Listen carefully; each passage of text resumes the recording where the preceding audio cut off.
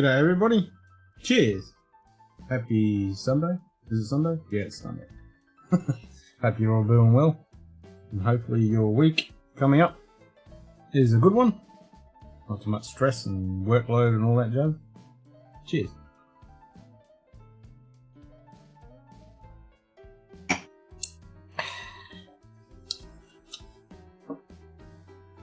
Who have we got in chat? Give us a thumbs up if the sound and picture's all good.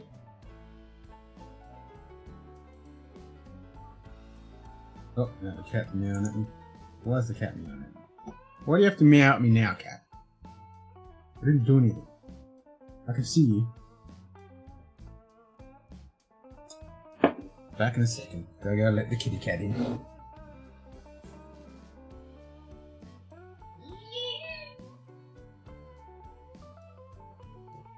G'day. Simon Del Vecchia.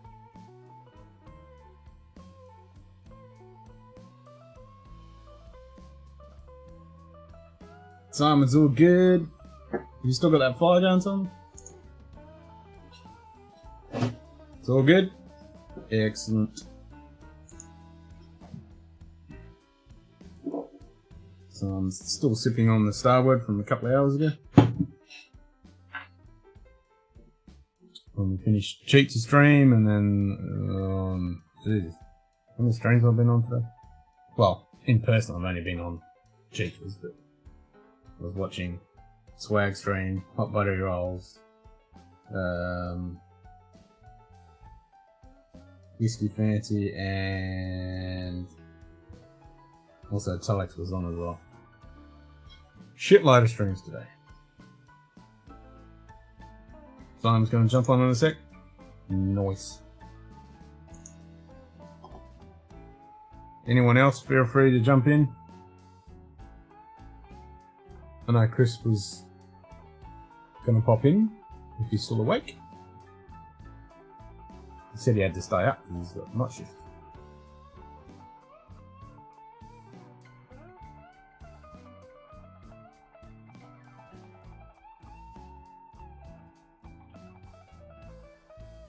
Everything seems to be working by the looks of it. I think we're good. Cool as. Don't know whether this humidor is ready to go yet. I'm going to wait till I get my proper gauge. Maybe sometime this week I'll order it. Tomorrow, there's no point to order it now because it's not going to get shipped till tomorrow anyway.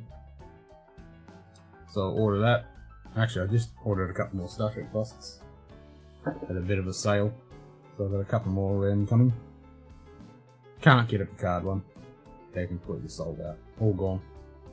But got a couple other good ones coming. I will not reveal what they are until they arrive, and I'll leave that for a Star Trek show and tell on Whiskey Trek, as that's the applicable place to show that stuff with.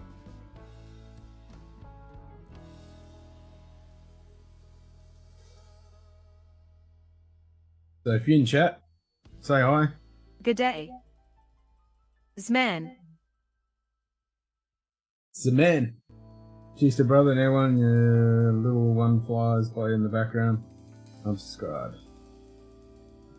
One of the flybys in the background. Nice. Appreciate the subscription and lurking in the background. I like it. And I did see you were the second person to pop up in the chat after Lua. So Lua was in, and then you were second, and Frederick was third. Nice.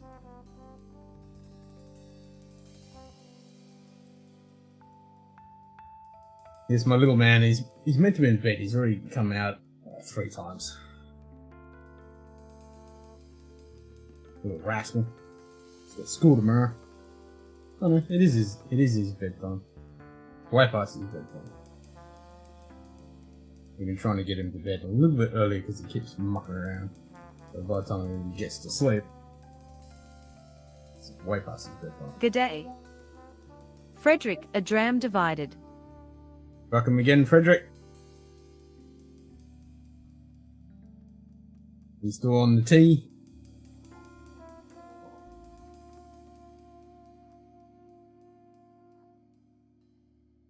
I hope I get that bloody ginger beer expressions. They're going to be awesome. Here's my partner in crime. I'll get my sound going. Oh, this picture just died. What happened there? I cannot see him. Oh, it's dropped out. So I did change one parameter tonight. Just the video. I don't know whether that's going to cause any issues or not. Sound. Yep, here now. All good. G'day, mate. Yeah.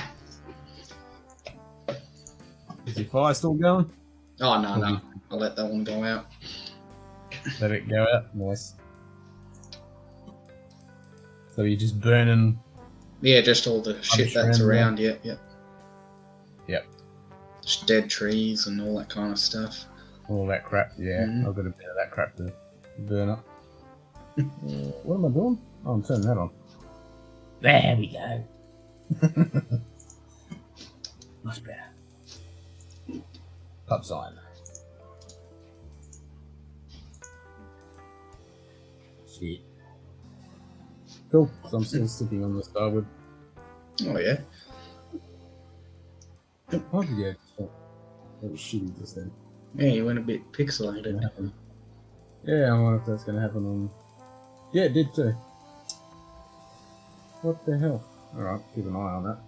So I did change one parameter. I did change it to H264, hoping to fix the issues with everyone, like Mike and Adriana, because they're using Max.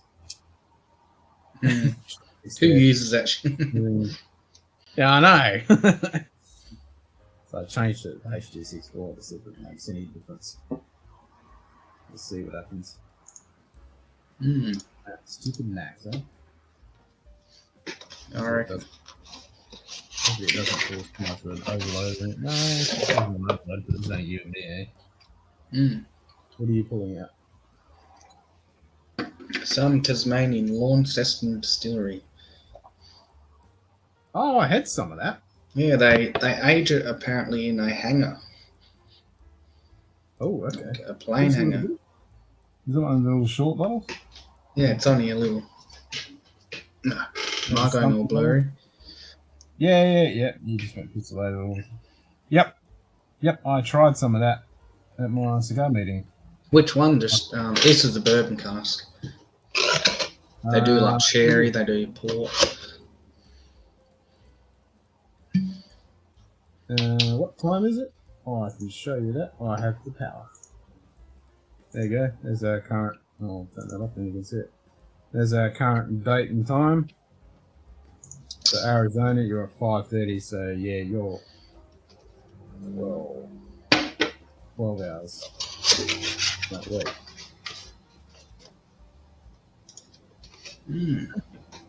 You're on the west. That's way over the west. Yeah. Yeah, tipped it in the glass. With Mitch Ultra Draft cleanser for the palate. Nice. Yeah, we can't get any interdids. What's ET? Oh, E. Oh, yep. Yeah. Good luck trying to get that.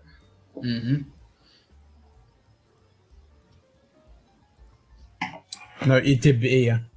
Nope.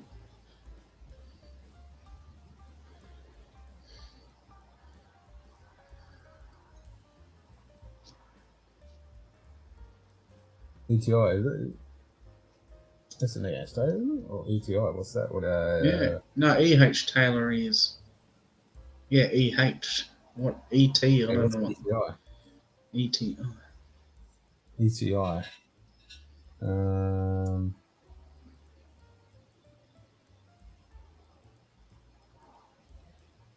No, I'm drawing a blank.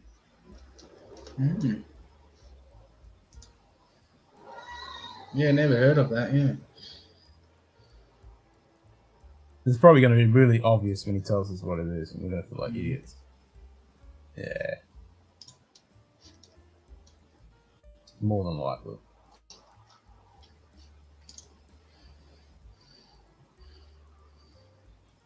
I don't like this pixelation. Yeah, it's weird. Never happened before. Nah, I think I'll go back and change that codec, because that is... It's got a wrap! I'm going to fix that. 15 hours difference. Yeah, I was on the right. Alright, let me fix that.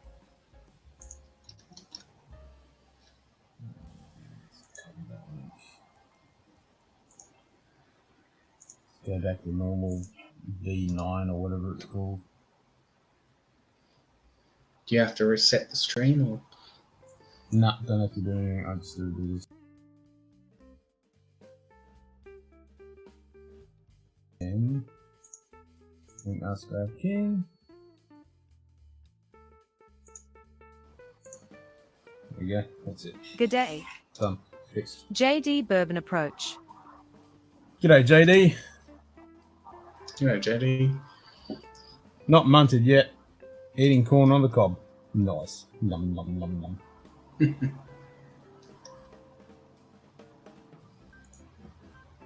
the pub sign back. There we go. So that's back to normal codec.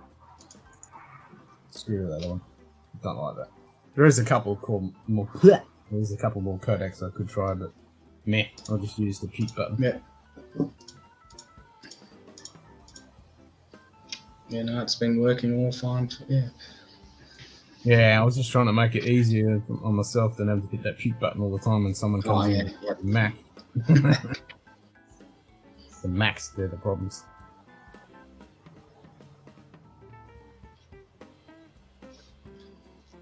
Why is that? It's just the compression. Oh, okay.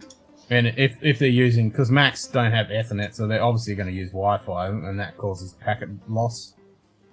So that's what's causing it. Yeah, fair Macs enough. shit. Yeah. Mm-hmm.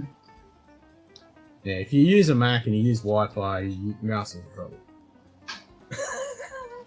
That's all there is. Why do people use Macs? I mean, they're more expensive than most normal laptops, and they're just they're just rubbish to use. I mean, I'm not against Macs. I'm not against Windows. I'm not a fanboy of either. They both suck in their own way. I mean, Mac has some good points. I mean, the operating system is a lot more stable. And because it's a locked ecosystem, which is a good thing and a bad thing, the locked ecosystem does allow for the operating system. It's only got to create this amount of versions. So when they push out updates or features and stuff, they've only got to do it in their own ecosystem. They're not having to, like Microsoft, for example, there's umpteen thousand different configurations of a Windows machine that they have to try and make everything work on, whereas Mac or OS X only has to go across this amount of machines because it's all in the same ecosystem. So it's going to be a lot more stable, a lot more reliable. But because it's in a locked-down ecosystem, then you got the disadvantage that you can't, because Apple's been a bunch of shitheads, you don't have the right to repair. And if you try and repair, it's an absolute nightmare. The machines themselves actually run pretty good, but you are paying a lot more for them. You can't repair them. Upgrades are becoming a real pain in the ass these days. And personally, like looking at the new ones that they just announced, oh my god, they're so fucking thin, and there's no need for a desktop to be that freaking thin. It is a nightmare for heating. It is a nightmare for doing repairs, upgrades. You can't do anything to it. No, it's so fucking annoying. But if you're somebody that just wants to use a computer and do such and such a job, or and that's all you want to do, you don't do anything else, they're all good. They're fine. Fair enough. Yeah. But if you wanted to start doing a bit more cool stuff, they're very limited in what you can do. Yeah. Nearly here or there. When they work, they're pretty good. But when they don't work, they're a pain in the ass. I'll stick to my Windows. Yeah. I mean, Windows is a piece of shit, but Yeah. there you go. What are you going to do? And that's the problem. Like, I like Linux and stuff, but Linux is really better than what you can do. I mean, it's 1,000 times better than what you can do years ago, even. But it's still kind of limited. Yeah, it's neither here nor there. I mean, OS X does have the advantage it's a lot more secure in the operating system. They don't get affected with viruses and infections as much as Windows, because it's a lot more secure. It's based on I just don't remember blank.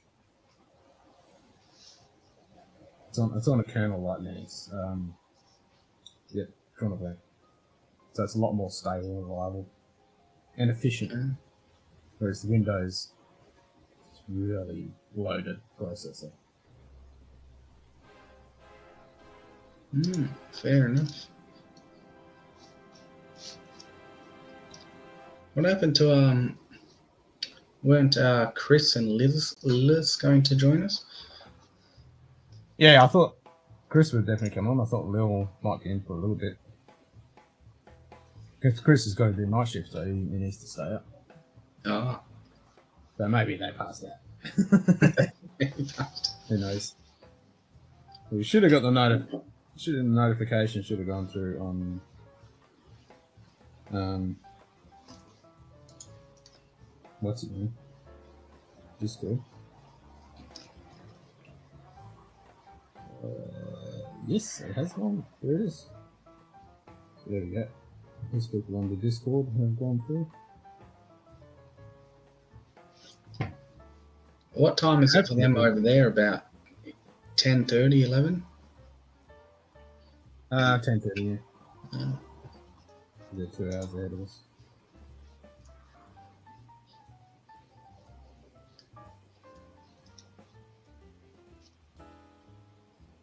WO Tourism Conference tomorrow. I wasn't going to go to that.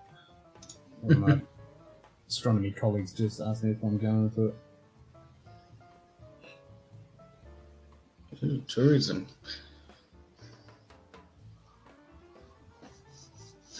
Not Did I give you tourism. Yeah, exactly. The old COVID.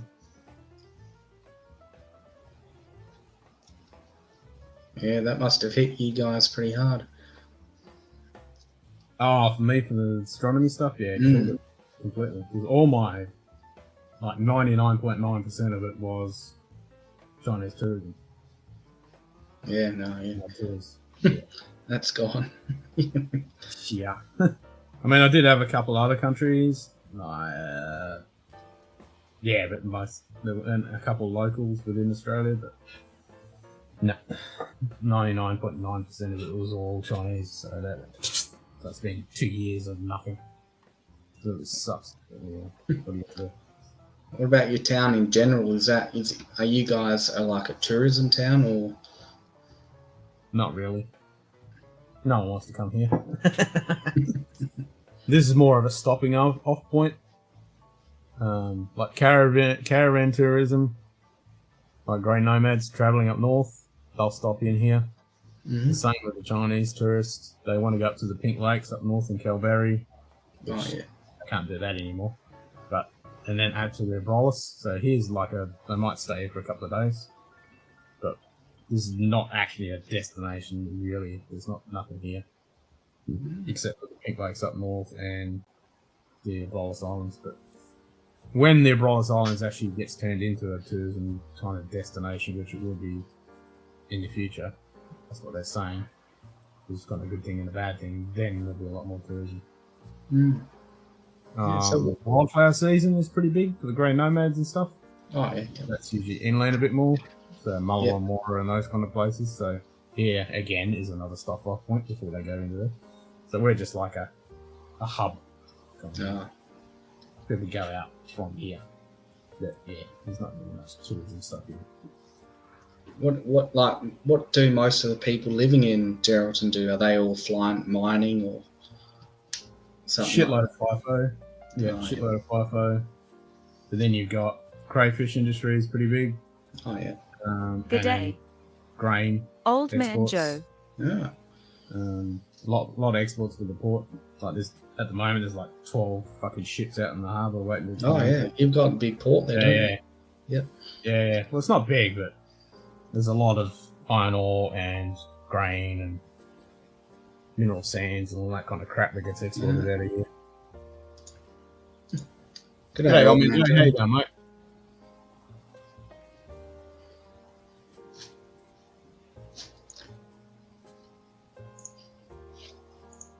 Fingers crossed, JD.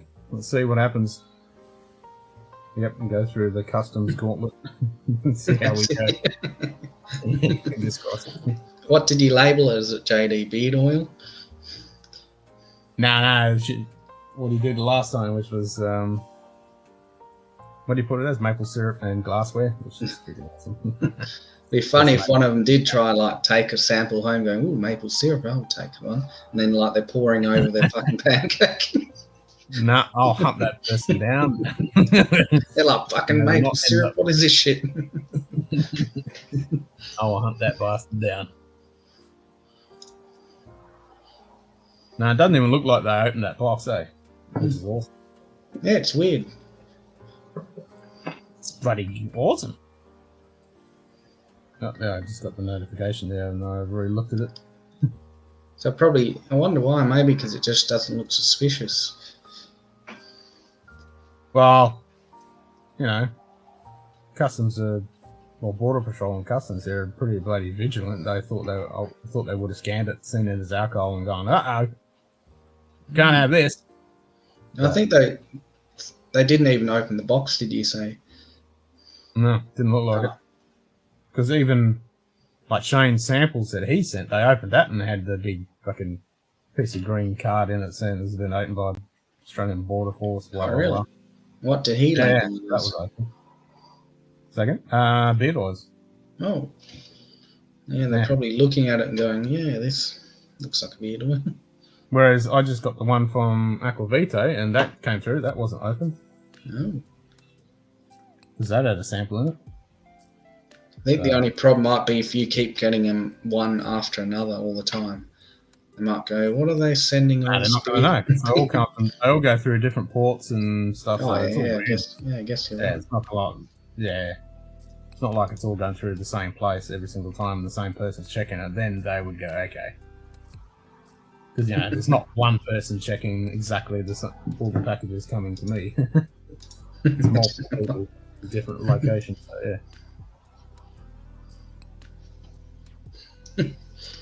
Beautiful. Used a carrier that I hated, but only one that can ship from here. Syrup, ceramic. Syrup.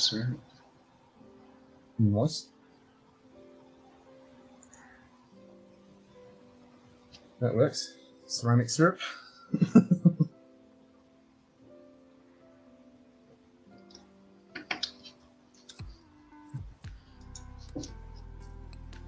Ceramic syrup. Yeah, we'll have to find out with Chris the legit way that US thing. I did look at that ages ago, years and years ago. I did actually have a look at that 14 service thing, but we didn't go too far into it. Looked all complicated and shit. Yeah, I wonder what are the rules. We can't ship to USA, can we? No. So yeah, I'd love to send some lime burners and that to people over there. I mean, probably the same thing. Get away with the samples deal. Should be able to get away with that because if they're just samples, that shouldn't be a problem. Because Roy from Aquavitae does it all the time. He ships samples. Good day. Yeah. Nightbot. Yeah, screw you not, but Yeah, always tries to get in there.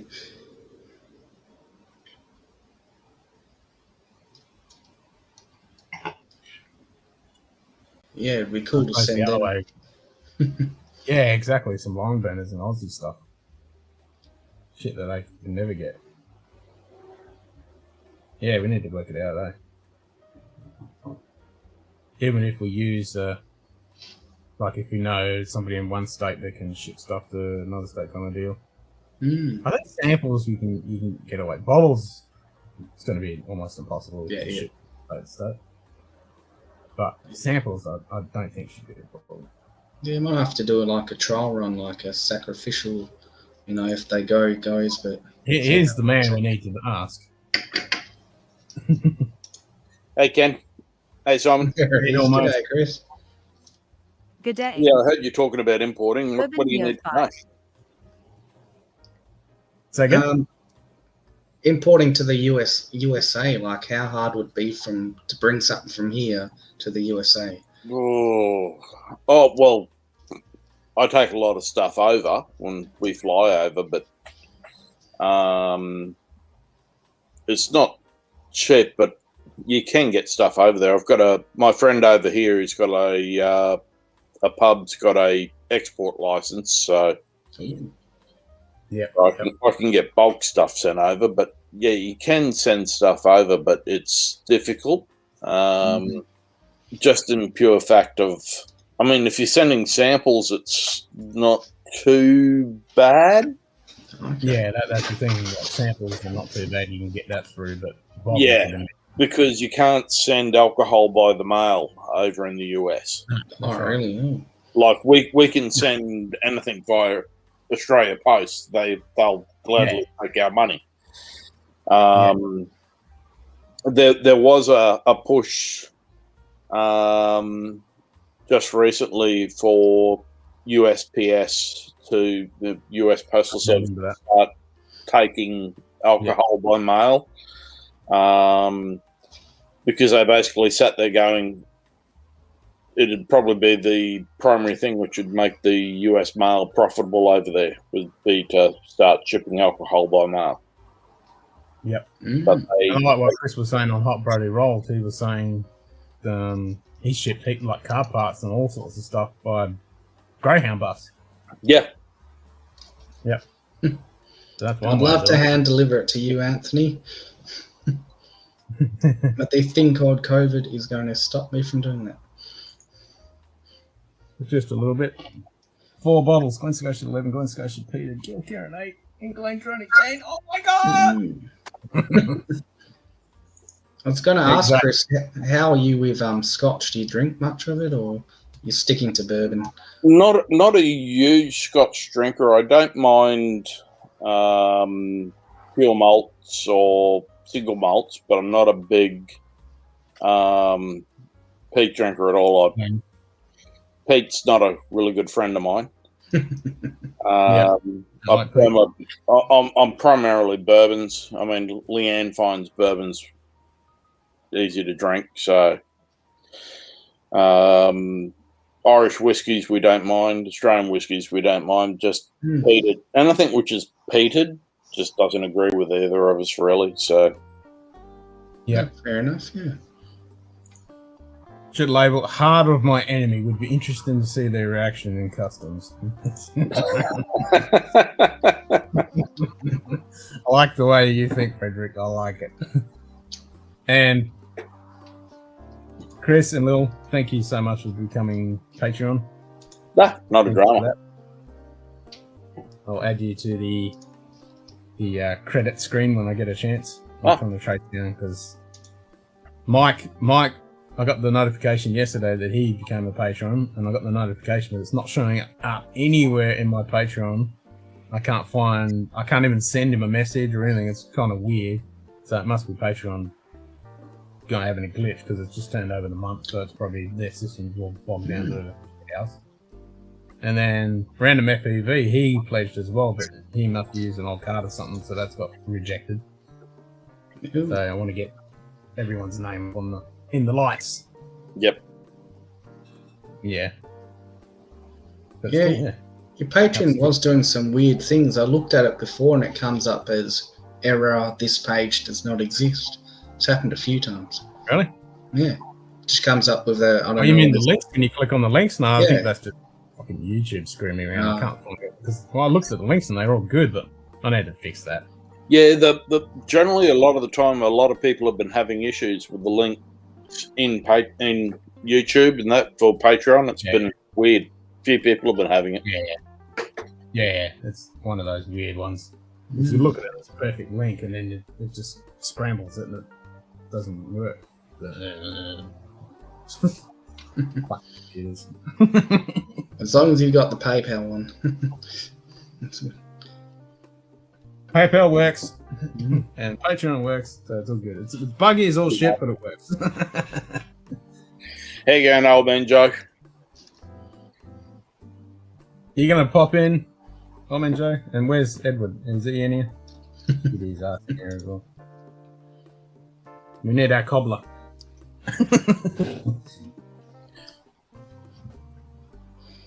Yeah, I'll send you a message with all the details on how I bring stuff over, Ken. Yeah, that'd be awesome. Yep, all the ins and outs, and because I looked at it years and years ago, but I just never took it any further. I looked at it because I was trying to find it for myself. Yeah, well, I've had about 50 bottles sent over last month, so. Oh shit! Yep. I had 5 bottles go missing, and they were all picks too, except for an Evan Williams bottled in bond in that one. But yeah, that was a bit of a pain. Is there any insurance kind of thing to get around there? Yeah, or is it... I always do insurance, but it's just a pain going through. I'd rather have the bourbons, especially since they were picks, but it's not too bad. I mean, my US is pretty good to deal with, so.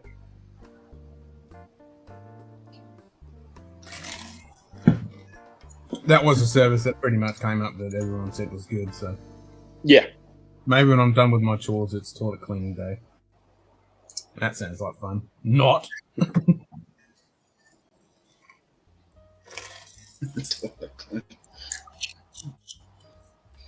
Got some ice.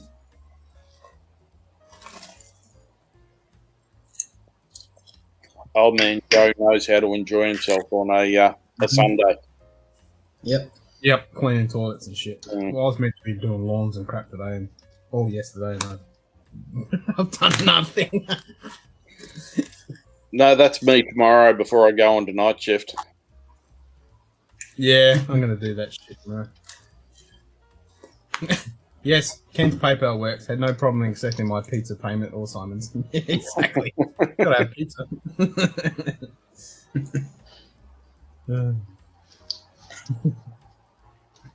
You still at your trailer there, but Anthony? Yeah, he's still up in the camping. Ooh. If not, get your ass in here. I need to get my humidor cranking. Just got a notification from my club. It's our birthday coming up for our club, so we might be having another meeting in a week or two. An extra impromptu meeting. Sweet. Lots of alcohol and cigars to be consumed. Lots of shenanigans. That's it. Yeah, my friend is looking at bringing over a whole heap of cigars for his bottle shop over here. So, Oh, nice. I've got a few contacts in Florida and things like that who are looking at trying to get stuff through. So, Yep. You still got to pay all the bloody taxes and crap, so you end up paying pretty much the same. Yeah. So I've got a local mate. He's our dealer. That's his company. I've got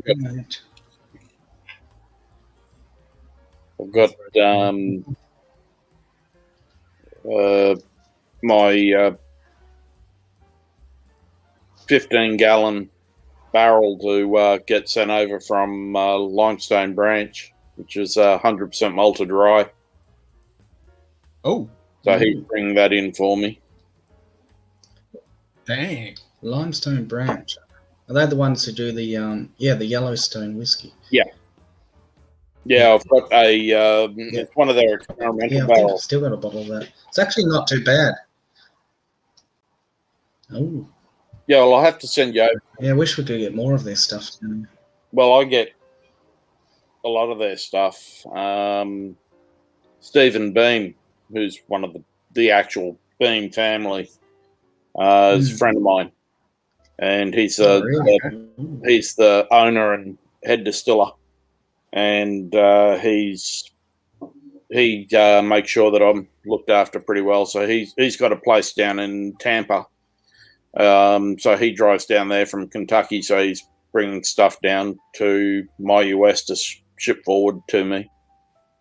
I've got a couple of last year's limited release bottles and 2 single barrel picks for the distillery coming over, and a minor case rye, which they do,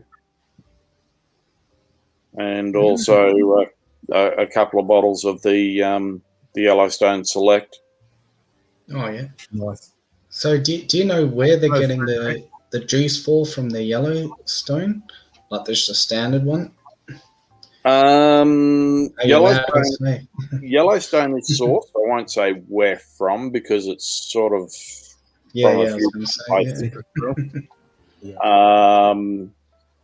but I mean it's all pretty much from the Luxco sources and what Luxco's got in stock, because Luxco bought 49% of them a few years ago when they got the Yellowstone label back from Luxco, because it was Stephen Beam's great grandfather minor case Beam's label. Yep. So part of the deal was that they got their family label back, shall we say, so all the single barrel stuff which they're doing is their own. Awesome. Because they've been distilling for about 7 years now at Limestone. They were doing about a barrel a day, and then they upgraded to about 2 barrels a day, and now they've just recently upgraded to doing 10 barrels a day with their new setup and their new still and their new mash tubs. So they've really upgraded what they're doing without having to make the distillery bigger. But then they also get to go in and do I think it's a day a month or a couple of days a month at Lux Row in Kentucky in Bardstown.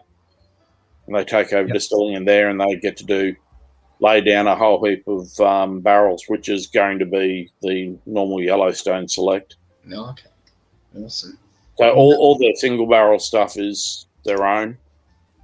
And they've got a couple of different other things which they're about to bring out this year.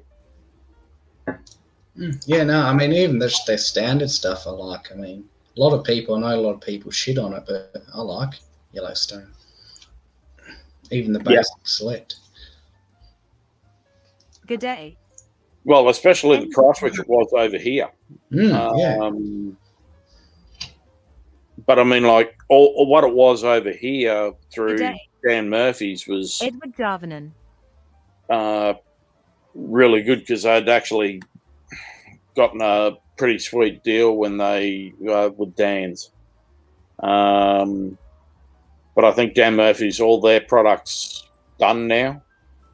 And I'm looking at it with my friend, and the price through the Australian import is ridiculous. Yeah. So we're tossing up whether or not we try and bring bottles in ourselves for his bottle shop. Ooh, fair enough. So I mean, it's about $50 Australian a bottle more expensive, and that's wholesale compared to the retail. Oh, really? Yeah, it's pretty crazy.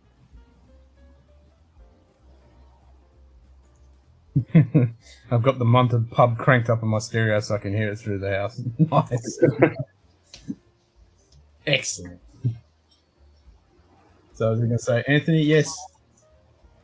There's only got 2 sticks in this big old bag. But yeah.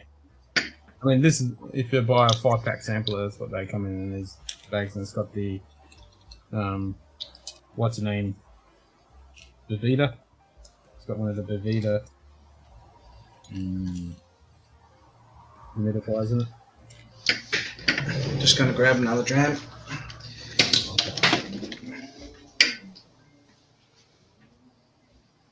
That is a very, very nice standing stick. So, Chris, just push your arms through the thing, and we can have a roll. Why not? Exactly. That's where I've started off the session with a bit of a Yellowstone, a benchmark, a bottle which I brought in from over in the US through friends. So got a few bottles of this just recently over. It's only the 80 proof, but it's a nice sort of easy drinker to warm up on, especially being only 80 proof. Yeah. Anthony, I've got another 4 sticks here to stick in the humidor. That's all I've got. So I've smoked the other couple. Yeah. I've only got 5 sticks to put in there. At the moment. Until I smoke them all. Well, since we're talking about Yellowstone, I've got to pour some. I'm actually out of the Yellowstone Select at the moment. I'll go and I'll duck into the other room and I'll go grab some of the original re-release of the 2015 Limited shortly. So that'll be good. Awesome. I haven't got any of that. I've got every year's from 2015, so nice. Kind of helps with going over the States every year in September for Bourbon Festival and everything for our birthdays. But it's when the annual releases all come out pretty much. So. Yep. Spent an afternoon starting to fit a wardrobe with shelves for whiskey storage. Nice! Yeah, only 39 minutes so far. Give it a few hours. We'll add that ticker up. That's definitely what you want, Edward. Hell yeah. I'm in the middle of moving everything around in my house at the moment. We've just moved all of our bourbon into one of our smaller bedrooms and everything. So, yeah. Well, that's what I'm using. I cleaned out my whole cupboard and just I'm using it for bourbon storage. Putting my clothes in another room, storing in another room. Yeah, I've got about 250 different profiles at the moment. So, ooh, you need a few cupboards for that. Yeah, it's about 3 cupboards, and I've got just make a cellar. Yeah, I wish. Dig a hole. Yeah, don't we all?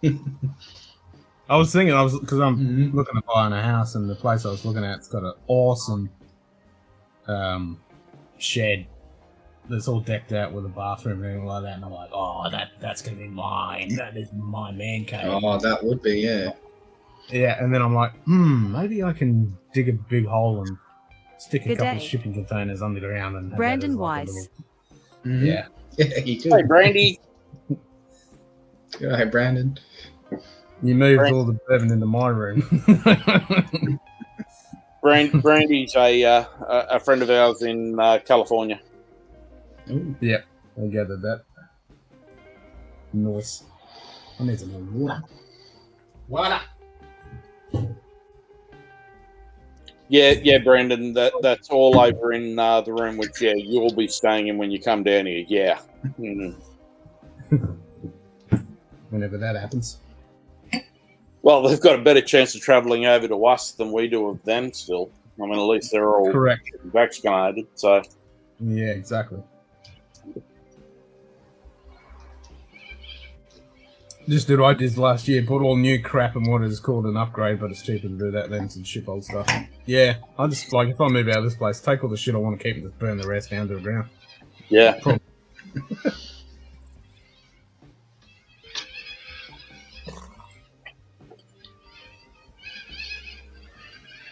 Yeah. Simon got the copies, or was Chris got the copies? Oh, it's mine. Got to be Simon. Yeah. Cockatoos are all down around the corner from us. Yeah. Yeah, they're pretty angry tonight. I don't know what's going on. We get those bloody white cockies that come through here, and they just destroy everything, man. Yeah, Yeah, that's yeah. what we've got on our power lines down around the corner. The whole, there'd probably be a couple of hundred of white cockatoos. Yeah. Pesty things. They come through here and strip everything.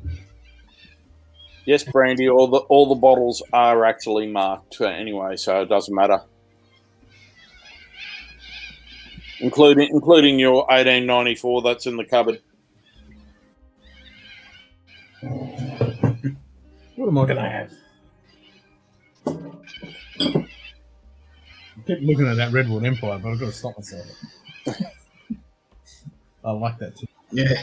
Go on, crack the Sinatra. No, I can't do that. I'm got to do that with my mate. We're going to spin the old records and have a cigar and do it properly. It's a whole thing. I'll open some of mine. Yeah, I haven't had really it for a couple of weeks. Yeah, might try it again. Not all people here got the jab. Some are holding out because they think they'll grow a third eye or something. Yeah, or get a blood clot and die. Yeah. Which actually does happen. A handle. Nice. That's a worry. Lil on a handle of 101. She doesn't do too well with the Australian turkey. Right into it. Yeah, scrub turkeys tend to scratch the next day for Lil if she drinks Australian turkey. Yeah. Oh. What do you mean by... Is there a difference between the... Oh, so, well, you probably don't know that Jim Beam and... Like, Jim Beam White Label and Wild Turkey's 80 and 86 and 101 are bottled over here in Australia. So they're actually shipped over in tankers and then cut and bottled over here. We're the only market in the world that bottles. You know that. I mean, for Jim Beam, they had to be able to do Jim Beam 5. Yeah, Wild Turkey, the 101, the standard one, because there's... Yeah, they're both bottled over here. There's a different proof. Yep. I knew that. But yeah, for some reason, that's why Australian bottled turkey just scratches for Leanne the next day. Don't know why. Yeah. That's why this... Why did they do that? Like, why it's cheaper. Why bottling it over here? Really? It's cheaper. Because they don't have to pay the taxes and crap because it's bottled here. But they still have to pay some. I mean, they're still bringing that amount of alcohol. They don't have to pay the import and all that crap because it's bottled in individual bottles and all that bullshit. Yeah, it does make it cheaper for them to actually bottle it here. They import it and then bottle it. No, well, let's hope they never do it to Russell's. No, the contract's only for the 86 and the 101. And that was going to get the red then. Yeah, that's basically only to say thank you for us keeping the lights and the doors open when no one in the US was drinking bourbon.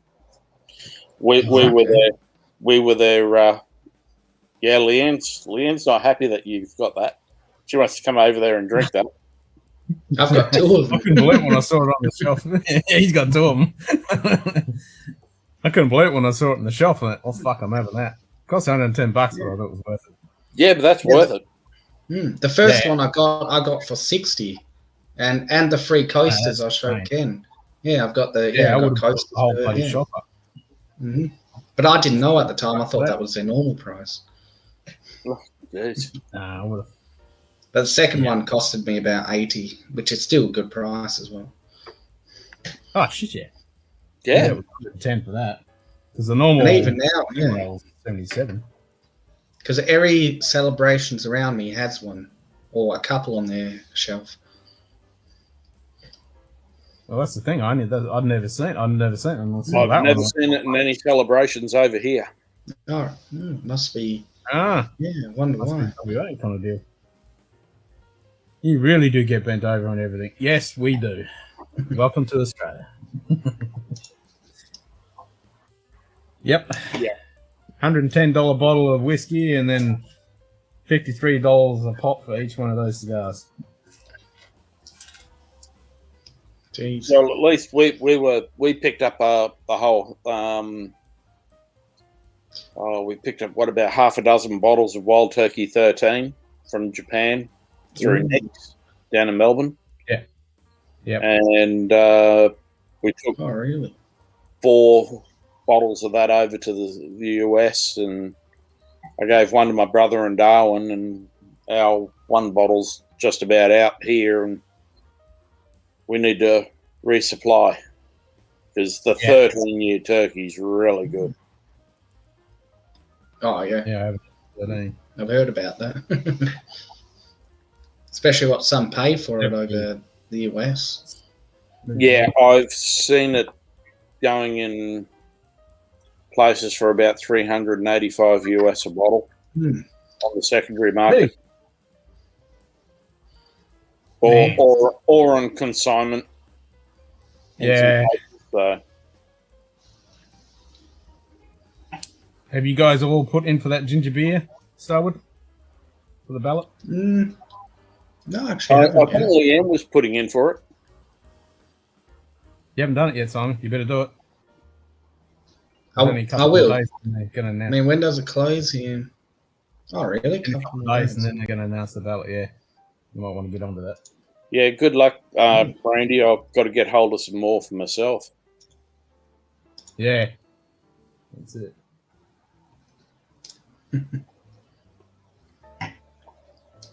You can have some when you come down.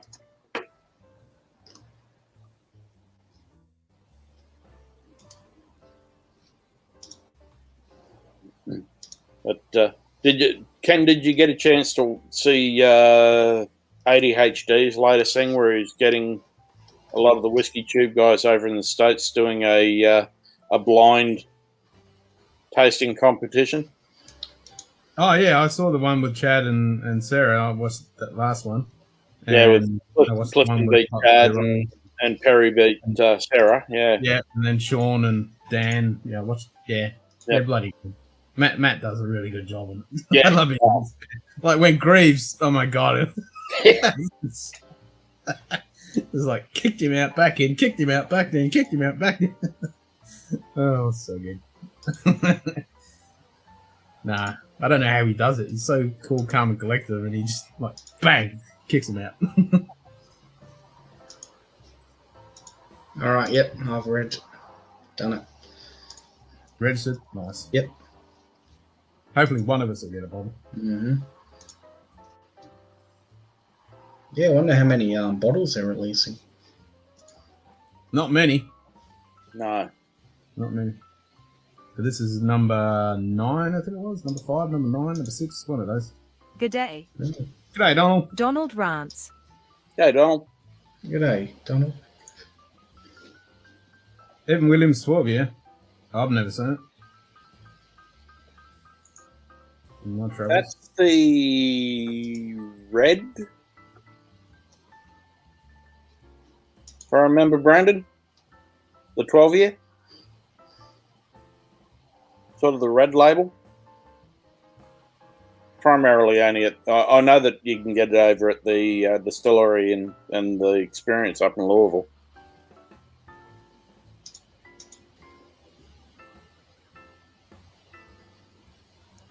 Yeah, thought so.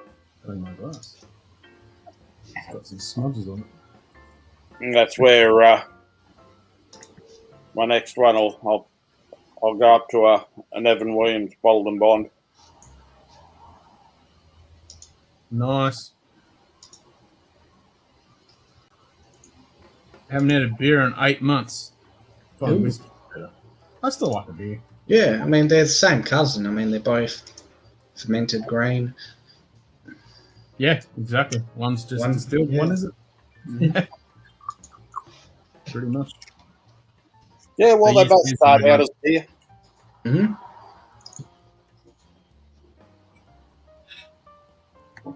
They both start out as beer, so Yep, exactly. One's just stuck in the bottle and one's distilled. And that's it. Oh, and add a bit of hops in. Yeah, I wonder how that would turn out if they actually did one where they did it like a normal beer and then distilled it.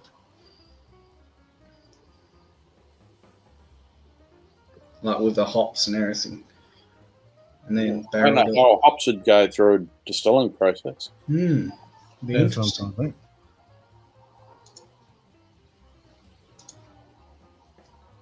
Well, we're looking at trying to bring over some bourbon barrel ale or something like that. So, Ooh. which is beers which have been aged in bourbon barrels. Yep. Yeah, I've heard of them. That Lime Burners and the Pirate Life, that was pretty good. That was pretty cool. That beer that was done in Lime Burners barrel. Yeah, the Lime Burners barrel one. Yeah, And Lark do it too. Yeah. They do both. They do a whiskey finished in stout or some sort of beer, but they also do a beer that had lark whiskey in it. Yep. And now you got Jameson coming out with the Guinness one soon. Oh, really? What the hell? I hadn't heard that one. Yeah, they're doing it in Guinness. Wow. Okay. That was a while ago when they announced that. It hasn't come out. I don't know whether it's come out yet. I don't need to look at that. What's funny, I've actually been wondering about just buying one of those like mini barrels, what you have at the back there.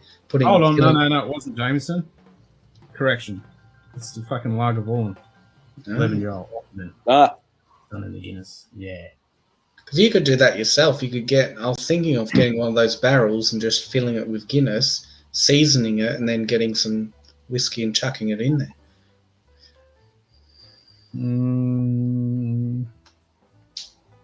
$200 a bottle. Brandon, that sounds right. that sounds more like a 23 Evan Williams. Really, that pricing?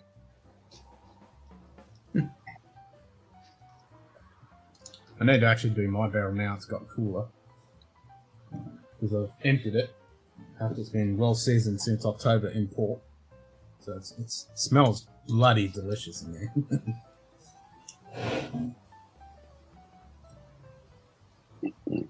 I need to re-soak it with water to make sure it smells so good. What'd you have in that? Oh, just some cask port Oh, okay. since October, so it's been well seasoned. But this is actual toasted American oak. Yep. It's not one of those cheap nasty ones. It's actual proper oak. So yeah. Yeah, unfortunately, the barrel which we're getting sent over with our pick for the 15-gallon barrel, customs will want to fumigate, which will be a pain in the backside. Oh no! We can't reuse it for anything. We were looking at using it for a couple of breweries over here. We're sort of wanting to try and get hold of it. Some crafty. Yeah, me too, Donald. I can't wait to get it. I'm not going to miss out this time. Yeah, that'll be quite interesting. Yeah. That's one you're definitely going to have to pair with a Guinness. Yeah. Oh, the Evans is 330. Yikes.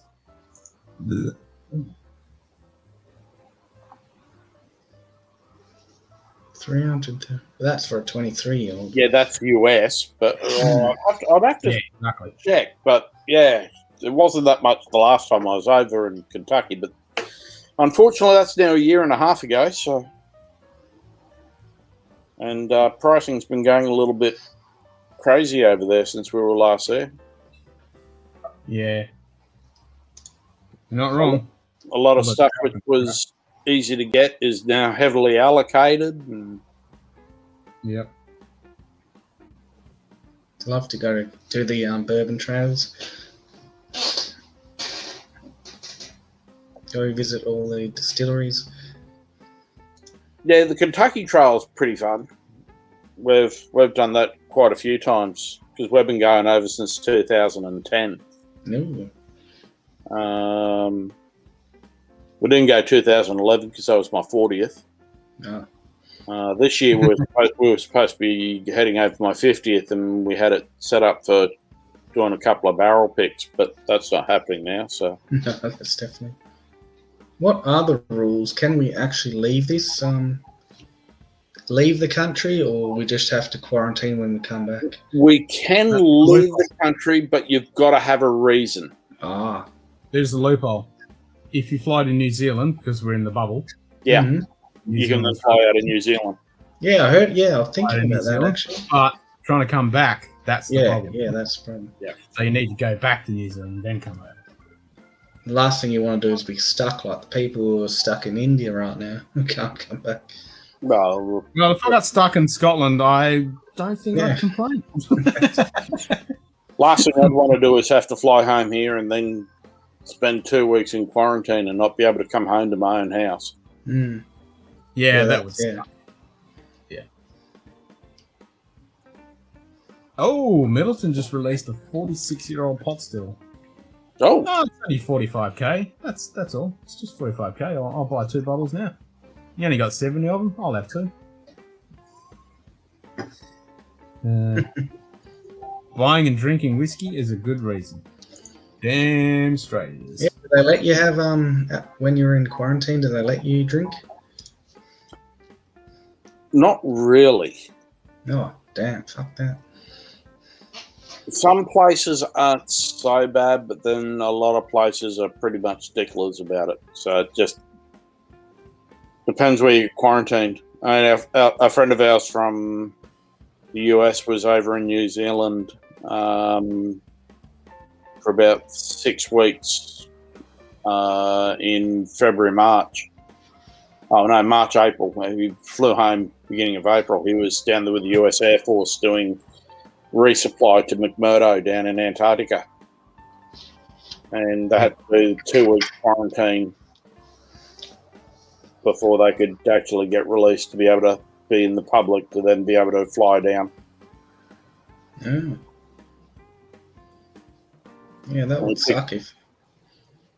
He picked up a few bottles of wild turkey, which the 1894, and which went and did the flight down. Yes, Brandy, I know that you want to quarantine with me. Yes, Bourbon baller. but Oh, that's not good. That's not good. but he took about half a dozen bottles down to the Antarctica, so they've actually travelled even further. Than he then took them home. Ooh. Nice. So all the guys that have got them off him have basically got bottles which have been to Antarctica. That's wicked. Mm. G'day, Bourbon Baller. good day, Done the Ben. usual thing. Yep. Talking Bourbon and Baller. drinking whiskey. Oh, yeah.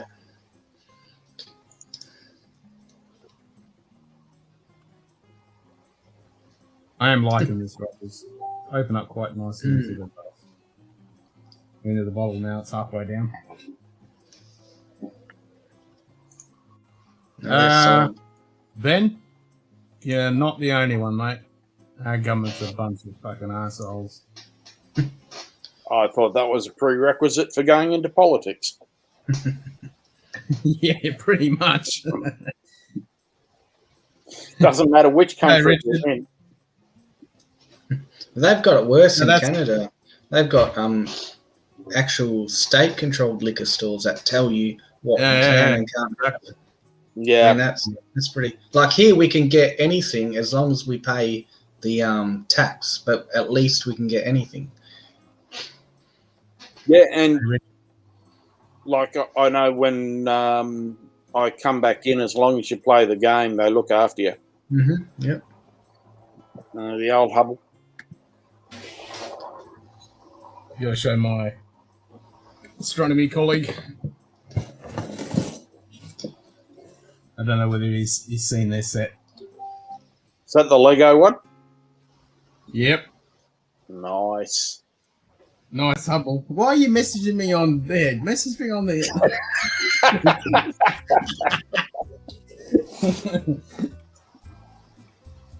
So is that the next Lego build? Yeah, well, this is the first part of it, which was pretty cool. This was because it's going to be quite a big model because this actually fits into the cargo bay of Discovery. Oh, really?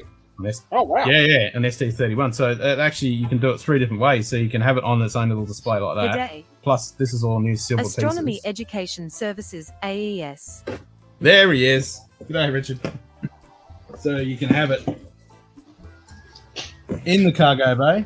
You can have it with the robotic arm outside of the cargo bay, or you can have it displayed on its own base, which is pretty freaking awesome. Plus, That you can is take the cockpit awesome. out and the fifth seat down the bottom. It's got a landing gear, aileron, rudder, and it's actual full scale. So it's to commemorate because last week was the 30th anniversary of the launch. Yeah. Of ST31. Yeah, saw that. Jeez. Freaking awesome set. So that'll go up with my Saturn V and the ISS, and the only one I need to get now is the Lunar Lander. That's the only one I haven't got yet. Oh, the Eagle. Yeah. Yeah, shit, yeah, Rich, you got to get one, man. This is sick. This is so freaking awesome. That is It's all so cool, silver. Yeah, it's all silver pieces. It's so freaking awesome. I love it.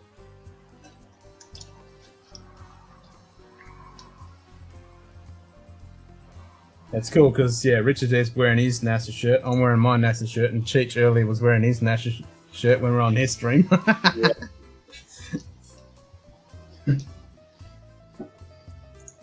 So the province, I'm in a strict government control on liquor and all of the stores, and and we like to call it I was going to say, you normally call it the LCBO, but you call it the KGBO, because that's pretty much what it is. Mm-hmm. Our shit isn't state controlled, it's country controlled. Yeah, it's funny that when I came back in 2012, I brought back in 46 bottles in my luggage. Oh, shit. That was before the 5-letter CSA rule came in. Oh, damn. So even when you came into Australia, did you have to input that shit in? Yeah, but the customs person who I had here at Brisbane Airport was really cool. They basically sat there and went, I know nothing about bourbon, so how about we we'll give your partner, she can have her 3 bottles, and why don't we call it, say, 30 bottles of Jim Beam White Label? I'm the going, it ain't White Label. She goes, yeah, we'll just call it that. And we go, Yes, son, here's your credit card, quick. Pay for it. Get out the door! Out the door, quick. I think the average proof which I had was about 55 Oh, shit. ABV, so about 110 proof that was in the bottles. I brought in some nice stuff that trip. That was when I brought in I brought in Jefferson's 18-year presidential, the original release of the Elijah Craig barrel proof, Ooh. and the old pirate hat bottle. Nice. And it was What's everyone drinking? I'm still on the Russell's Reserve single barrel. I'm still on the Yellowstone Select. and I'm on the Evan Williams bottled and bond. Ooh. And the B&B. Nice. So, Richard, have you seen the Saturn V Lego one? Where do you get that from? You can't get that here in Oz, can you, Chris? Cooler running. No, I got that sent Very over. cool, Ronnie.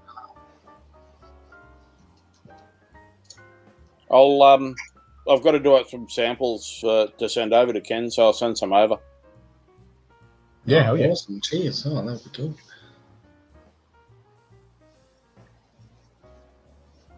If you're good, you're not a couple of bad blokes, so I might even send over some of that. Ooh. Oh, the new rip. I've heard people talk about that company on other channels. Yeah, never seen it before. It's really, really good. It's a well, they're a little bit bigger than a craft distillery, but they're not like the size of the big majors. But they're up in up in the top end of Kentucky. They used to do OKI. This is a pick from my bourbon group over in Lexington at Wider Market. So it's the 110.2. Everybody's Nightbot. Yes, I know, Richard. I've seen the pictures and I was totally jealous when we got to see all that cool stuff. All right, so you haven't seen the Saturn V, the Lego one, though. It's pretty cool. No, I haven't seen the new label for the Evan Williams bottle and bottom branded. Holy golly. I know my brother's got the Death Star sitting in a cabinet at home at his place. Nice. So the only downside of this, it doesn't have the full gantry, but you can buy like a small gantry, like a ABS plastic gantry to go for it, or you can build the Lego, but it's a bit Look how insane. fucking It long does that come is. with a lunar lander, which is pretty sick. But the cool thing about this is it breaks into each Oh, stage. so all the stages. Oh, cool. Yes. So it breaks down into each stage. You wouldn't want to sit on that. No. Then you can take this apart. So that's the last bit, and then you can put the lunar module on there and then put it back together. Oh, cool. So each stage breaks apart, which is freaking awesome. And then this comes off as well for the last stage. Yep. So you got the orbiters, and then you got the second and first stages. That comes apart as well. So it's even got the thrusters. And then you can even take these panels off and you can see all the tanks inside as well. Jeez. It's a freaking awesome set. Yeah. They can make it look like Apollo 13. Yeah. Yeah, it's so neat. Oh, sorry, that's when it falls off the top of the thing. It looks like Apollo 13. Yeah. Everything is if you're brave enough. Yeah, don't text Lil at the moment, though, Brandon. She's already asleep.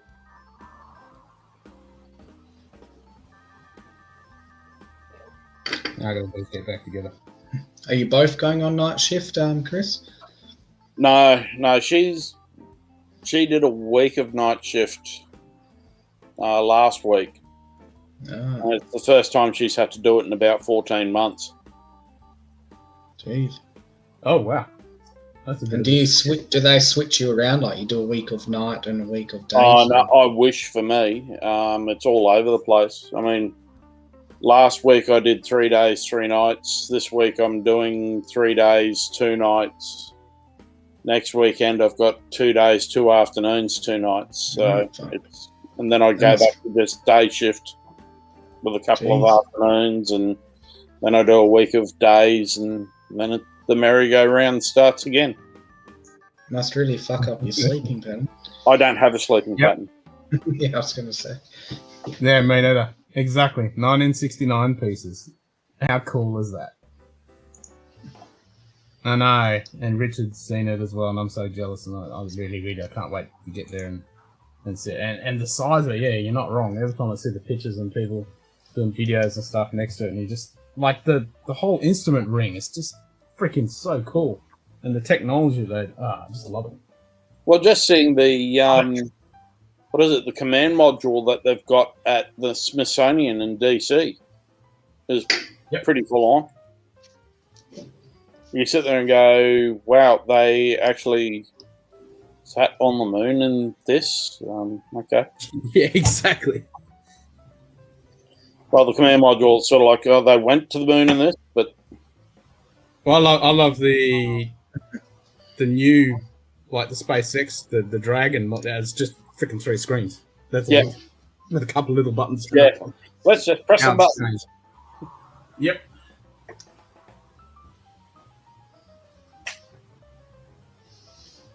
Sort of ruins it all. I mean, it's like a lot of the new aircraft where everything's now digital screen and you just toggle through screens. Where's all the fun of trying to find the switch? Yep, find the right switch. Exactly.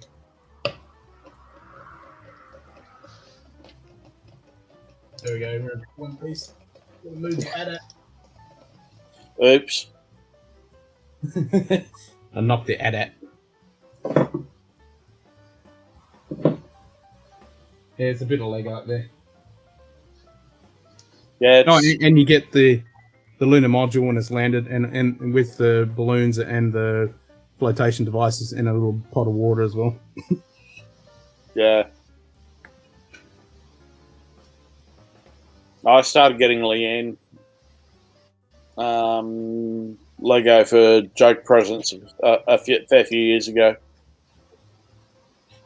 Bought her a couple of the Lego police stations and the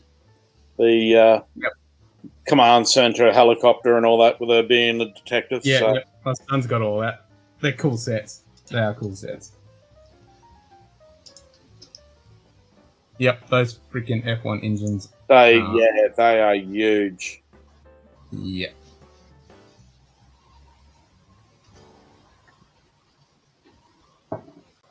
Yep, love that shit. Love it. All right, what should I have next? What did I say I was going to crack? Have a Russell. Russells. Oh, you were going to have the Sinatra select. Oh, yeah, I'll do it, yeah. I haven't had that for a bit. I'll send you both over some samples of the new riff. Yeah, hell yeah. See how long he takes if he's got to change his shirt or not.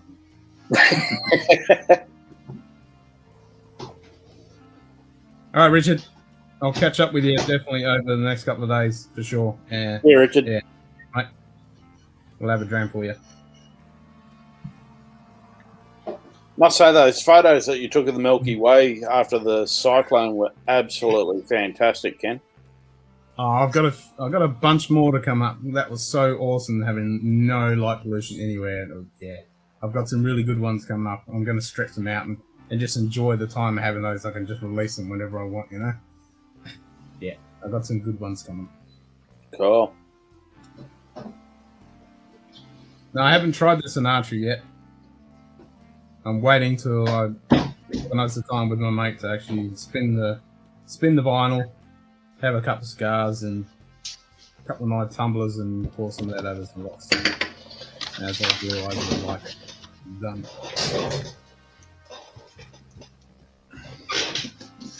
There she is. There it is. Beautiful box. Yeah, Cheers, Ben. I'll Take it easy, grab mate. mine and I'll grab another ice cube. Oh, yep. Nice. Cheers, Ben. Don't work too hard. Yeah, thanks for joining us. I can definitely do with a cigar right now. Mm-hmm. Smoking time, Ken. I'll get that. We just see like this plate get smashed on you. More than that. Should have grabbed the fat loaf and nicked me. Yeah. One of the bottles from the back. I don't blame her. I mean, that's a pretty strong smell.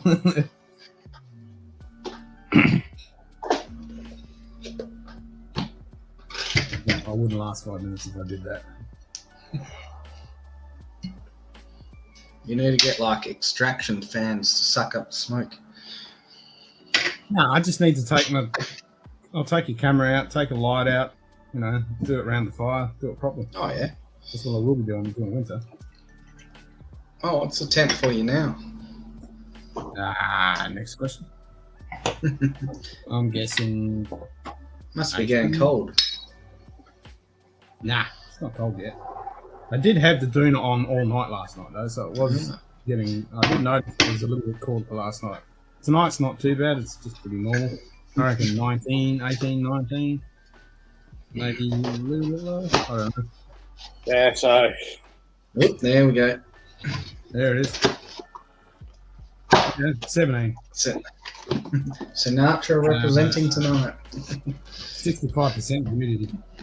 haven't had some of this for a while actually. Yeah, I haven't had it for ages. But this is what you would wanted to see, Ken. Oh, is that the Jane? Oh no. Oh, that's an old. Okay. Ooh, yeah, that's an old one. Yeah. What? Oh yeah, he's walking the. Is that the other direction he's walking? Yeah. What year is that? That's the 1.6 fluid ounces from 1967, I think it was. Ooh. That's the one we're coming over. I haven't told my missus we're going over for your birthday, so I can have a sample of that. Yeah, my father gave that to me for my 21st. Oh, nice. Yeah, that's Jeez. the way to do it. Have you ever tried any, or is still sealed? No, it's still sealed. Ah, good. Yep. Yeah. He gave me that and a bottle of white heather from the same year. Oh, okay. And You gave me an old bottle of white heather. the white heather was really really nice actually. Mm. Here you go. Here's an old bottle. This is not going to be any good to drink because the cork's completely munted. But this is old. A mate of mine gave me this, and he had it for years and years. So this has seen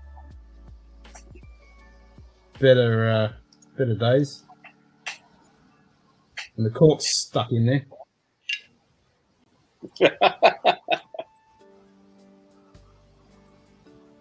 Yeah, that's pretty cool.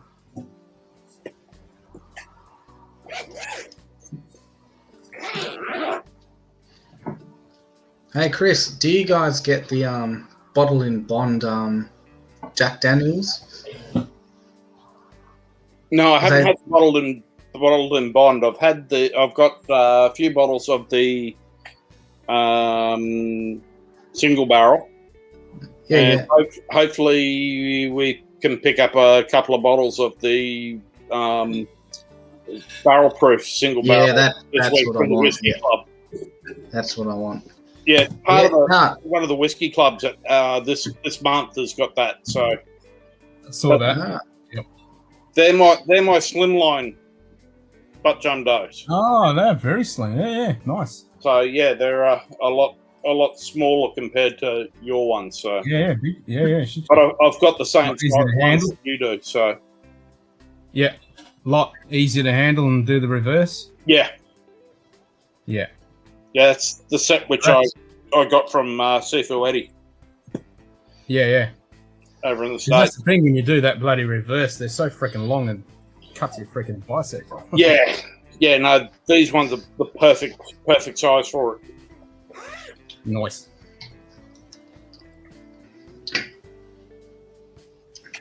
but yeah, the JD bottle and bond has been appearing in my local Celebrations liquor stores lately.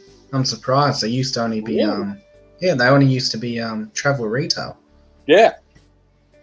Well, actually, I know. I've got to chase up a friend of mine who I used to work with. Her son works out at Brisbane Airport, and I know that they would starting up the B&E Airport had a marketplace starting to run, and the duty-free guys were able to sell all their alcohol on it, and everything that they had duty-free, they just had to put the duty back on to be able to sell on marketplace to Australia. Yeah, because I've noticed a lot of. I mean, I got the Talisker Dark Storm, which used to be a duty-free one, but I got it through that. That's probably what's happening. There's probably a lot of the airport duty-frees over here are now getting rid of all of their. So it's because they haven't been able to sell anything for so long. Mm-hmm. I think it's a way for them to be able to get rid of their stock and have some money, cash flow back. They're being allowed to sell They just got to put the duty on it. Well, Yeah. I hope that Johnny Walker, because I've got the 2 of the black label ones. I just want them to collect them. So I've got the 2, but I want the 2 travel only ones, the Isla and the other one. I can't. The Island, I think it is. Because I've got the Space Side and I've got the Lowlands, but the other 2 are travel only. Oh, okay.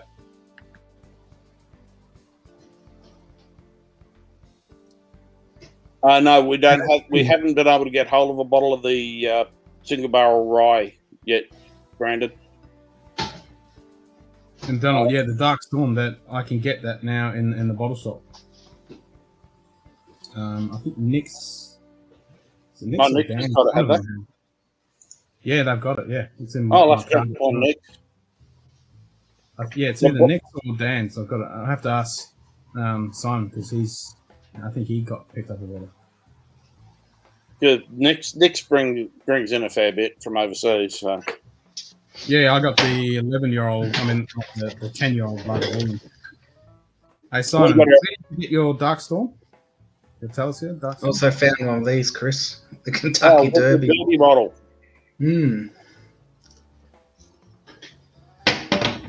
Dark Storm. Yeah, where did you get it? Was that Dan's? No, I got it from You get it from Nick's. Nick's. no Kent Street Cellars. Oh, that's right, Kent Street Sellers. But back in Perth. No, they're No, they're over east yeah, over east. Oh, okay. in Sydney, I think.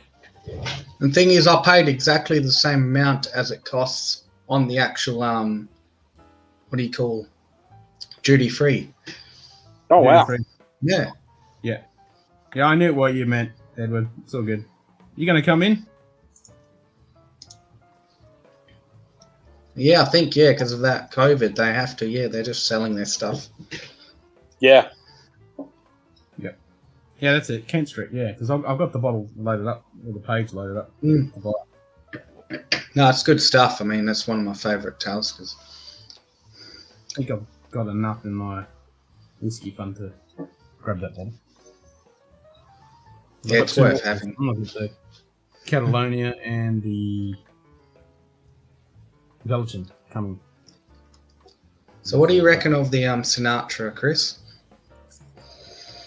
I don't mind it. It's got a lot more of a sort of a wooded, Yeah, oaky, yeah. smokiness Yeah, to it exactly, than what yeah. your normal Jack Daniels does.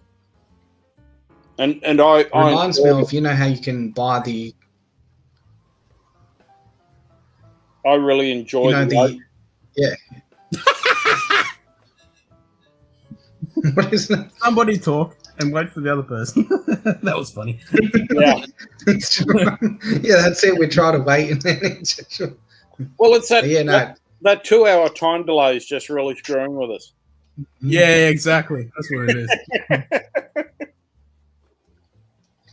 But yeah, I get what you mean about that smoky taste. It reminds me of, how you used to be able to buy the or you still can buy the Jack Daniels rubbing sauce where you rub on your meat and that. That's what it reminds me of. It's got Yeah. Yeah, that Port Charlotte. And you get a lot more of the bite from this than you do with the normal Jack. I don't get the finish definitely. Yep. Yeah. And that's what I really like about this is it's the finish on it is just fantastic. Mm. Oh, sorry, Ken. So you nice kind of almost dry. Yeah, sorry, again. You can just sit there and stroke that bottle behind you, Ken. Yeah, I will. Just like right there. Is it worth the extra money? Oh, There it is. It depends. It's really it's worth it to have a bottle of it, depending on what you're paying for it. I mean, I've got mine for $130 US over in the US. oh shit, really? Yep. I paid $250 for mine. Yeah, over here. Yeah. And now Which it's is like pretty $280. good. Yeah. Yeah, exactly. I reckon 250 is good. And not only that, what made me really pull the trigger, because Bourbon Baller, he rang the rep and talked to the guy and said, yeah, There's a few barrels left, but once they're gone, that's it. There's no more. Yeah. So that's I pretty. mean, it's just one of those worth having in your collection. Oh yeah, well and truly. Yeah. It's a cool thing. It's a cool story. It's something which it's a totally different Jack Daniels profile. It doesn't match anything else from the Jack Daniels family. Nice. Exactly. So if you're like a big Jack Daniels fan, then I would say yes, definitely you have to have it in your collection. But even if you're not, I mean, I've always liked. I'll give it a go. Yeah, even if you're not, yeah. Oh, they've gone up to about 150 now in the US, Brendan. That's not too bad.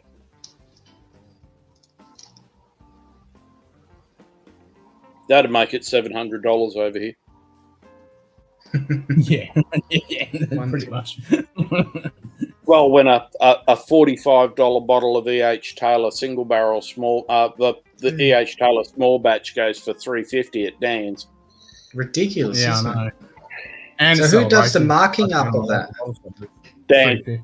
Because you can't blame the taxes. Like even with taxes, it wouldn't be anywhere near that. No, I think it's a blend between Dan Murphy's and also South Trade. Yeah, but even a celebration wholesaler over here, the importer. But the worst part is that South Trade's actually owned by Sarazak, who actually own E.H. Taylor. So, that's right. And Buffalo Trace. so let's dip our toe in 4 times because How do they? I mean, if they can sell Blanton straight from the barrel for like what is it now, about 180 around there. If they can get that all the way over here, why the fuck is just the standard E.H. Taylor costing $300? Oh well, that was a mate of ours over in the States was the Blanton's international rep, and he dealt with Pinnacle for that, for the original Blanton's imports over here. And it was Woolworths actually cut a pretty mean deal for that. That's why. And it's now gone up again because it's sort of come out of that original deal state, I think. That's where I've got to chase up the guy who's the new international rep, because my friend who used to be the rep is now the international rep for Michter's. Oh, okay. Yeah, I've got one of their 10-year-old single barrels over there. Yep. So do I, Only one I ever found. I mean, it was $250, but I reckon it's worth it. Like, I mean, it actually is really good stuff. He was on to me about telling me to get one of the 20-year, which came out which came over here earlier this year. But they wanted $2,500 wholesale. Yeah, that's a bit. Yeah, anything. The importers over here, and it was sort of like, nah. I've got better things to buy with $2,500. No whiskey's worth $2,500. Well, that Tomatin 1975 edition is $5,500. Yeah. I want that. I mean, like, that's your birthday. That's. I mean, like, I've got a vertical of the old Rip and Pappies from 2014, and I didn't even pay anywhere near $2,500 for the 23. I paid enough for it, but again, that was through my friend over here. Yeah. But so I pretty much got it at wholesale. The funniest one was when I walked into the shop which he was running at the time, and he 5 minutes before, actually he was only just climbing down the ladder from putting up a Wild Turkey 14-year tradition. Ooh. Up on the shelf. On the shelf. And I've walked in, already had a bottle of it, and I went, is that a tradition? He's gone, I only just put that up. And I said, yeah, you can bring it back down.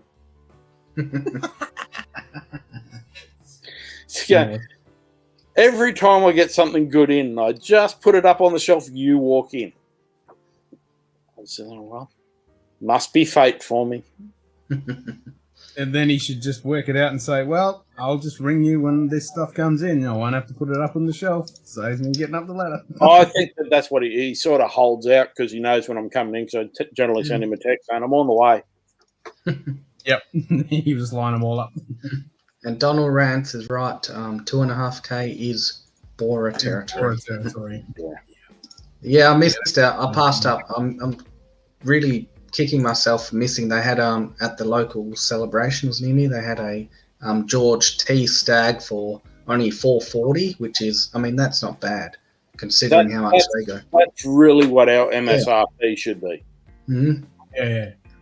And yeah, I was so stupid. I should have got it, but yeah, it's long gone now for $4.40. Because I've always wanted to have. I mean, I've had the Stag Juniors a few times, but I want the proper George T Stag. Yeah, I've got a couple of bottles in the cupboard which I'll be opening. I'm tossing up whether I'm opening up my hazmat Willaroo Weller for my birthday in September. Yeah, I heard good things about it. Yeah, I've got several bottles of Willaroo Weller, so whether I get to the hazmat one or whether that's... So I've got a standing joke. You bastard. I've been looking at that because I want that 1975 bottling because that's my birthday. That's the one I want. And it's Enoch, one of your favourite distilleries. Yeah, fucking Enoch. I'm jealous. Don't like you anymore. Go away. So where did you try that, Brandon?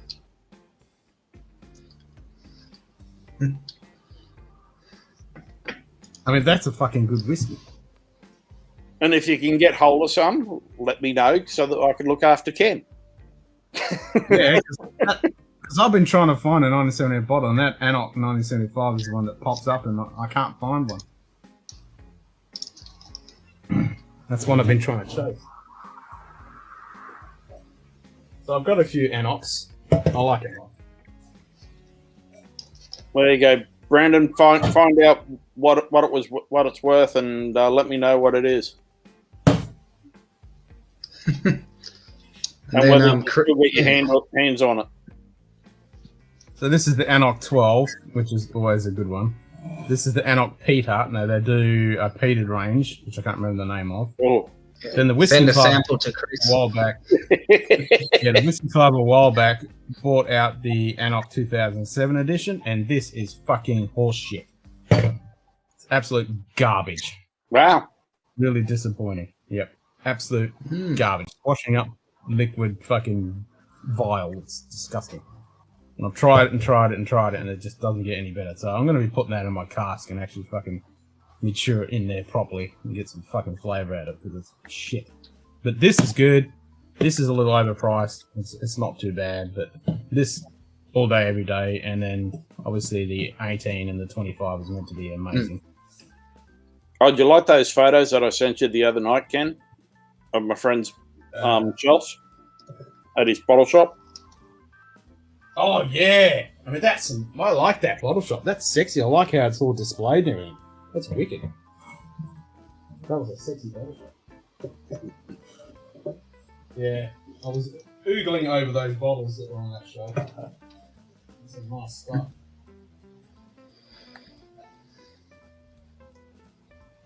Only sold it for $200. What? Don't read, Ken. Oh my god.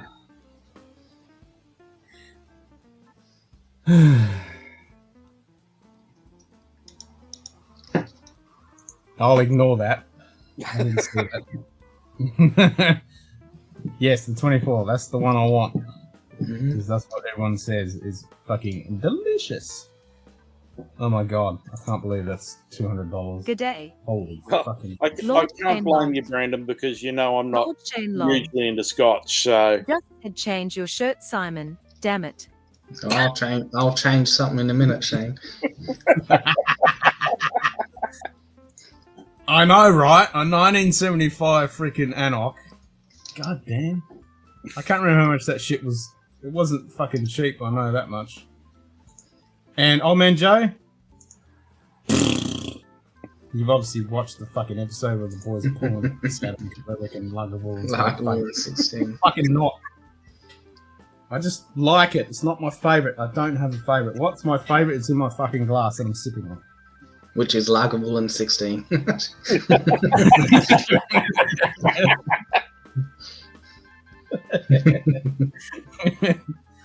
Send Chris a sample. He'll enjoy that one. Luggable and 16 is fucking good. For April's Fool, we should have just sent Chris fucking a box of peated.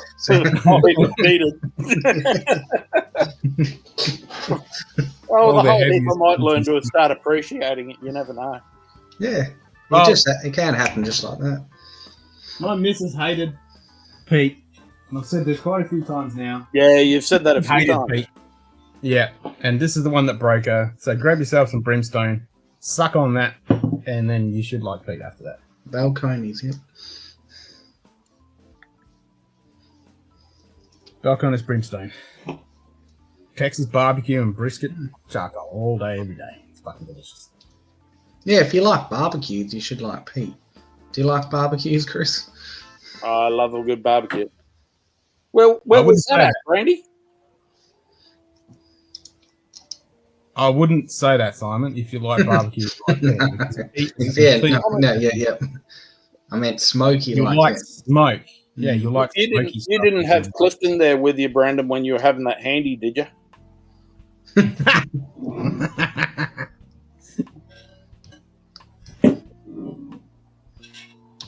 Old Carter Saints. Old Carter American. Which series was that? Same with the Old Carter single barrel. We've got an Old Carter Rye, which I think's the batch 2.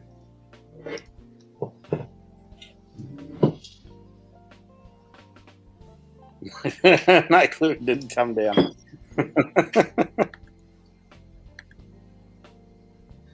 I love barbecue, but Pete is the worst tasting shit in the planet. Yeah, Pete is nothing like barbecue. It's a completely different beast. Yeah.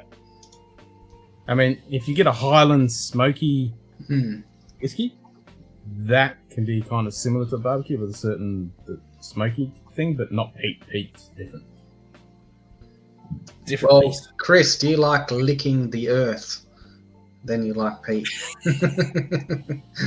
Get used. That's the quickest way to get used to it.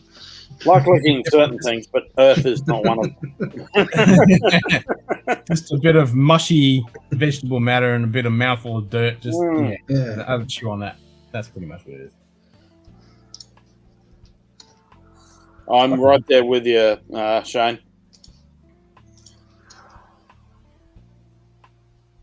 Worst tasting shit on the planet. Yeah, you're just uncultured swines. That's what it is. Yeah. More for us.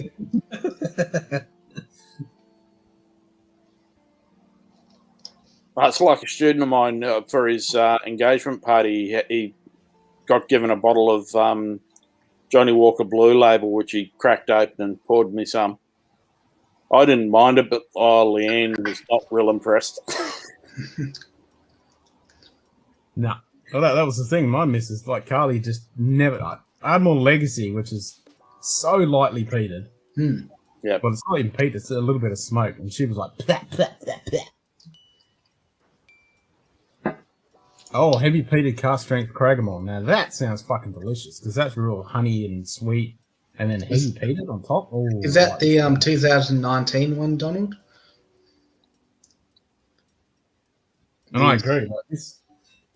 Curiositas, like both me and Simon are big fans of this. Yeah. This is like delicious. Yeah, I haven't had that for a while. Really tasty. Yeah, I've got to send an email to Mark Carter, Brandon, and find out all the releases and get some sent over. Not Curiosity, Temporis, sorry. I've actually got to get some of his wine sent over for Leanne as well.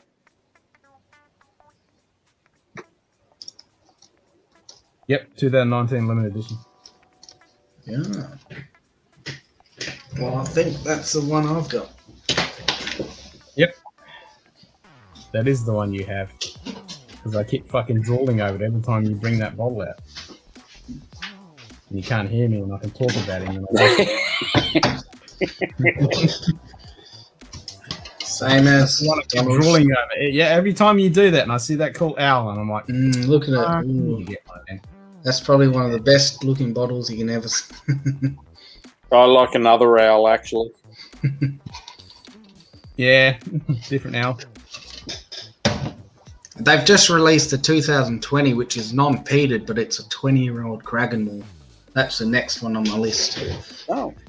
I do like the idea of that peated one. Oh, yeah. It's good. Yeah, should get one. What are they selling for? Well, if you can still find it, I only paid, I think, $160 for mine. Oh, fuck, that's right. Yeah, with cask strength 12-year-old peated, which is really rare. Hey, No, I've got to get on nothing to like it. that. If you like down up, that's all good. I don't care if you hate Scotch. You can hate Scotch. As long as you drink whiskey of some sort, you're all good. Yeah, that's it. Yeah. And even if you don't like whiskey, as long as you're drinking some form of alcohol, you're welcome. Yeah. Even Smirnoff. Second? Hold on, he said alcohol. Yeah, exactly. As long as it's alcohol. Fantastic stuff. I paid 130 Canadian for mine. There you go. Oh, that's even better. Around the same. Yeah, give or take here about Than what we that. pay. Gosh, I need to get that because my fucking Kragenmore's pretty much dead. But I'm not sure if you can. Yeah, you might have to hunt it for it. Yeah. Yeah, I've got to get on to my friend who owns Jack Rose over in DC and see if he can part with a bottle of something for me. I've been after another bottle of Parker Heritage 27-year-old since I bought my original bottle back in 2010. Jeez, I wonder how much that would set you back. He's got a few bottles of that sitting in his bunker for the bar. Nice. Get your ass in here when you do get back to the Shane Long. Parker head, yeah. Oh, the 27-year was absolutely fantastic. Leanne said that it was like licking the inside of the char barrel, but sounds good to me. I enjoy the heavy oak on it. Yeah, I like heavy oaked. Like people who are saying, the what do you call Wild Turkey 17-year-old, the new Master's Keep was too much oak. I fucking reckon that was good. Yeah. I like You want heavy char and oak? Get that Kilcarron fucking sherry cask. That's a lovely fucking. I've only got the bourbon cask of that. So that's where it was funny when 2010 I bought the Parker Heritage 27 and an Elijah Craig 18. Ooh. And we drank all the Elijah Craig 18, and just as we were finishing it off, I found out that it was a pre-fire. Ah. And I was like, I got the 2019 15-year-old Talisker, not the 2028-year-old. So the next bottle of 18 that we picked up wasn't pre-fire, unfortunately, but I remember walking back into Heaven Hill. What was it? 2015, 16, and 17, and one of the tour guides in there we knew really well. As soon as she saw me, grabs hold of my hand, says, "Come with me," takes me to the private tasting room, and I had the 20 and the 21, the 20 and the 21 year. There, the next year it was the 23 year. Fuck yeah. Mm-hmm. And the funniest thing was, and there was the William Heaven Hill bottled in bond. There was a fair few high ends, and walk out from tasting them all with her, and Leanne's out talking with one of the other tour guides. She goes, "Where did you go?" "Oh, Jane took me inside for drinks." I wanted to go do that. Or she went. No, she went to get some samples. Nice. Yeah, we picked up those years. We've got the 20, the 20, what is it, the 18, 20, 22, and 23 year. Elijah Craig's. Oh. That would have been good. 2010 was just before the boom, wasn't it? Before it started really picking Yeah, up. even 2012, because when we came back with all the bottles that we brought back, I mean, I bought the Jefferson's 18-year presidential for $48. Oh, shit.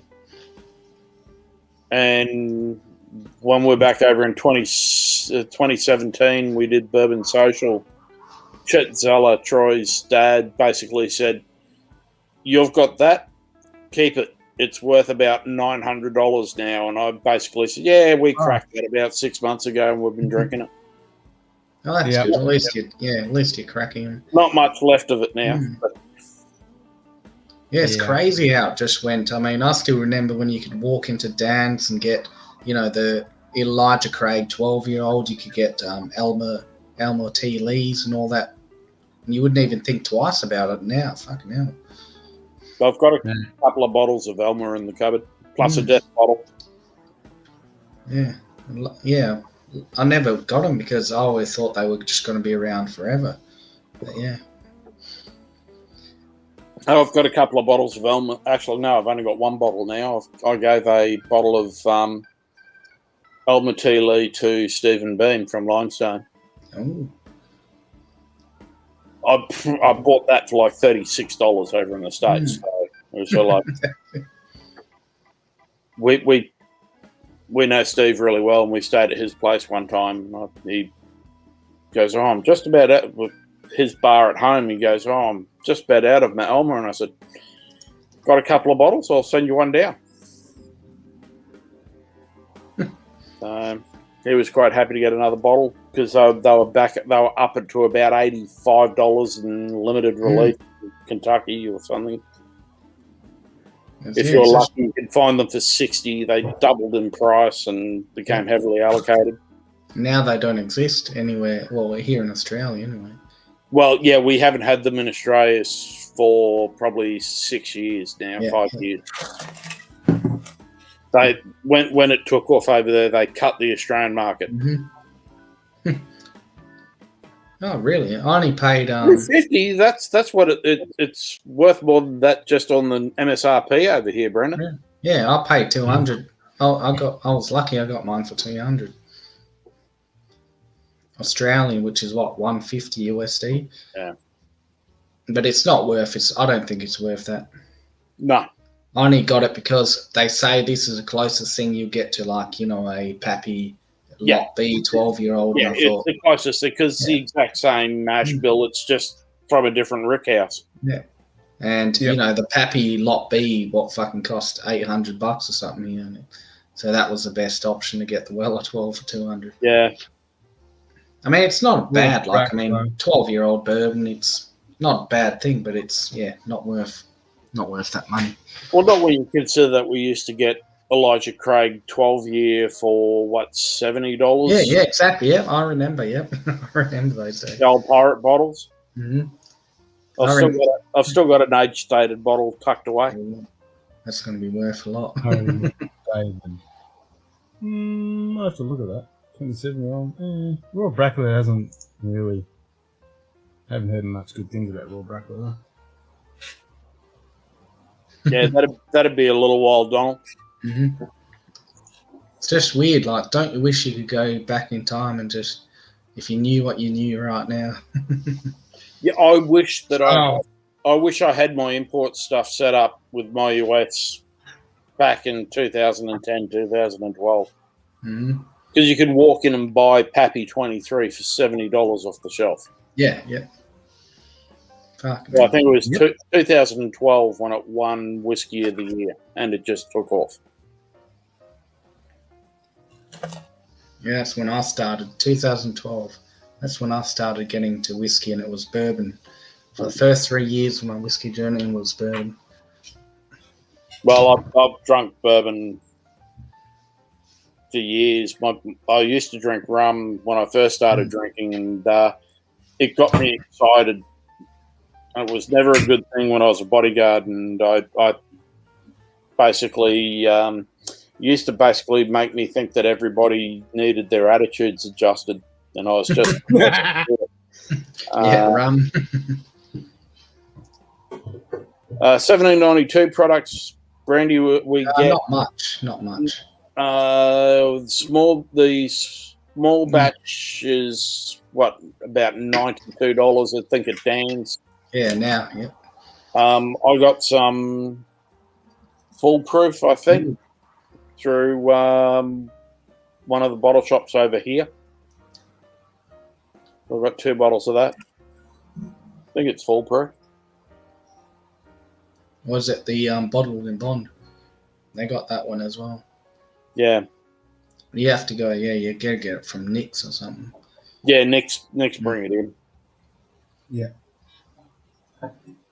They sure do. Yeah, I really want to try that Jack Daniels barrel proof. Well, if we wind up with a bottle or 2 of the barrel proof, I'll let you know. But I'll probably get some sent over anyway. Ah, because I remember they had one here in a Dan Murphy's, about half an hour from where I live, and I did the click and collect because it said it was in stock, but then they just rang back about an hour later and said it's gone. Because literally people went straight away to that store and brought it straight away. Yeah, that's rare. I've never seen the bottled and the barrel proof. Yeah, no, they had it. Yeah, Bond. I was surprised. I was shocked when I saw it on Dan Murphy's and it said in stock, but then I mean, we picked up a whole heap of the single barrel when they discounted it at one stage. Oh yeah, I've had a few of them. I think we were getting that for about $85, $90 a bottle. Oh, yeah, no, we get it regularly actually. It's on special for about 80, 85. Mm. I mean, I'll go through a few of them every year. Oh, 1792 is allocated in lotteries. Mm-hmm. Yeah, that's what I was gonna say. That's fucking crazy. That's that fucking KGB LCBO thing you got. Yeah. Yeah. Yeah, fuck that. What'd you call it? KGBO. Yeah. That's about fucking it.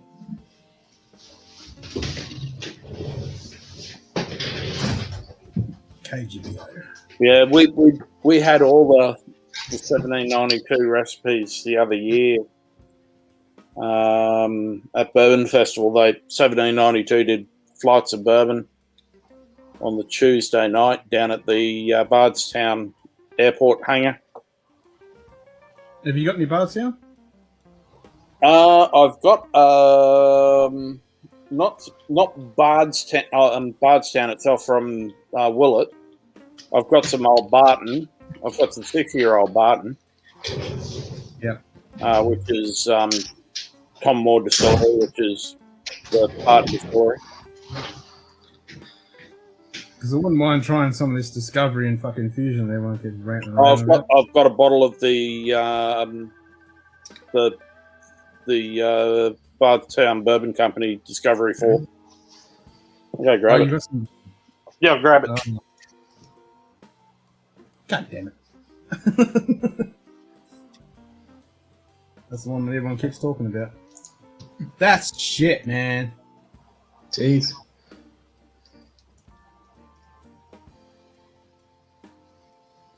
That's shit. So that's fucking allocated for your fucking. Oh man, that's crap. So you can't just go grab a fucking Oogie.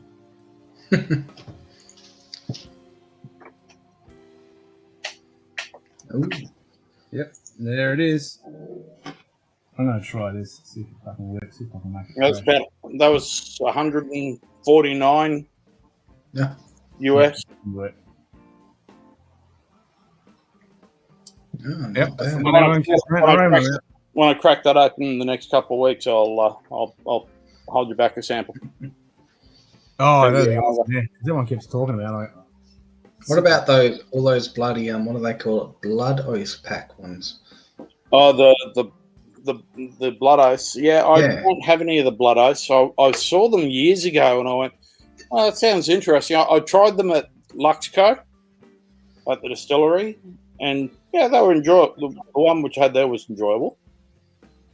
But, yeah, I haven't had a chance to get hold of any others.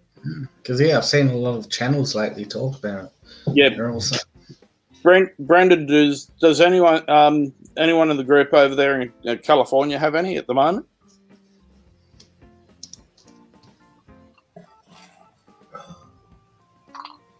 Water like fish, right?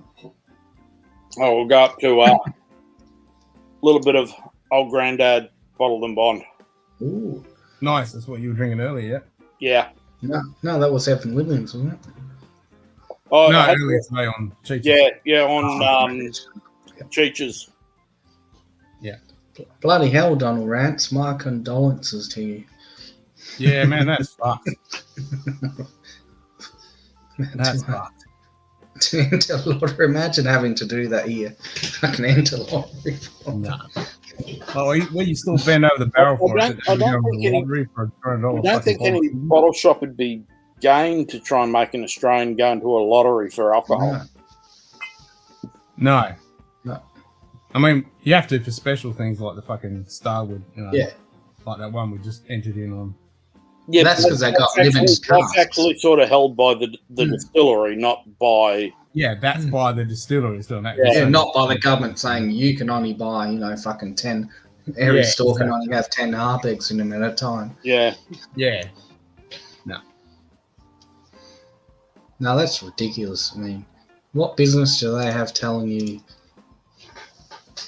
what you can and can't buy? Exactly. Well, I think Ohio in the States, all their liquor stores are all controlled by the state.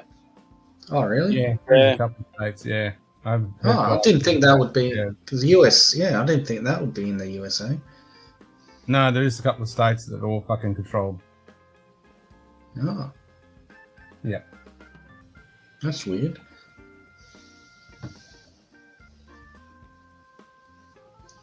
Alright, what should I pour next? I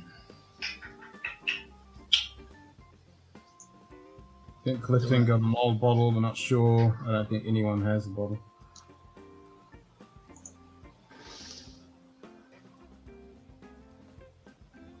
Old Granddad, 114.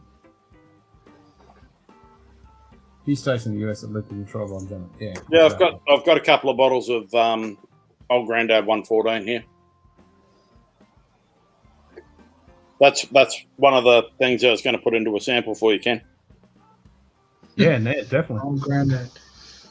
Yep. Oh, yeah. The 114 Old Granddad's fantastic. Yeah. So what's that? 57%? Yeah. Ooh. That would be nice. 57% of Jim Beam. Oh, Jim Beam. Oh, good. Yeah, I like Jim Beam's profile. I always have the bookers. Yeah, well, that's where, like, the Old Granddads are totally different to, like, the normal Jim Beam line. Oh, really? Oh. Yeah.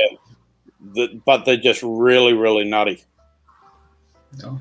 Yeah, I like that. That's what I mean. That's what I like about bookers is that peanut, brittle, kind of nutty, kind of, yeah. Well, that Smooth Ambler I had earlier, that was pretty good. That 107 store pick. Ooh. Yeah, I think, what did I say, my store pick of the Smooth Ambler 10-year-old that I've got is a 96 proof, I think. Oh, okay, yeah. There was a single barrel select by Bud's over in Kentucky. There you go. Technically in Lynchburg, Tennessee, where Jack Daniels is. Right County, yeah. Yeah, I actually want to. Have you seen? They've got a documentary called "Chasing Whiskey," which is all about the whole journey on Jack Daniels. Randomly select you. It costs nothing down there. You get notified, and then you go pick up your bottle. Yeah, I heard that, Brandon. Price going up. Yeah, Booker's is just becoming a ridiculous price over in the States.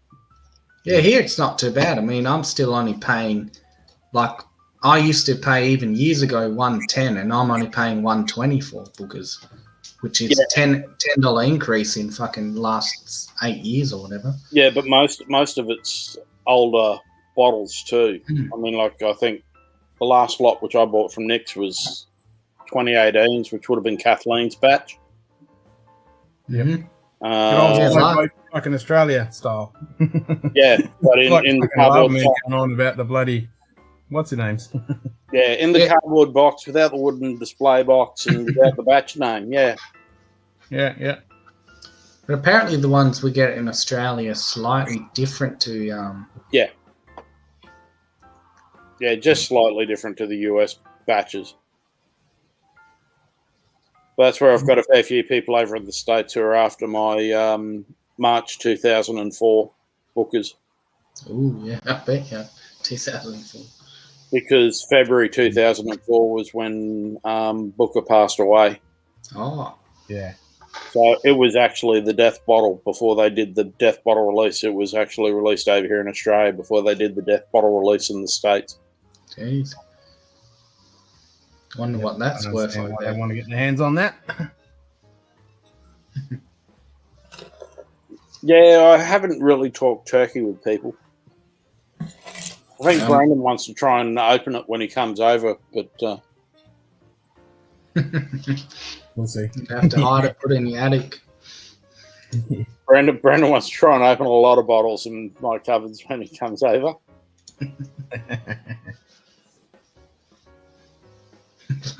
Especially if he thinks he's doing 2 weeks of quarantine in my bourbon room. Yeah. Nah, it's still a hotel. You still got to do a hotel. Yep, still hotel. Well, it'll be interesting to see what's going to happen with anyone who's vaccinated coming in, whether or not they will have to do the 2 week quarantine. I think they will, because so far they're saying like that security guard. We just had a scare recently. We were about to go to lockdown again today. Yeah, I saw that. Yeah, because there was a security guard, but he was vaccinated, but he still got it. And they checked all the footage. He never took off his PPE once, so they have no idea how he got it. Well, if it's like the security guards in Sydney and Melbourne, we know how they got it. How's that? Yeah. Ken knows. We've both played the game. Yep. Yeah. It's amazing what lonely people in hotel quarantine will do. That's right. Yeah, well, Ben was suggesting before some pretty bad stuff has been happening there. Yeah. Yeah, I haven't had country ham in ages, Brandon. I think the last time I had that was over at Chad and Sarah's. You'll only open all my bottles. Okay. Yeah, just all of them. Any bottles from 1989? I don't think so. Let me pour something else. Don't shit. No, he didn't hear you. He's got to get some fucking better headphones so he can actually walk away. And... You get some Bluetooth ones, yeah, come on. Yeah, exactly. That's what I bought these for. Never hooked them up to my phone. I only use them for a fucking computer. Well, I've got no idea what I've done with my Bud style ones. Got to try and find them. Yeah, because I normally just had the fucking plug it into my ear, and it was such a pain in the ass every time to reach over and grab a bottle of one. I thought, fuck this, I'm going to get some bloody buds and I can wander around. Yeah. Good. Not the most comfortable things, but after 17 hours, you kind of get used to them, especially when you're inebriated enough. And I only wear one at a time. Yeah. Anyway, not like still been able to hear. the bottles are on the shelf, are they fair game to open? If they're open, they're fair game, Brandon. Yeah, that's right. That's what I always say to my missus. You can drink anything that's fucking open. Yeah. Cheers, caller running. Take it easy, mate. Too cool running. Yeah, it's fair Yeah, game. Lil knows that that rule. Yep. And that's what I say to Carly. Whenever you pour me a blind pour, you can pour anything that's fucking open. If it ain't fucking open, I will not be impressed.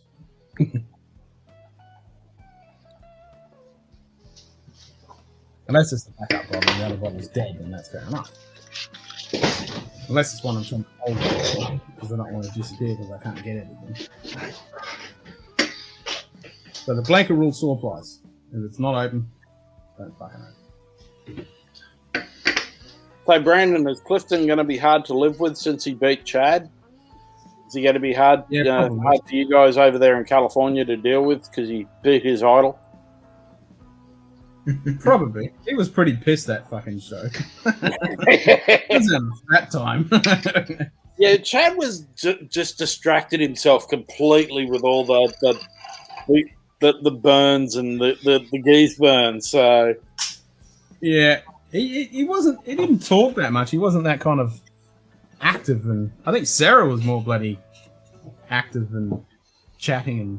Yeah, I don't think she was focused at all. By the time that it got to her and everything being around midnight, Sarah doesn't last that long. Even when we go over there for drinks, she's generally dying about 10:30, 11. Oh, really? Yeah.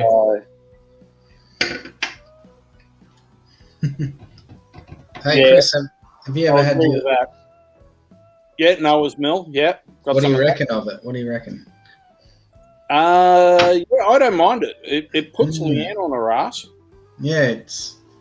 I mean, it's got this this weird herbal. It's got an extremely herbal flavour to it. I've never had it in a whiskey before.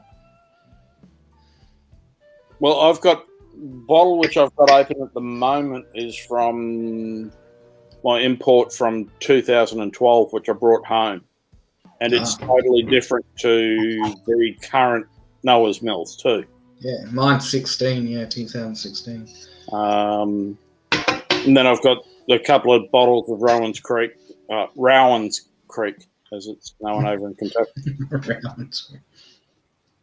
Is that better than Noah's, you reckon? Or no, different? Again, it's just a totally different profile. And I enjoy both of them because they're both by Willett. Oh, yeah. Yeah, we don't get much Willett here in the main stores. Like, never seen it at Dan Murphy's. Well, the pot still is available, but really? You generally have to order it off online. They don't have it in all the stores. But the guys who are the importers and distributors over here need to get Clifton 3K. Well, he's about 30 people away from that. He was so close, yeah. What's his channel's name? Bourbon Bites.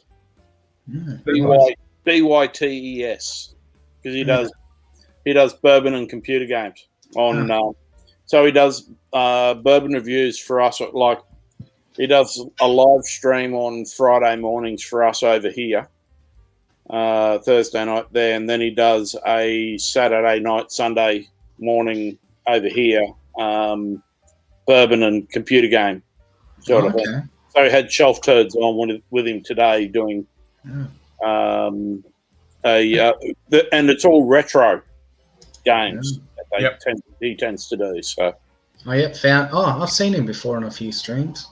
Yeah, Clifton's been on a few. He's been on with Whiskey Crusaders. He's been on with I think he's been on with Mash and Drum for a few things, and he's been on Mash and Drum. I've just subbed. Getting one little bit closer. Obviously for the March Madness. Yeah, Clifton doesn't have too bad of a palate.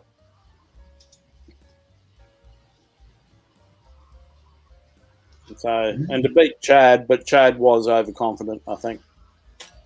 Yeah. I don't think he was expecting to have the bourbons that Matt selected for them and for Clifton to go through so well. I think he's expecting Clifton to guess himself, and we all basically were turning around, especially Donnie the Linux cat was telling him, don't double guess yourself. If you think it's this, stick with it. Stick with it, yeah. The rule number one. Totally. And that's why I think when Matt said to Chad and Sarah, was like, "Oh, I wish you guys had gone through." He was kind of bummed. Yeah, well, and then when Sarah was doing hers and Chad was doing all the tasting of Sarah's stuff as well, and Chad actually did really well on that one, but Chad can pick Old Forester where Sarah does not do Old Forester. Yeah. And I think that's where Matt really...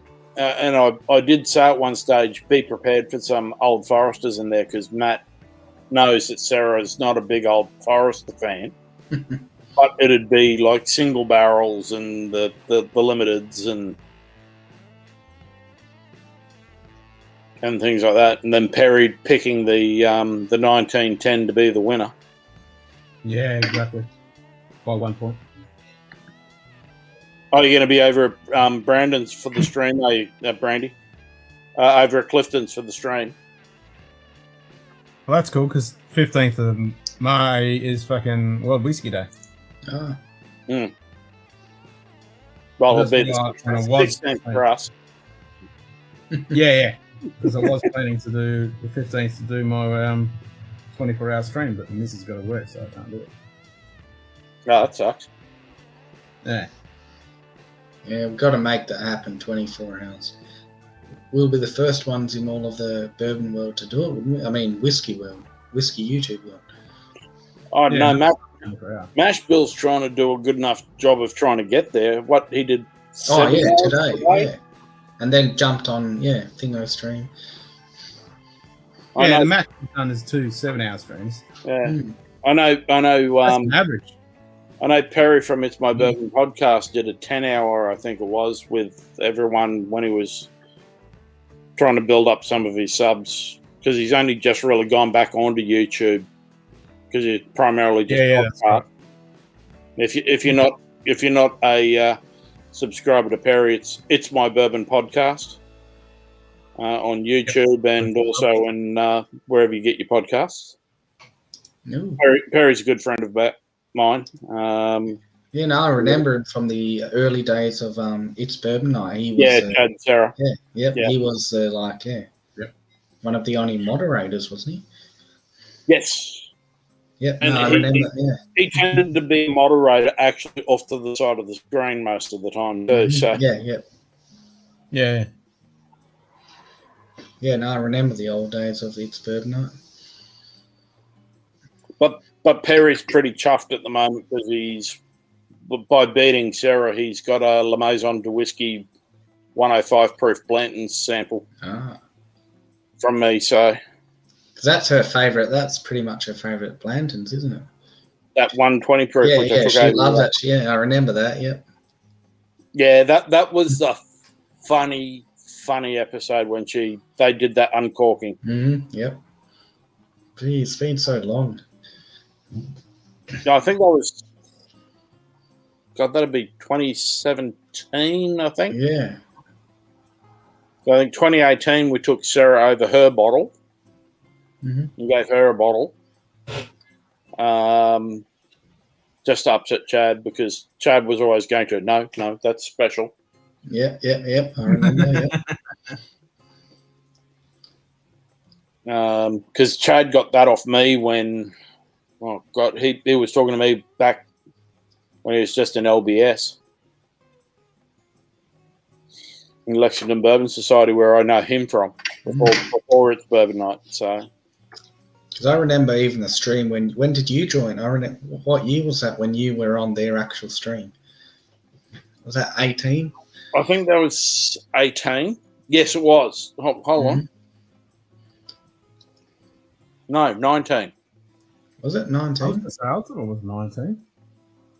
Or yeah, late 18? Oh. Because straight after that, we had to drive from Lexington to Louisville for a a meetup for the Bourbon Mafia, which we're Little and I are members of.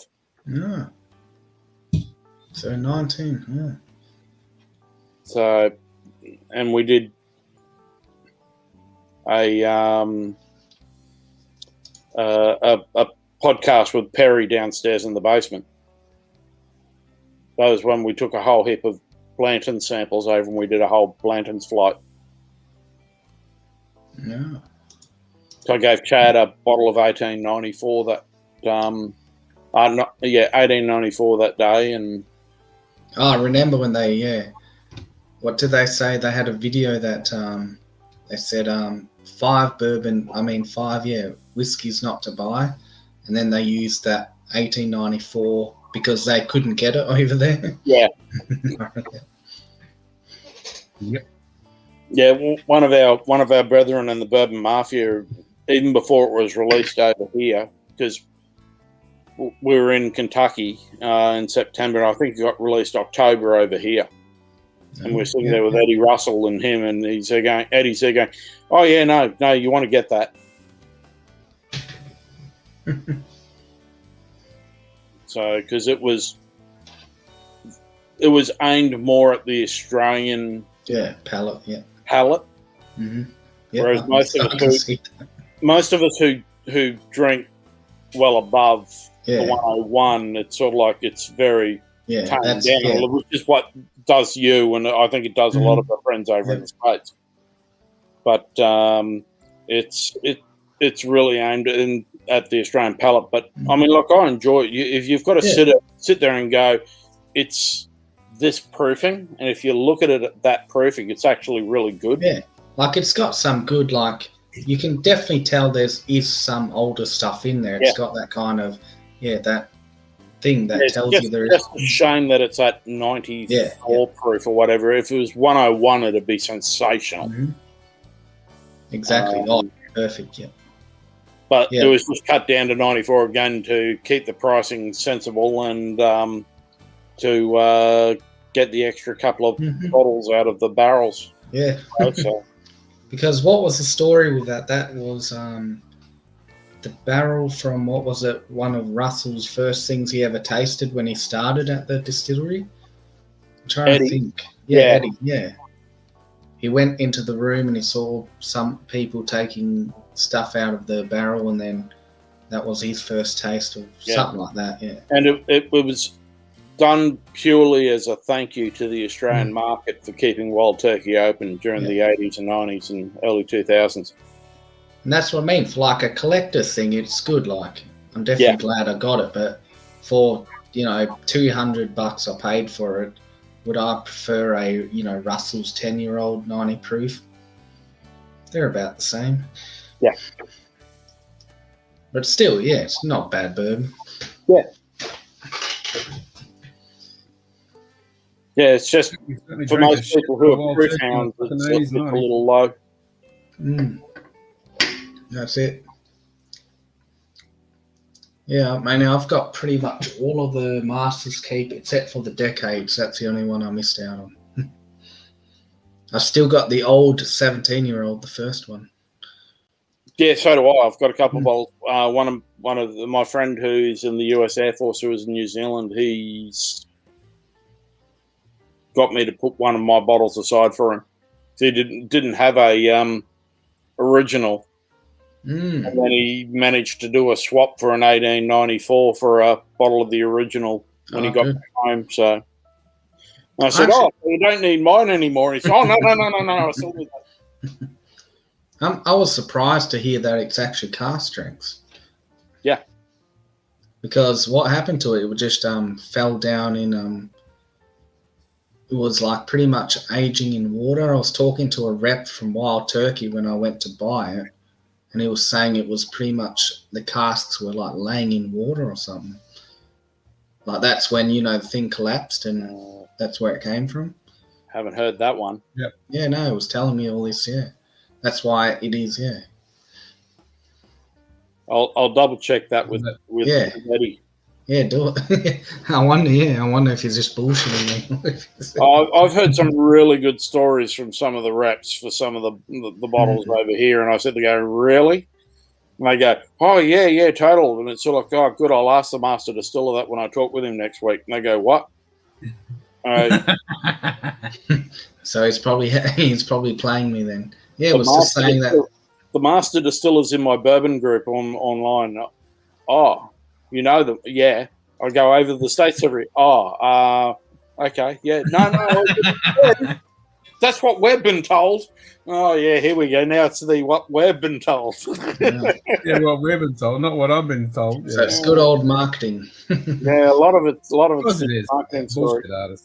Yeah, it was just saying that's why even though it's only 43 point something percent, but it's still cask strength. Yeah. Like they didn't add any water.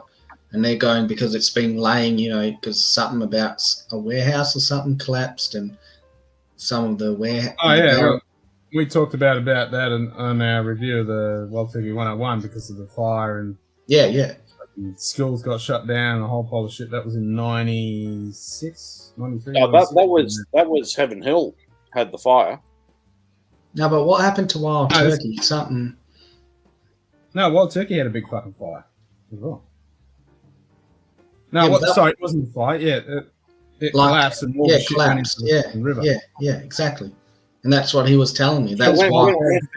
That's a mighty good roll because that would have rolled off the cliff and wind up in the river at Wild Turkey, unless it was at one of the other sites.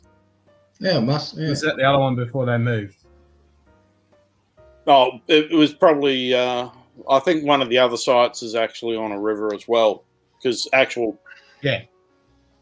So yeah, that's what I'm wondering. Is it? Yeah. Because 1894 was from Warehouse A. Yeah, yep. Which is at the distillery, and it's the warehouse which everyone goes into for the distillery tour. Yeah, that's right. Yep. But yeah, the rep was saying this the original 17-year-old, the first release that's why it ended up being such low proof, but because it cask strengths, because when the thing collapsed, these barrels just ended up in the river and they were just aging there for years. I'll definitely double check that with Eddie. But it's probably marketing bullshit. Yeah, I think so for that. Because I don't think, why would they leave some barrels laying around for like a couple years? No, well, wouldn't. Yeah, I'd be surprised if anything like that happened. They'd get them into another rick house, but yeah, unless they're 1792, and then they've got the warehouse collapse version coming out. But yeah, it must have been, yeah. But no. Oh, well, brandy, yes, I can get ordered bottles directly from La Maison de Whiskey, but I haven't seen them doing their Blanton's picks at the moment because Blanton's is very hard to get. Mm-hmm. Even here in Australia, it's just pretty. Yeah, it's dried up pretty heavily over here, and really quickly. I mean, I just got early this year. I got Gold Label straight from the barrel. And then I just looked for another one a few weeks ago, and can't find anywhere. Yeah, well, I've only ever bought the straight from the barrels when they've been at least 130 and above. Ah. It was a fire.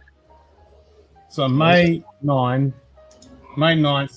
2000, the fire destroyed 7. Oh, 2000, yeah, not in the 1990s. So, yeah.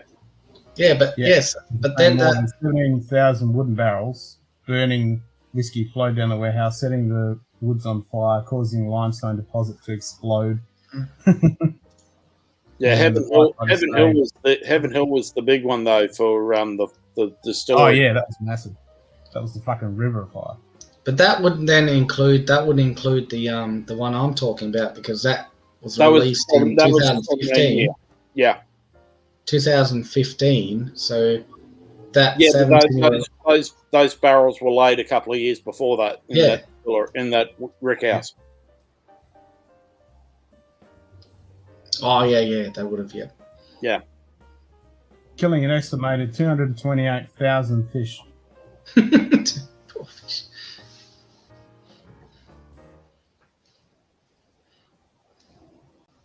They would have died happy with all that fucking bourbon in there. Yeah, businesses and schools were closed If you Yeah. haven't, Simon, have Google the Heaven Hill fire of '96. Oh yeah, I've heard of that one from It's Bourbon Night. They did when they had that history series they used to have. Because one warehouse was hit by lightning and it Jeez. caught fire, and when it collapsed, barrels of bourbon which were burning rolled into other warehouses, and there was about 3 warehouses which went up, and all the burning bourbon went down into the creek, and the creek run across the road to the distillery because it was below where all the rick houses were. And yeah, the distillery caught fire and destroyed the distillery. Ooh. Yeah, and I heard about that, but then luckily, like all the other bourbon producers came in and helped. Yeah. And then Heaven Hill bought Bernheim up in Louisville. Mm-hmm. Yeah, no, yeah, really. And what was the one that recently happened last year, was it? Or the year before? That was 1792. They had the rick house collapse. Oh, Jim Beam, the old Yeah, Crow, Jim, yeah. the old Crow warehouse caught fire. No, but there was another one where he went into the river and killed all those fish, and they got fined like a shitload of money. That was the Jim Beam old Crow. Oh, really? Yeah.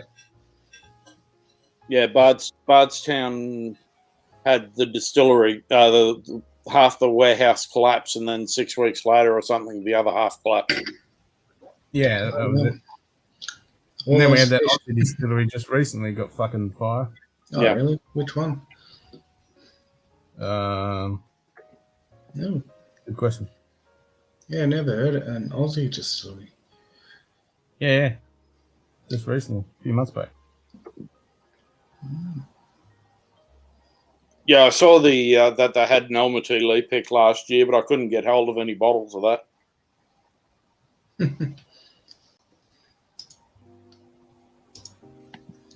La Maison de Whiskey get some really good picks because they buy so much whiskey. Mhm.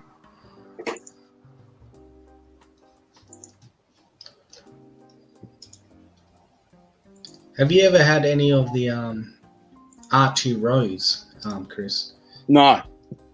Oh, if you get their rye, I recommend their rye. Yeah, I've heard that, and I'm out to try and get some. Oh, yeah. It's really, I mean, I've just finished a few weeks ago my 3rd bottle. I mean, Okay. I really like it, yeah.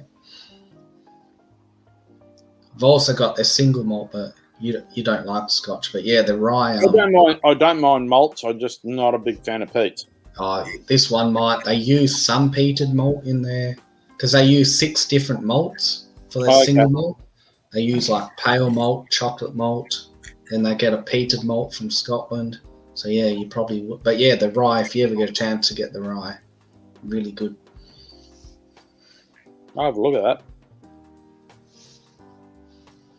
But that Sinatra just went down too nice. Mm-hmm.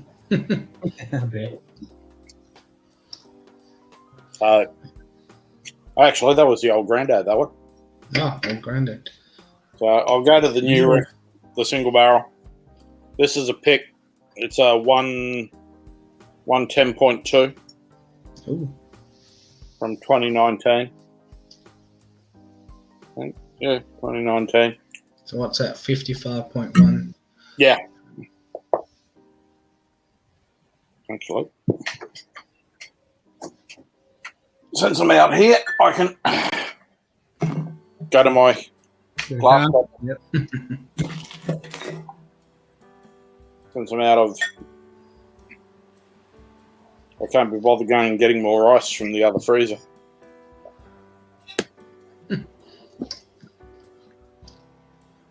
Yeah, I've got a couple of bottles of this. I've got I've just had 6 bottles of the 2020 pick that we did. That one through the Bourbon Club over at Wine and Market. So I can send you both over some of that. Nice. It's Very a generous. 106. Trying to think of something to send you, Chris, but I mean, most of the stuff we got is Scotch. Limeburners. Yeah, but Chris is with Scotch. He's I don't mind the old lime burners. Daniel have you had it? Sturgeon. Mm. Well, lime burners was our friend Harvey Fry from.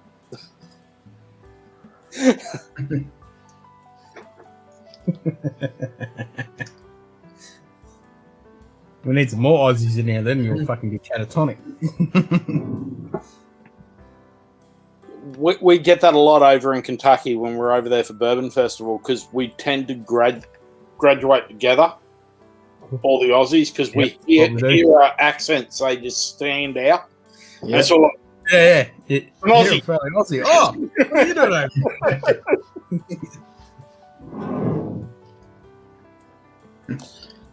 And I don't tend to think that I've got too much of an ochre accent, whereas Leanne will really put it on thick when we're over in the States.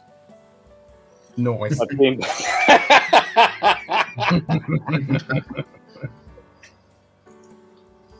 Yeah, pretty much. Yeah, don't There worry, you go. Daniel. We'll be sending you all our jump up pics in a second. I couldn't believe when we had that fucking blackout and I was sitting there in front of that fucking barbecue and Yeah, fucking I jump was just up. sitting back there, chill accent. It was pitch black. We're cooking fucking breakfast or something. I looked at it and went, oh fuck, it's a fucking jump up.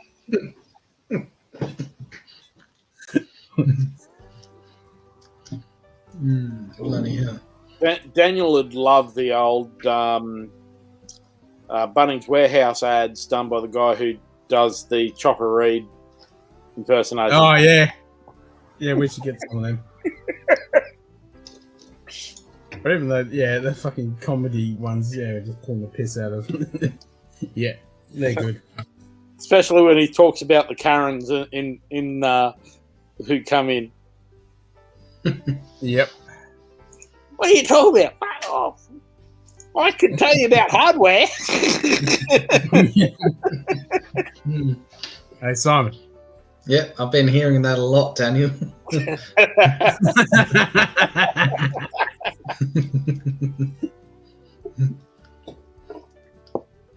was going to ask, have you, Chris, have any of the Whippersnapper Distillery from Perth? Any of their? No, it's one of the places where when we next come over to Perth, we want to go to. Ah, well, I think I might send you some samples from them. Cool. They've just released a wheated, which is part of their single origin. It's all completely locally sourced wheat, and then their cask strength is pretty good as well. Oh, cool.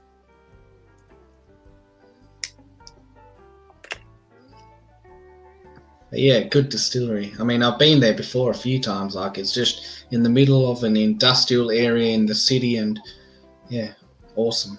See all their barrels all stacked up, and Tell them you don't have an accent, Donald. I enjoy telling Americans that Australians don't have an accent. When we became a country, we went up in front of the United Nations, and New Zealand went first. We heard the accent they got, and we went, fuck no, we don't want one. Yeah, exactly. That's why no one can do an Australian accent. We do not have an accent. That's right. It's fucking English. cheers, Brandon, for joining us. See you, Brandy. Yeah, cheers, mate.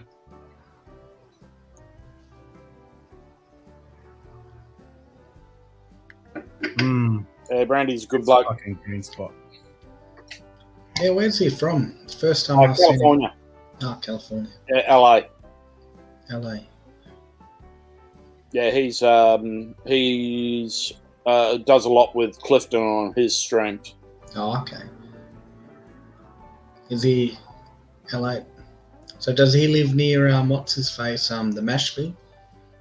I'm not sure how far away. Like, I think Brandon's on one side of LA. I know he's about 45 minutes or so away from Clifton, and Clifton's in Hollywood, West Hollywood or something, I think. Well, no, down in the valley now. So he moved. So Mm. So I'm not sure where Mashville is. W. O'Neill. Good day, William. G'day, William. How you going? How's the fucking weather in Chicago? Chicago. Windy. Yep, windy, Snowy.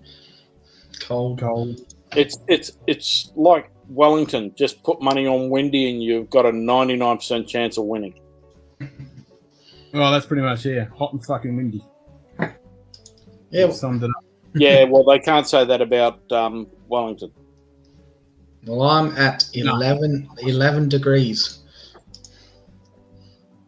11 degrees. Yeah. I'm at 18. 13. Oh, not too far apart. It's a pretty pleasant night over here. We've been down. The other week we were down to about 9 degrees at night. We had some cold night. Yeah, 14. And the worst part was it was the week before Anzac Day. Generally, we don't get cold until Anzac Day. So Yeah, that's usually what happens here. Dawn service is freezing fucking cold and drizzling, and then the day service is fucking balling your balls off. yeah, A light breeze, and it's a gorgeous 70 and sunny. What the fuck? You're not in Chicago. What's going on? What's 70 in Australian? 70. Nice. Well, I'm at the moment where I'm at 18 and it's 63, so it'll be about 20. About 20? 21? Yeah, Jeez. Yeah. it's a nice day. Yeah, it's a Yeah. nice pleasant morning. That's what I had today, about 20.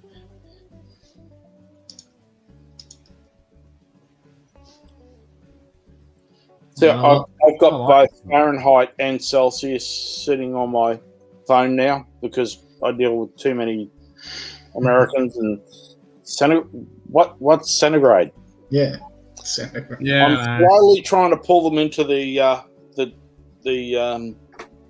luck with that. century. Into the rest of the fucking world. Yeah, Man, who uses those fucking Fahrenheit? It's too confusing. fucking Americans. Mm. That's it. Just like pounds. Like, who uses pounds? The British. I mean, for weight. To do their weight. LBS. Yeah. Labs. I've always enjoyed watching the Trevor Noah's from the Daily Show, his little stand-up routine where he goes on about when he first came over and he can't understand Americans with pounds and ounces. Now, we use milligrams, mg. You use ounces, oz.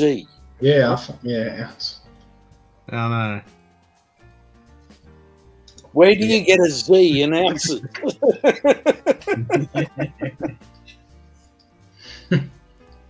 11 degrees, Donald, so you're pretty much the same temperature as me. JD's 12 got degrees in Slovakia. Yeah. Go Slovakia. Go Slovakia. Poor old JD has to get fucking probed in both nostrils once a fucking week. That's fucking bullshit. Well, hopefully he never has to work in China, where that's where they do the anal swabbing, isn't it? Yeah. Imagine that.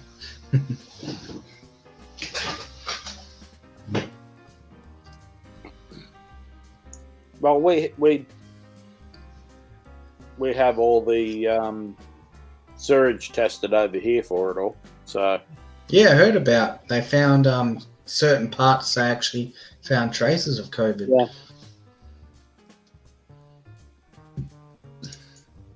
Yep.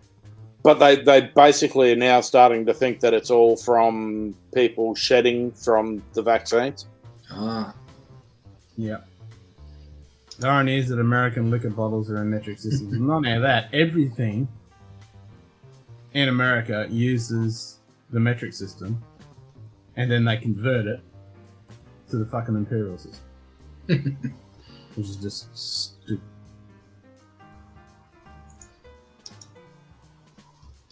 Killing my Johnny Walker Black. Expect to pick just as good as my HP 12. I look forward to it. Johnny Black. Walker Black. Bottles. They look sexy. Gotta love new riff. Gotta love this fucking green spot. Gotta not love this Noah's Mill. It's just fucking, yeah, it's weird. It's got a weird thing to it. Yeah, there's been a couple of them which have been weird from what I understand. Royale. One Yeah, I've got from 2012 is just absolutely sensational, but the Leanne refuses to drink it now because I gave it to her one night. She wasn't feeling real. She was having back pain, so I gave her something rather than I gave her a Elmer T. Lee and a couple of Elmers, and that didn't do anything. So I gave her a Perry pour of Noah's Mill, and she couldn't get up off the couch. I'm not surprised. I mean, it smells like a fucking witch brewed this shit up, just using all sorts of fucking herbal, whatever they can find. And There you go, Simon. No, he's finished it. Just blend it with something. yeah, I've got to do a bottle kill pretty soon. Might see how it goes in a whiskey sour. Actually, go pretty well on that, I think. No, Yeah. I'll try that next. Actually, To have to keep bringing them back with you. Yeah.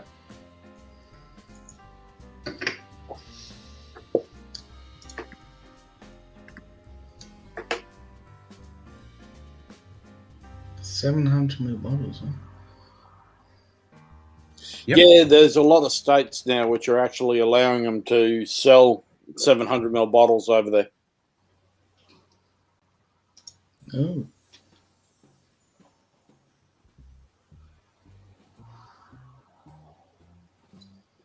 I think that's just because of so much Blantons, which was coming back into the country over in the US, yeah, probably. from the UK, from Yeah. Australia.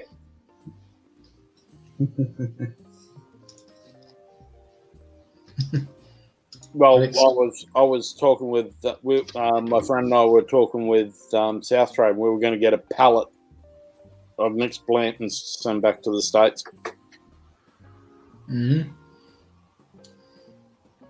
When it was Bourbon Baller or Bourbon Ben, he sent me a fucking picture of a whole fucking pallet. Oh yeah, Bourbon. Yeah, he did. Yeah. Yeah, that's right. It was Bourbon sitting at the fucking airport ready to get shipped off to fucking Australia. But Yeah. now it's the opposite. It's just pretty much disappeared around here. Well, I know that Dan's pulled everything because I've noticed again they're back to having bottles on the shelf with their imported by Pinnacle, which is Dan Murphy's importing arm. Mm-hmm.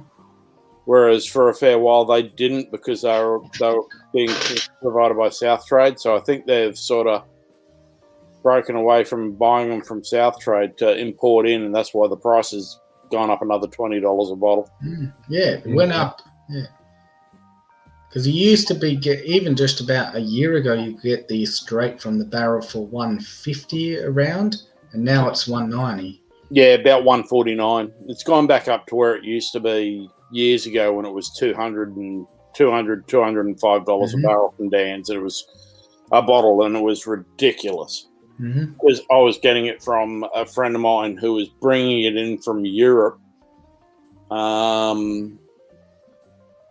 at 133 proof, and I was buying them from him for 165.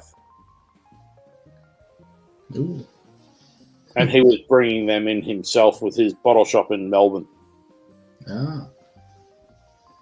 You see the Yeah, I figured that it was only amount of time that we were going to start paying more or just not having access to Blantons because of the popularity. Yeah, I'll try and find out, and I'll let you know. I'll get on. Actually, what time is it over in the States? Oh, it's 11 o'clock. yeah, it's like midday. I'll send Darren a message.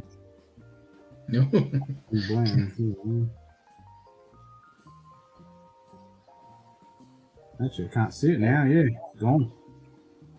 I better go in and edit his number because I've still got it programmed as just for internal in the US. Yeah. It's generally when I ring him when I'm over in the States.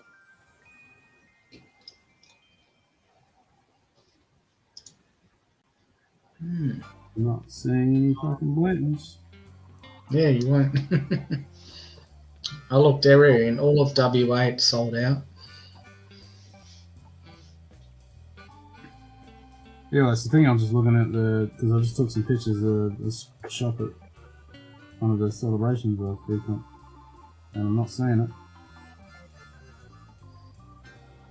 Because yeah, just early this year it was no problem getting the Blantons, and all of a sudden last 2 months, just gone. Yeah, it's about 2 months ago that it just Dan's pulled it all off the shelves. Because one day I walked in and they had heaps of it on the shelf. And then the next day, about 3-4 days later, walked in and there was none of it. Yeah. Yeah, I'm just going back on the pictures. Like in February, it's not there. So you reckon the US is just going to keep those, stop our allocation, send it over to America and fucking charge them? Well, I know that they were planning on cutting back the production of the 80 proof green. Yeah. So that they could do more of the 93 proof for over in the States. And they've been talking about that for a couple of years, and I think they've finally turned around and done it. It still Yeah, doesn't. this was in January, so on 29th of January, it was still on the shelf. Mm-hmm.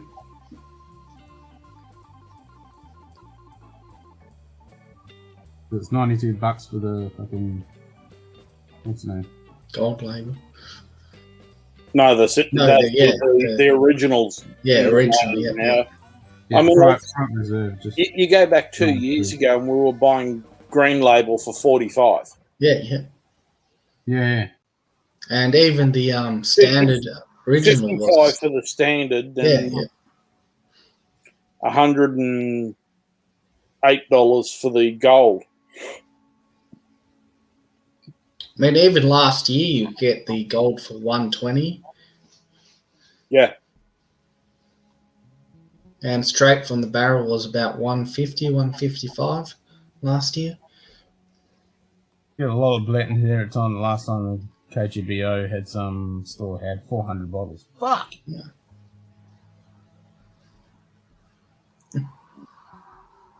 Well, you better stock up, Donald. Yeah. It's like us. They're just gonna disappear one day.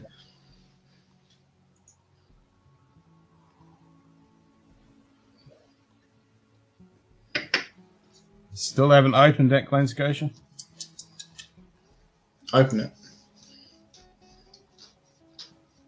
Ooh, 2 days away from the Age of Discovery range being delivered. Nice. Damn, 25 quid? Buy up. I'll see if I get a reply back from the international rep at Blanton's. Oh. Nice. Jeez. You got all the connections there, Chris. Well, it's from going over there and contacts. I don't know what it is, but they love Australians over there. No. So they hear our accents and everyone sort of graduates around us. So it's sort of quite entertaining. But yeah. Yep. We're pretty well known by all the master distillers because from going to the Bourbon Festival and everything. So for the last 10 years. Yeah, I've always wanted to visit America. I mean, once this COVID thing is all over and we can finally travel, I'm going to go there, hire out to one of those Winnebagos and just go drive around the country. Yep. Visit all our friends that we see on the stream. Yep.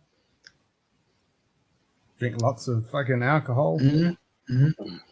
Oh, Visit all the cool places. we go into Kentucky and we have our days planned for our trips to distilleries, but we do not plan anything for our nights. And by the time that we've been there for a day, 2 weeks is planned for nights. Yeah. Yeah. Because everybody wants to have Aussies at their house. And Yeah. I think it's because they all know if they have us over, it's a great way of trying to get onto our importing Yeah, importing, that's it. list for bottles to come over. Because Blanton's I straight from the totally barrel. understand that, Daniel.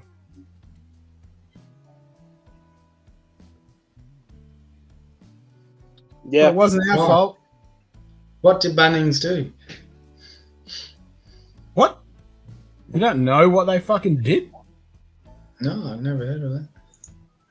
Go on your computer now and fucking research what they fucking did, man. The whole West Farmers fucking Bunnings debacle when they tried to expand into Europe. yeah. Not a good story, man. Not a good story. Yeah, but that's the usual story with West Farmers. Yeah, exactly. Hey, but at least we left you some jumbucks, Daniel. At least be thankful for that. Don't we all, Donald? Yeah. Mate. Yep. I'm actually waiting for 2 weeks because in 2 weeks I'll be up in Darwin. Actually, no, I'll just have gotten back from Darwin. I'm going up to Darwin to see my brother for a couple of days. Oh, damn. Nice. Well, I had to Up there in take a November. flight to keep my gold status for Qantas, so I thought the only place I really know that I can travel in Australia at the moment and not get locked out of is Darwin. Ooh. They've had zero community transmission all through COVID. No, that's right. They've been fucking super lucky. Well, I think it's either a combination of the fact that it's generally too hot and they're too drunk. Yeah, probably. Yeah. Both. That is very fucking valid. Yeah. That's why Asia's got the problem. They're not drinking enough alcohol. So Yeah, I know. And they certainly drink some fucking alcohol. Like Singapore massive. yeah, but beer and rice wine and things like that. You've got to drink brown spirits. No. The whiskey. Horrible, right? Whiskey is huge. Whiskey's fucking huge. Yeah, in Japan, yeah. No, in Singapore. Oh, Singapore's really big too, yeah. Yeah. Not China. Oh, no, China's starting to actually get a bit of a whiskey. Yeah, they're even producing. Yeah, Really? because it's known for people to get.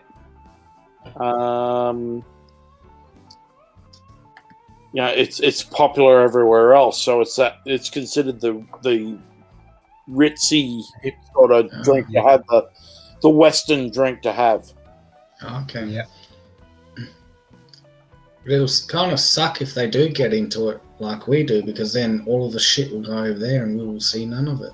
Well, I don't think from the States, because at the moment it's pretty dicey, their trade war at the moment. So, Mm-hmm. and at least we have a free trade agreement. Actually, I've got to follow that up.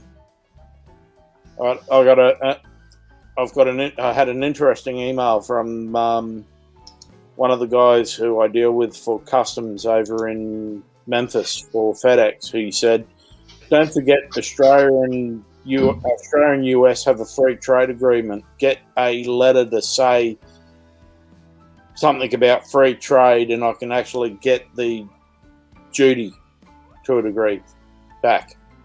Oh. You won't get the alcohol excise, but the duty. So it's that 5% import duty. Yep. 5% is 5%. Yep. Fucking oath. Every bit helps. And when it's a $150 US bottle, 5% a fair whack of money. Fucking oath. Yep. Bloody oath.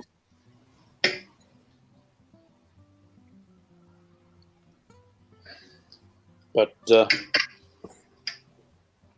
being a Sunday, he might not be too quick on the reply back. Yeah, probably not. He might be at church. Yeah, I was going to say that. Yeah, it's the Before same going here. to- I love it's a bit iffy traveling around some of the states. Yeah, it's better now. It's not completely locked down, but But we had that, yeah. Like I couldn't leave. The Perth people from down south couldn't leave. Their thing. Yeah, well, we had a lockdown here in Queensland the other week where it was just southeast Queensland. It was Brisbane, greater Brisbane area was in lockdown, but the Gold Coast and Sunshine Coast were fine. Yeah. That's what we had. Like we went to a lockdown last week, and everyone but Ken, you weren't affected, and anyone pretty much about 2 hours south of Perth weren't affected either. That's because no one sits there and goes, "Oh, go for a drive up the road north." Everyone goes for a drive down the road south. I don't know why. Just because Margaret River's south. Mm. yeah, That- no one that's wants to what come up here. Only the Great Nomads. And there's a lot of them that go up the Great Western Highway. Mm-hmm. Fuck on. I sure fucking do.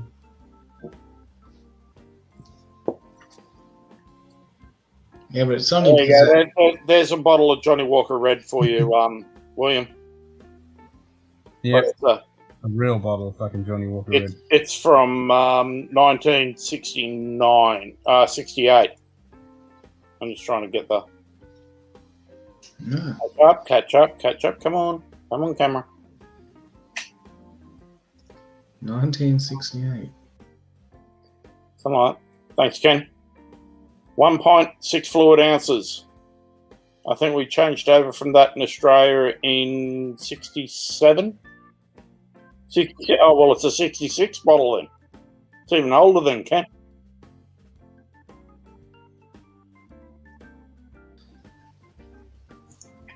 No, Ken was 1938.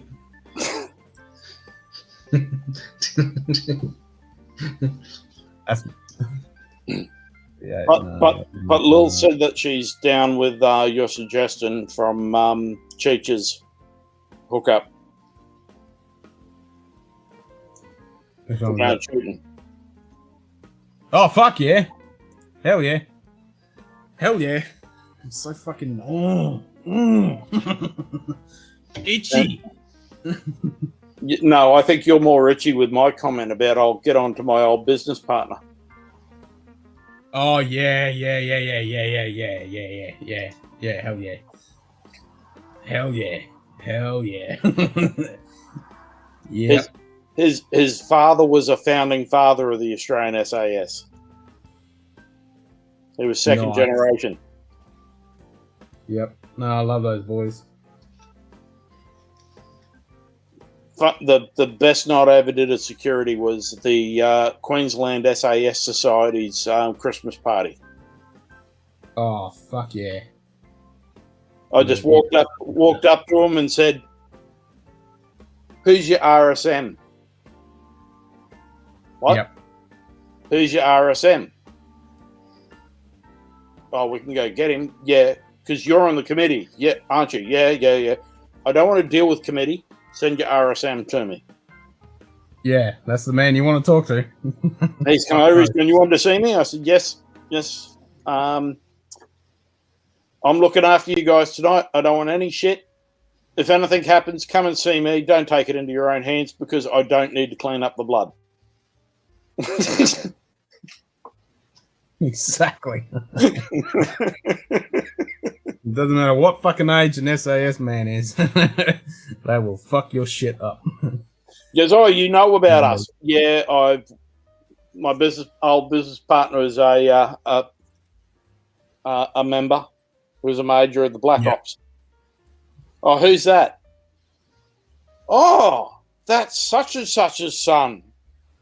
He's the son of a founding father. Oh, we've got a lot of respect for him. Yeah, there you go. Bang, you're in. Yep. You're right. We'll be all good. We'll come and see if there's any drama. Yep. You're one of us. Exactly. And I like what Lime Burners do. Lime Burners have a really strong relationship with the Sass Boys, and they actually produce quite a few bottles for the Sass, which is fucking awesome. Yeah. JD, yeah, Knock and Do is tasty stuff. Definitely worth grabbing that. I really like it. It's real honeyed oats in a fucking... It's like breakfast oats drizzled with honey all day. It's delicious. Just trying to think what I need to move to now. That was a 110. 110. I'm on green spot.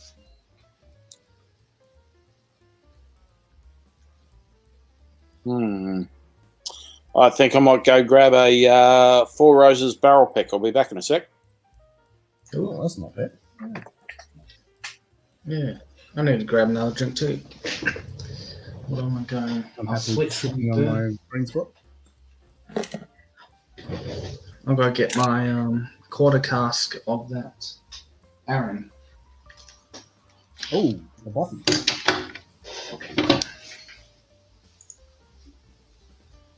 Oh, we've got the picture. Which year? I've only had the Knock and Do 10-year-old, I think it was. I think that's the only one I've tried.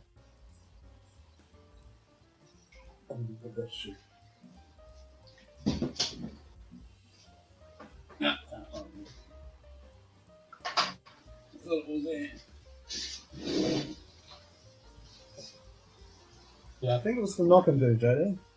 10-year-old. I think that's the sample I had. But I enjoyed it. It stuck in my brain. I remembered it. It was quite tasty.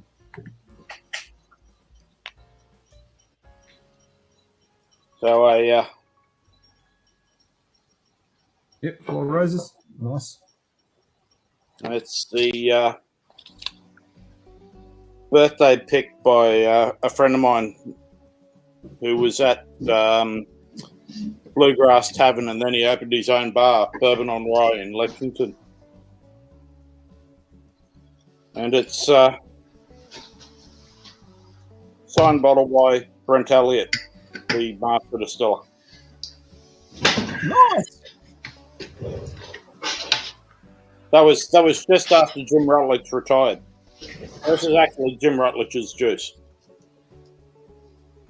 How's that for a sexy picture?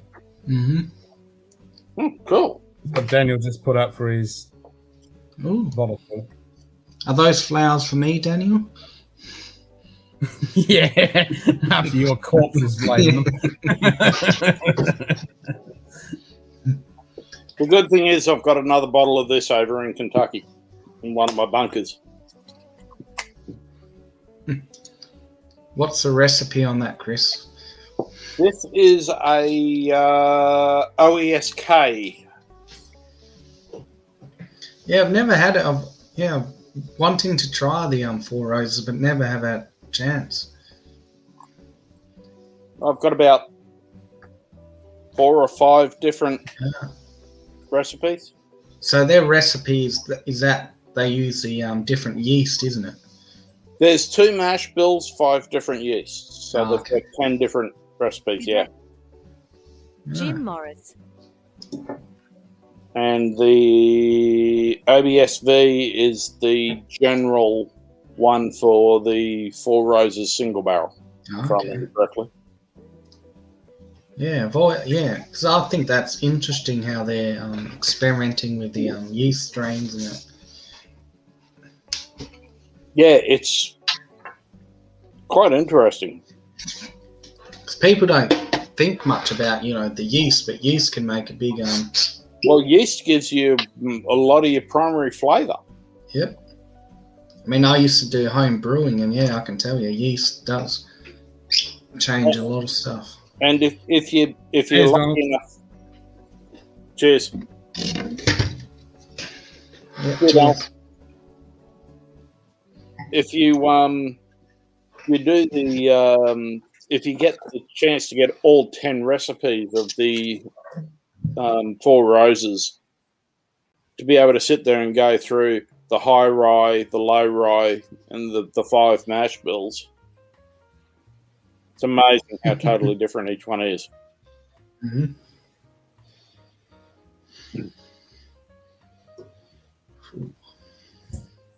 Versus my friend's 40th birthday bottle from back in 2017. Okay. He did a barrel pick when he was at the Bluegrass Tavern in Lexington. And he left there and opened up his own store at the Stolzer Club and Bourbon on Rye, just around the corner. Yeah, nice. Cool. I've had many a entertaining evening. We walk in there, and basically Leanne walks in and goes, "What does a girl have to do to get a drink around here?" And there's shots lined up on the bar. Yeah, I bet I fucking did.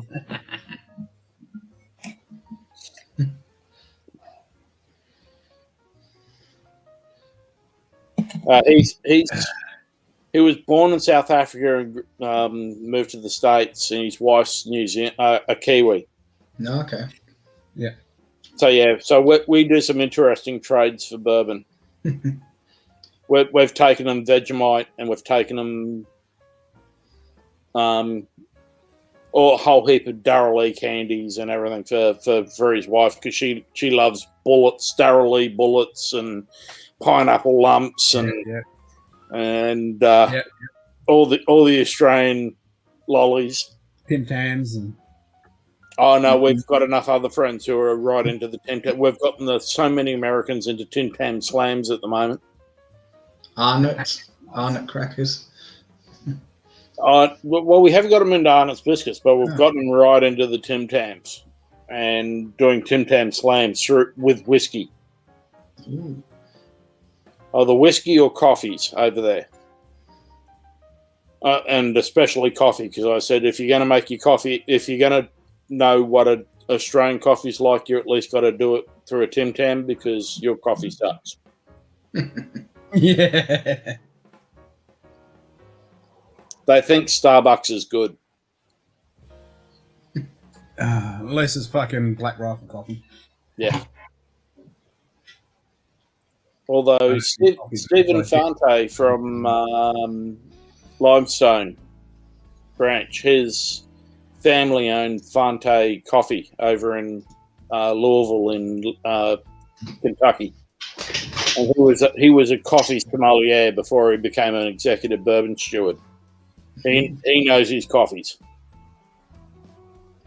And he knows his bourbons. Yeah, I used to be into coffee. I used to get, all the single origins and things like that. Yep.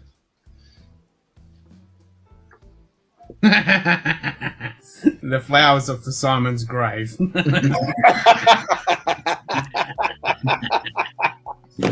Why? Because he hasn't changed shirt.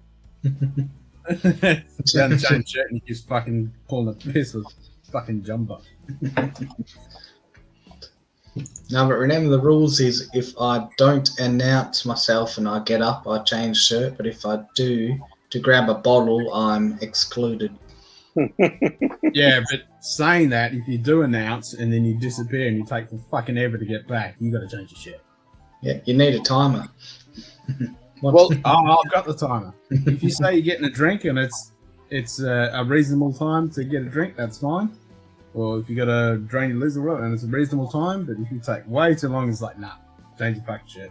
No, but even the announce. You do realise that I think that he does change his shirt every time. He's just got the same sort of style shirt that he wears about, he's got about 5 or 6 versions of it.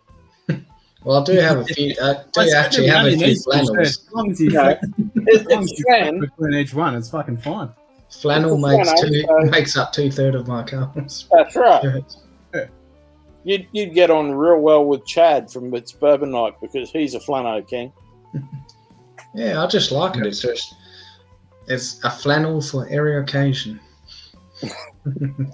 I grew up with fucking Aussies and fucking flannel, man. That's it. Yeah, definitely, old man Joe. If Simon takes a leak, it's a new shirt. Mm-hmm. That is, yep. If I take a leak, if I get up to get a drink, but don't say I'm getting up to get a drink, that's a leak. I mean, that's a change of shirt. But if I do say I'm going to go get a drink, then I don't have to change my shirt. There you go. Well, admittedly, at least the other day you did say that you were getting up and going to drain the main vein. Or what was it? You were going to drain the lizard? Drain the lizard. Yep. Not drain the main vein. Choke the chicken. Yep. That's something else. That's something else. Polish the bishop. As they say, more than 3 steaks. Yeah. You're playing with yourself. Going to beat the meat. That's where Ken's going to beat his meat. I am not. Polish the bishop. No, that's where Ken got excited about a comment that I put to him at Cheech's chat earlier. Oh yeah, I did chub up when you said that. I'm like, man, if you made that happen, I'm fucking sick. I said I was sitting there beside Lil, and I said, "Watch Ken get excited and jump on this one." Yeah, watch this. Yep. No, I'll let you know if he does come over. Oh, that'd be fucking sick. So I'll try and sort it so you can if you can get down to Perth, I'll get it so you can do a meet and greet with him. Yeah, I'd love that. That'd be awesome.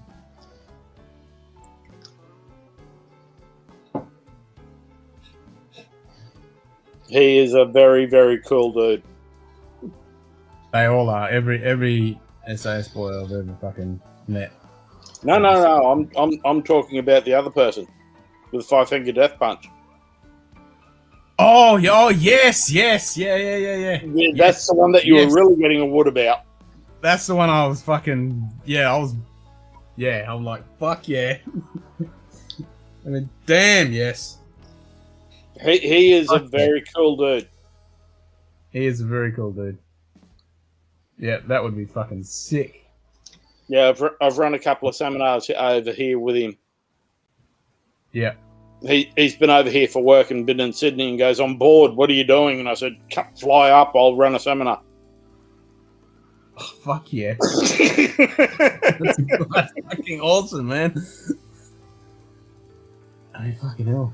Man, I've used so many of his drills in my classes and shit. Yeah, they're just so fucking good. Yeah. Yeah. But I've got a really cool one which I want to share with you from my current Sifu Eddie. Yeah, fuck yeah. Yep. It's a Paxo drill. Oh, nice. Because it's from Long Shun. Speaking of Long Shun.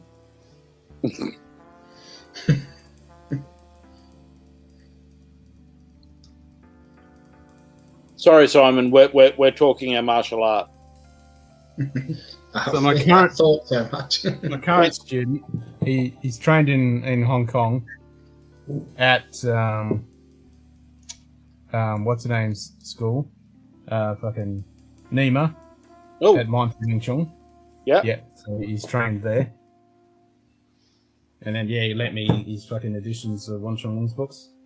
Sweet. I've been going through them. Yep. So I've been going through them. Very cool. Eddie's lineage is down from Yip Man through Wang Chong Long to Long Xion to Ken Chong to him. Yep. And then I also do the Putnam lineage from mainland China as well. Nice. And it's a little bit more Shaolin. Yeah. Have you read? It doesn't have Yiji Kimyuma. It has more Marbo. Oh, okay. Yeah. Have you read Sifu Sergio's book? Yeah. Some extracts. I haven't read the whole thing. Yeah.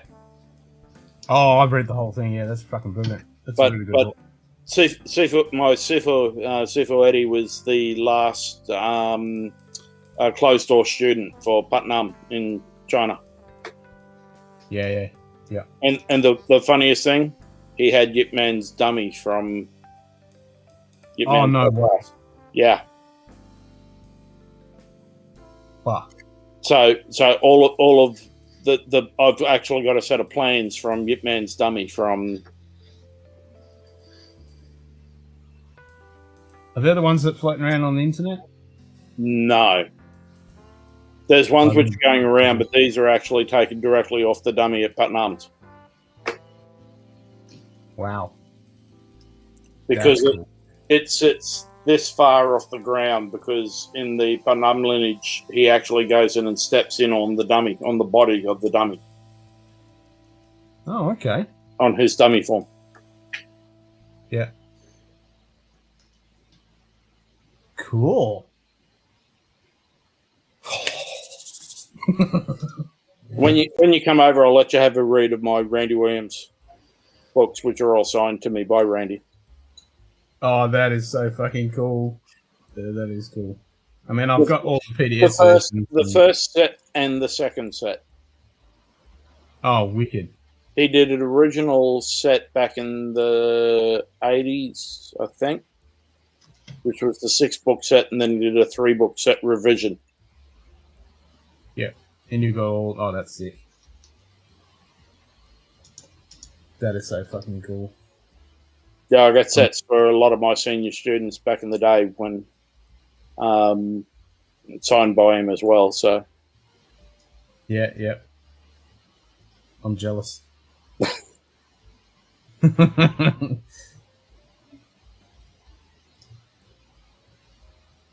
wonder if I can get those. It's been a while since I've actually gone on to Everything Mentioned. I should have a look on there and see what fucking cool stuff's on there. I haven't been on there lately either. No, it's been a while since I've been on there. I used to get emails from him quite regularly, but I don't get anything anymore. Good point. I haven't got an email from them from fucking yonks. Yeah, that's a good point. I used to get them all the time. Might have to look into that. Maybe they've changed their fucking system or something. No, I don't think it is. I think it's just that they're not doing mail out all that much anymore. Well, I bought some really good. I bought a bow and some carly stick from them, the bamboo ones. Yep. Like they composited bamboo. Oh man, they're fucking good. They're my favourite carly sticks. They're fucking brilliant. They're all dented to the shit house now from training, but they're good sticks. Well, since you pulled those out, Yeah, here we go.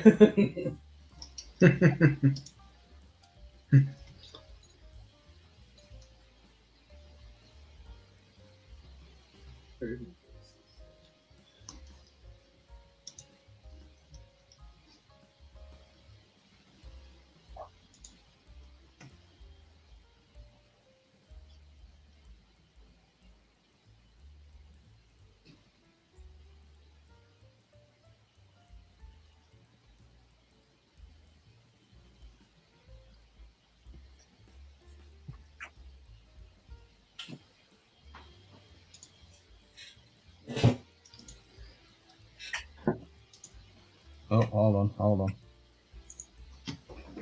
Oops.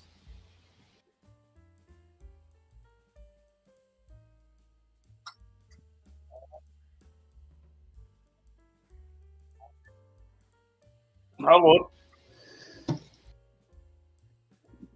And his revised editions.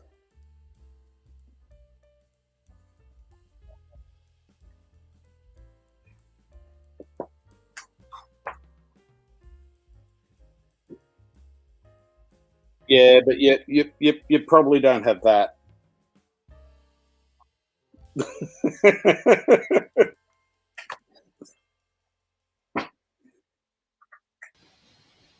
Sorry, everyone. We just went a little bit off topic there from bourbon and whiskey, but It's kung fu. It's fucking awesome.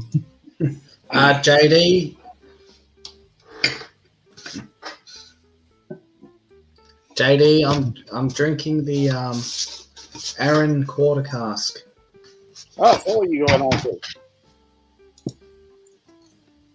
But I'm doing a Four Roses single barrel OESK.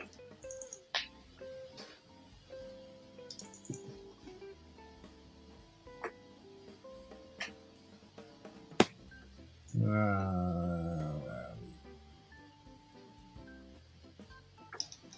see what ones I've got. Yeah, the cask strength's quarter cask. 56.2%. Really good stuff. If you ever get a chance, just grab a bottle. And this is I really love OESK. It's one of my favourite profiles of Four Roses. Yeah, yet to try Four Roses. Well, I've got about 3 or 4 picks which are going to be on the way over, so... Ooh. Might have to camp out at yours, Chris. Well, I'll send some over. No problem.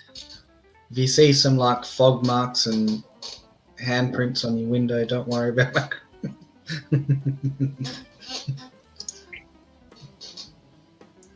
Gotta love Australia Post. We can the recent ones.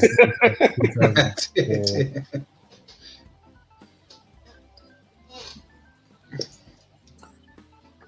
Everyone over in the States, damn, we've got to say it's olive oil. No olive oil, yeah. Oh, I'm having another one of those. That was just too good. Or beard oil. Beard oil. Well, Just a bit of a problem. Yeah. I have a 5 o'clock shadow, but not a beard. Could you imagine one of those custom officers? They're like reading beard oil. They're like, oh, I might keep one for myself. In the morning, he rubs it on his fucking beard. Fucking birds. It smells good. Yes. His boss goes, have you been drinking, sir? Why am I suddenly getting all this attention from women? Yeah.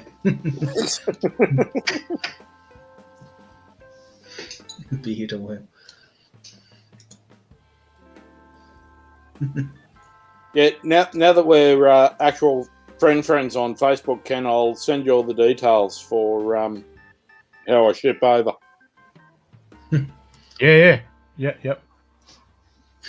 You're on water, JD? Fair enough. Water detox till Wednesday. Nice. Yeah, it's always good to have a bit of a...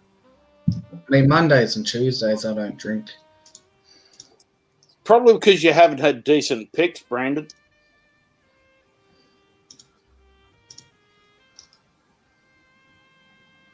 Yeah, could be. You probably had some of Damn, those I want this book. crummy Californian picks, not real Kentucky picks. California. Well, they're probably done by people who haven't actually been to the distillery. They've had a couple of samples sent out. And... Oh, those ones are California. They're the ones they go to the people on Skid Row and get them to taste some fucking off barrels, and they go, "Yep, good." Yeah, that'll do. Yeah. No, we've done a Four Roses pick. Actually, we were involved in this pick. Actually, as one. Another pick, so that was a pick for our friend's 40th birthday, and we were over there for that.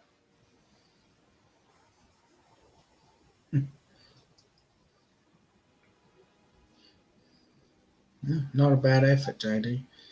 I videoed the entire pick because we actually had Al Young from Four Roses, who unfortunately passed away. Christmas in 2019, Boxing Day, I think it was. Al was a great gentleman. He'd been with Four Roses for over 50 years.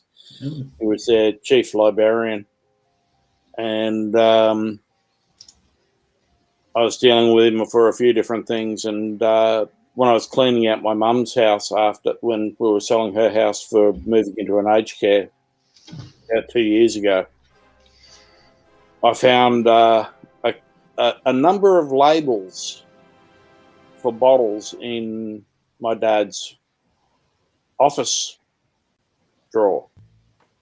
And 2 of them were for Four Roses. There was a couple of other Seagram's products, 100 Pipers and a couple of other things, saying bottled in Australia. And Lil put up on Four Roses, anyone know about these? And Nell Young reached out and said, I've got a story to tell you about those. Contact me.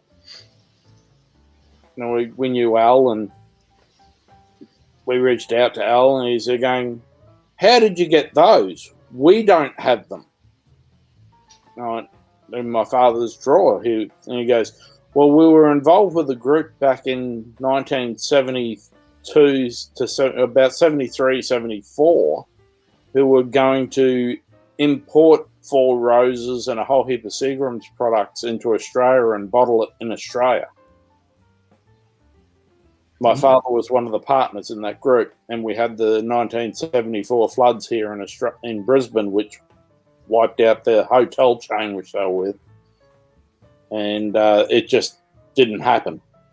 He goes, we don't have a copy of that label. So when we were over there in 2019, 3 months before Al passed, we gave him one of the 2 labels. And he's going, that's going into the Four Roses library because it's actually scribed out, bottled in Australia. I'll go grab the actual copy I've got. Oh, sweet.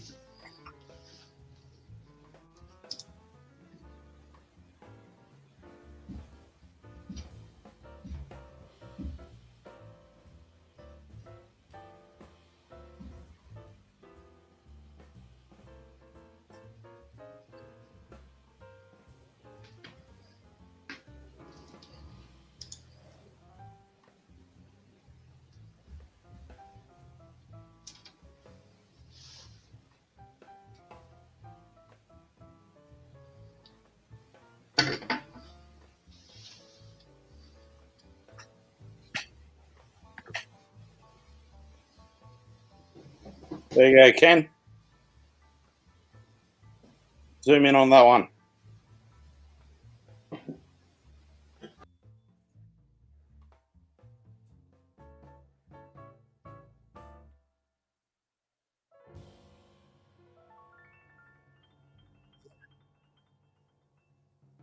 That's a Four Roses label, which was going to be for bottled in Australia in 1974.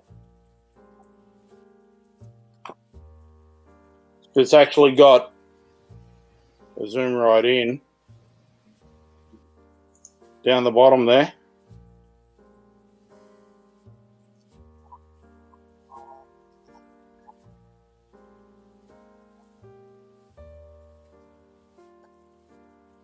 Actually bottled it in Australia. They were going to. They were importing it. So I'm actually in the process of trying to sort out the import for Four Roses in Australia because no one's got it at the moment. Yeah, that would be good. Well, it gives me a history with Four Roses. Not just drinking it. Yeah. There you go. So that used to be the front window, or one of the front windows in my school. Oh, cool. So my sign writer, one of my students was a sign writer doing vinyl, so I designed it, and then it was all gold and shit. It was fucking awesome. Because who was your teacher under William? So Sifu Allen, and then my teacher, so Fred. But then after that, I went, well, Williams, shit. So I pretty much went to Utman, and so I know both lineages. Who have you dealt with for your accreditation with just a direct Yip Man? No accreditation. Okay, yeah. So you're still operating under sort of your Williams lineage, but saying just Yip. Yeah, Yip so lineage. I still go and train with my Sifu. But yeah, we just do our own training. So, Yeah, because I know Ian Prothero over here in Brisbane, who's ex-William. Yeah. So we got, a bunch of stuff. We talked to Ian, got his books and, his footwork and all that cool stuff. Yeah. Yep. Cheers, O'Neill. Thank you for joining us. Cheers. See you, William. Cheers, mate. Yeah, so we got to sign Good question, Brandon. I'll have to go and check on one of my bottles whether or not the Wild Turkey bottles do state whether they're bottled in Australia. I have not actually looked.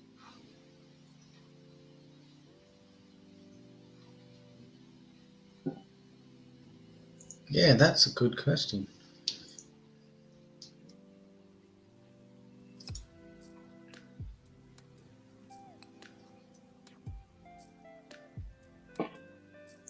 back when I had a school. Pre-COVID days. Yep.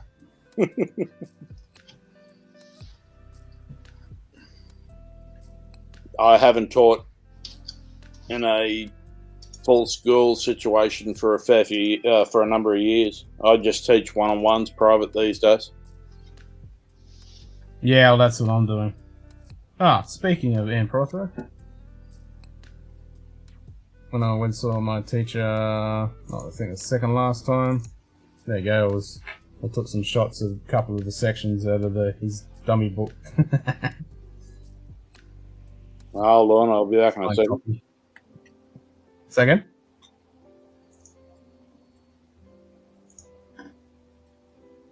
Oh, he's going to get Ian's book.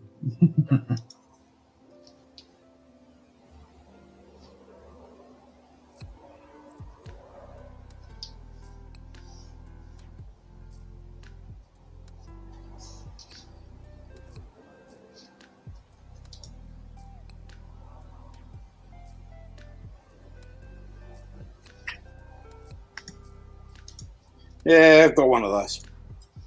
Yep, that's the one. Is yours copy signed as well? Yeah. Yep. That's the one where you have to contact Ian to fucking get it. Yeah. Well, I contacted Ian when I had Randy come over one time and I was going to do a seminar, and Ian didn't want his students actually meeting Randy, but he wanted to. Yeah, yep. Yeah, nah. Yeah. Yeah, nah. Yeah, nah. Yeah. I just wanted to do lunch. Yeah, is that right? I said, are you paying Ian? No.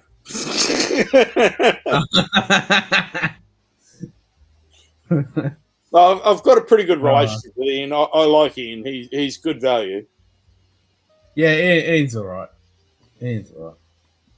I mean, my teacher and my fellow student, they've got a pretty good relationship.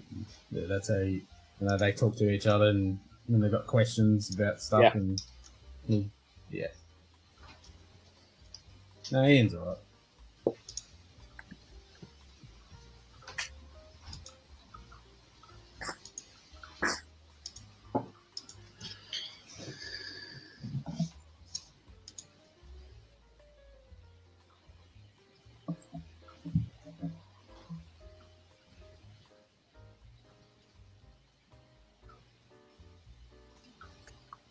Actually, I'm spewing Nigel didn't fucking... Actually, I'm spewing that Nigel isn't on here. Nigel would be on here, and my Sifu would be on here. Here we go.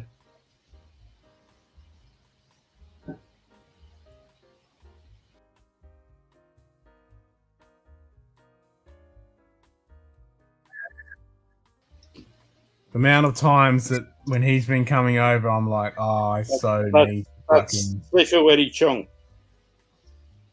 Yep. That's my teacher. When he came over here Yep. a couple of times, he stayed at my house and... God damn. There you go.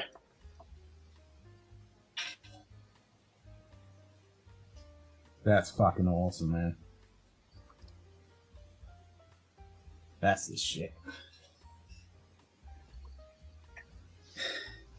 Makes me want to go train now.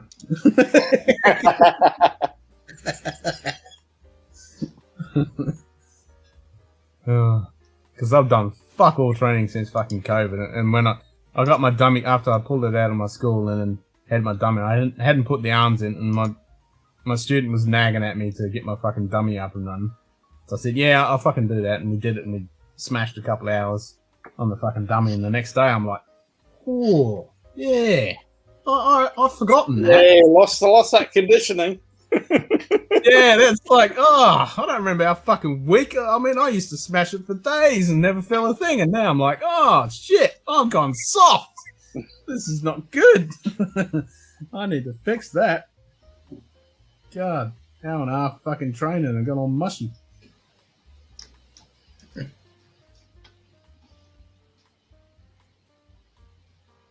Yep. Yeah, no, Sifu Eddie's probably in his 70s now.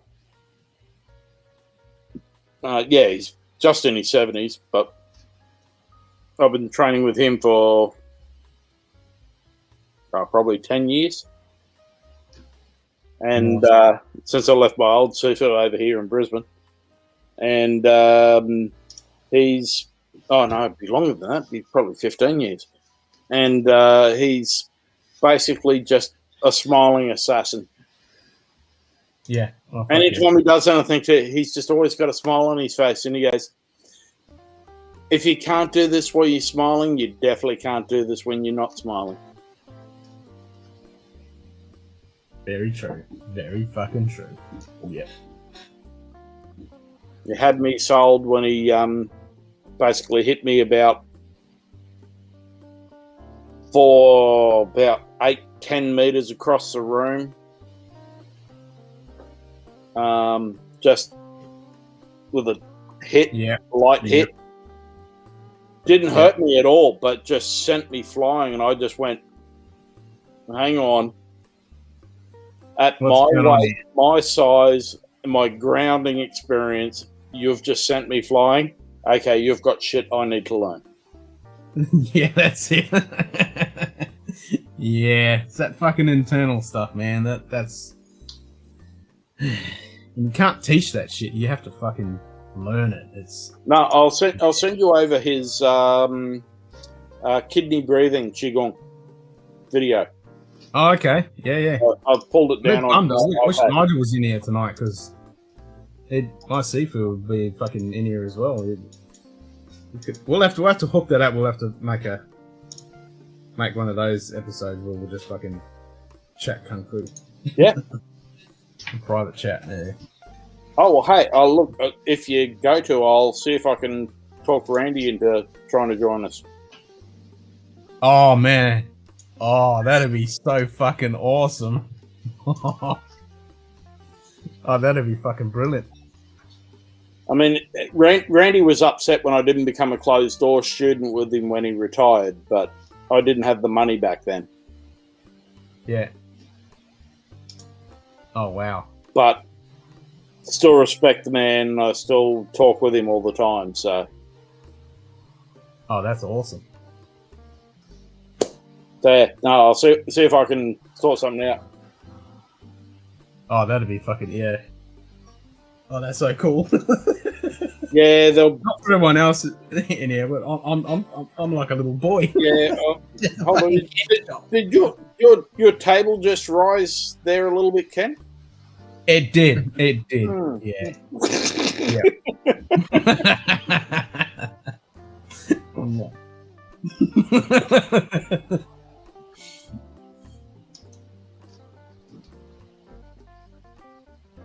Yeah. Yeah, no, I've got some good video of some of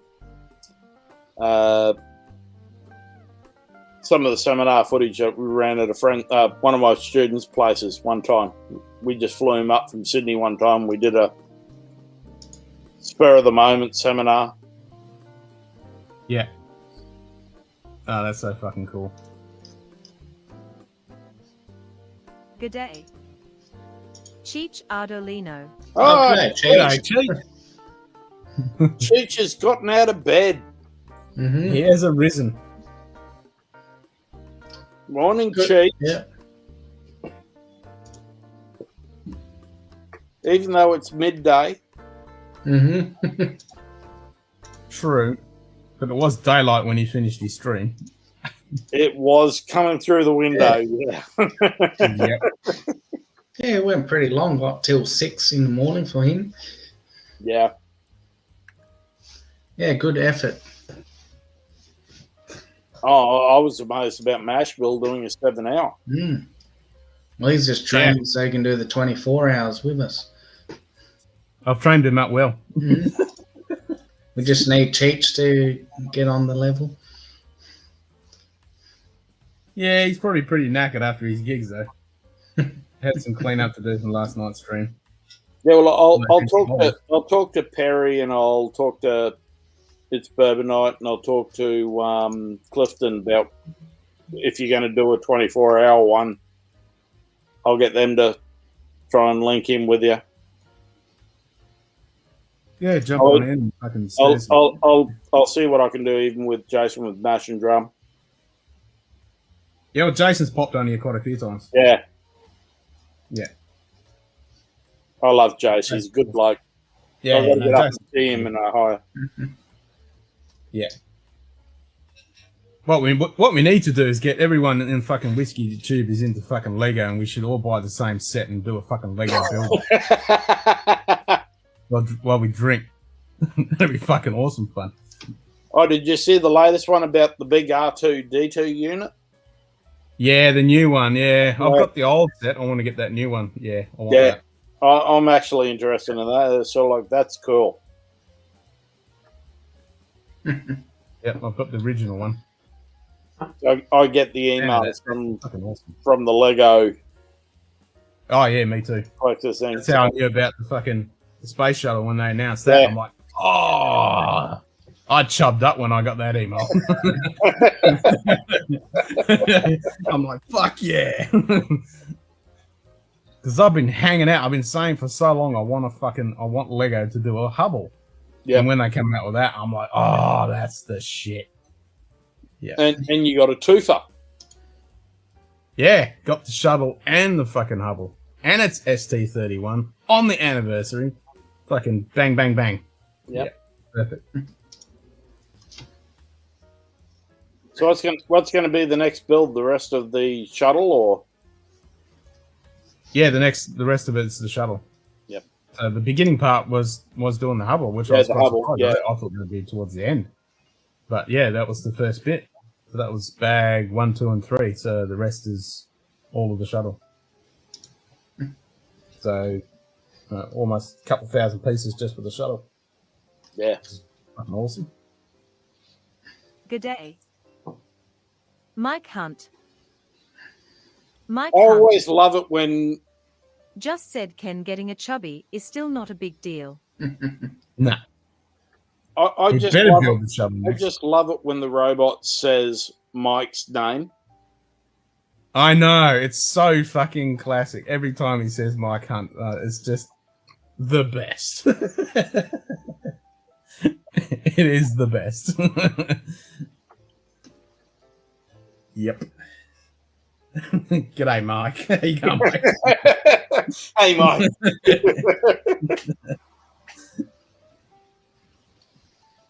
And yes, Jim, the shuttle will be built next. So when are you planning on doing that for a stream? Second? When are you planning on doing that for a stream, Ken? So probably not this week because I've got daddy duty. I got to take the boy to school every morning, so I'll have to get some sleep. But I might be able to jump on for a couple of hours and just do a build and then just not do the pub stream afterwards for 7 hours, like I normally do. So I'll see how I go this week. I've got a few things on this week, but I'll see how I go. Because I'm interested to get into it, but I don't want to do it too fast because it's the only set of Lego I've got left at the moment. Until I get some more. It's not fucking cheap. No. I still need to program my leap year excavator. Did you see that one? Yeah. I mean, that thing's fucking massive. I'm looking at it now and it's like, it's fucking huge. Yeah, that's freaking big kit. Yeah, it's fucking epic.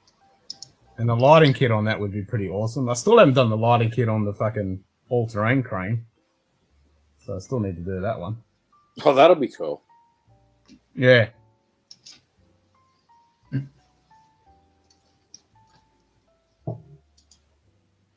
And I'm watching Australian Lego Masters at the moment. Oh, yes. Let's do episodes. Gotta watch that. That's the only thing that's decent on free-to-air at the moment. Yeah. There's some talented fucking people. Oh, yeah.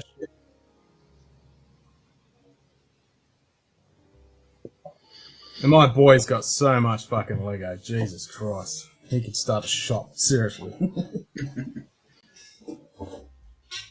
Yes, so much fucking Lego. Now, I reckon that'd be cool if we got Whiskey Encore. Whisky Encore. It's popped in. You'll be amazing, Aussie friend. 195 subscribers as of this morning. Sweet. 5 more to go. So, of all the 13 people that are in here, if you're not subscribed to Whisky Encore, and Cheech is going to put up the link very soon, within the next 5 seconds. If you're not fucking subscribed, get over there and subscribe. Otherwise, I'll step through this screen and bitch slap you.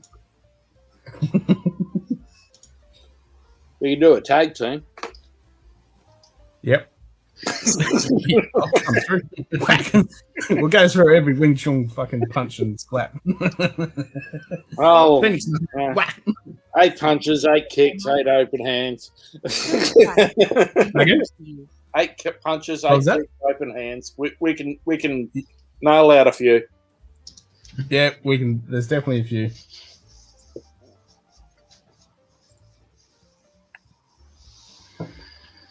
Hey, Mike Hunt. Philip McCracken has been looking for you. Looks around. I think you're preaching to the choir, Ken. Yeah, I know, but maybe there was somebody. Who hasn't. All right. I don't know about blaming your son for your Lego addiction. You know, I think your son's got the Lego addiction from you, Ken. Maybe? And me missus? Like, did you see that fucking treehouse that she built? That thing was epic. No, I didn't see that. Oh, man, that build is epic. I was quite jealous. That's a fucking awesome kit. And there's a lighting kit for that, which makes it look amazeballs. So I'm thinking I might buy her. Yeah, I think I might buy her that. It's okay. Lil was jealous about your lighting in your cabinets behind you earlier this evening. Yep.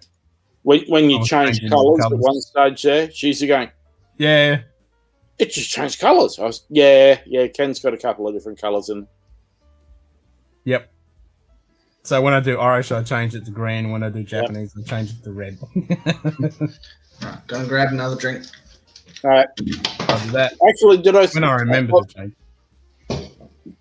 I'll have to go over to my friend's bottle shop and send you a photo of his Japanese whiskey selection. Today. Common Australian. Common Australian. Just said I think I'll eat a kangaroo today. Maybe wrestle a coffee. That's pretty Aussie. You don't get much more. He's good. Nah. Rue's good tucker. Nothing wrong with a bit of Rue, mate. It's healthy. It's good for you.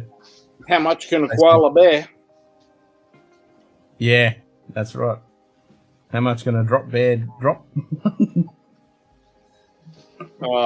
That we had we were in a one of the transport buses in the Bourbon Festival a a couple of years ago over in Kentucky.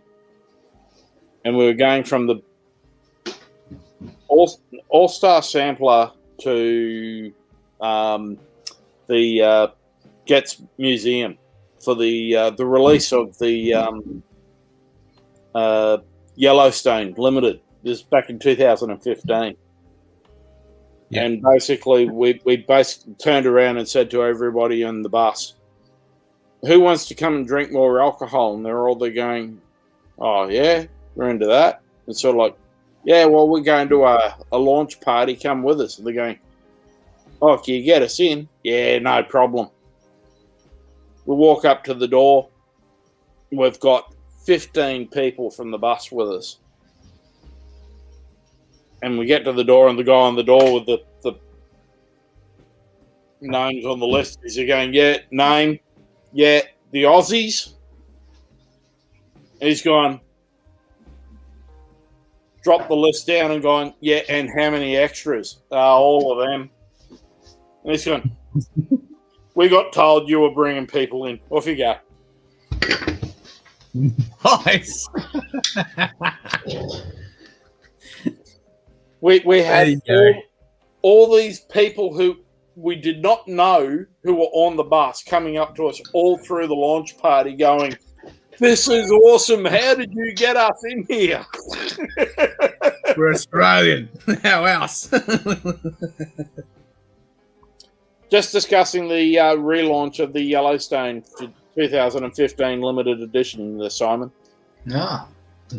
We took a whole heap Kangaroo around. down. Sport time. You kangaroo down. We can't sing that anymore. No, not allowed. Nah. I grew up on that shit. Yeah. It's like, what are you going to do, Simon? Oh, going to a bit of lark. Take the leg with his car strengths lark. Take the leg with his extra leg.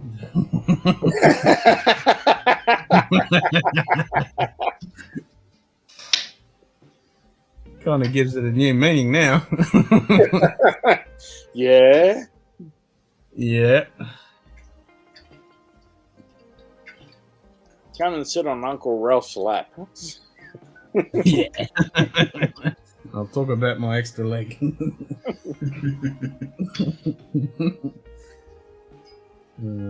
Why aren't you allowed speech policing? Just Google Uncle Ralph.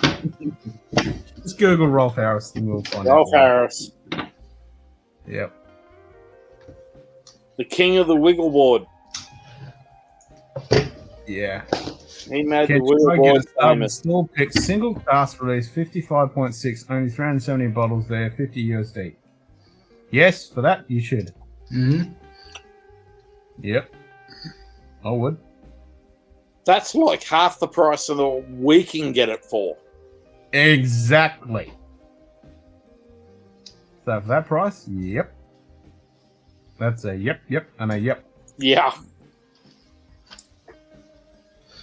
That was one of the things when we did a thing down at Starwood, and they actually said, yeah, it's scary that we can send stuff to the US cheaper than what we can sell it for here. Mm-hmm. Yeah, because of the fucking taxes. And then then we sat at the table at the Bourbon Festival Gala one year with the guys who do the import for Starwood in Chicago, and I think 11 different bottles, and a couple had more than one pour. Yes, but were they Perry pours though, Cheech? True. Most of them were 30 mils. What were the other ones? Yeah. What were the ones which weren't? Were they Perry pours? Like 4 finger paws? Oh, kangaroo paw. Yeah, we should take that. We'll get rid of the fucking 4 finger paw. We'll just call it a kangaroo paw. I like that. I'm taking that. Feel free. Yep, kangaroo paw. That's fucking classic. No, Perry paws. Well, since my poor old Lagerborn's sitting here, I'll have a bit more of this. Got a bottle chug that one, Ken. It's almost done. Oh, I don't bottle chug. Oh, I did bottle chug the fucking Redwood Empire. I must admit, I did do. Libation exploration. Tito, how you going, mate? Yeah, good day, Tito.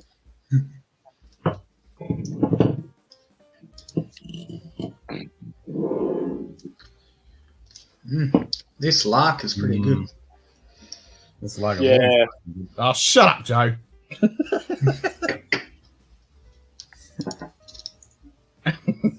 Ken's favourite, yeah. Caught red-handed, Ken. Oh, here we go. Another peanut gallery. Kangaroo.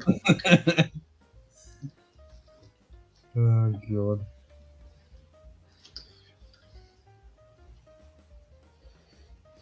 Yeah, so the Americans wouldn't get the joke of looked up my family tree the other day, and all they did was throw nuts. Yeah, exactly.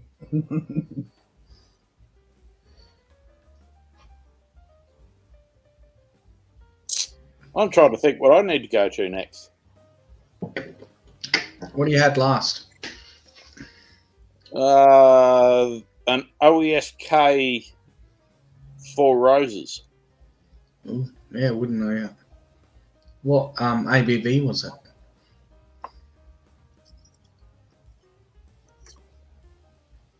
Uh, 53.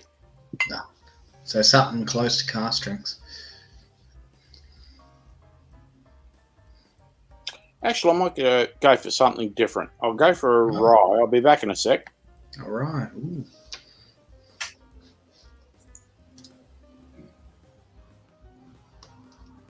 Pretty much.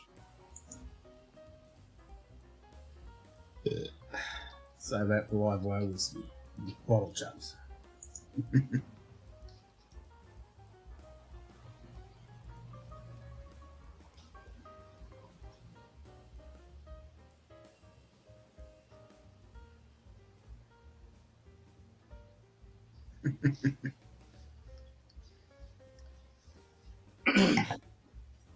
It's lost a lot of its sting when it's that fucking far down the bottle.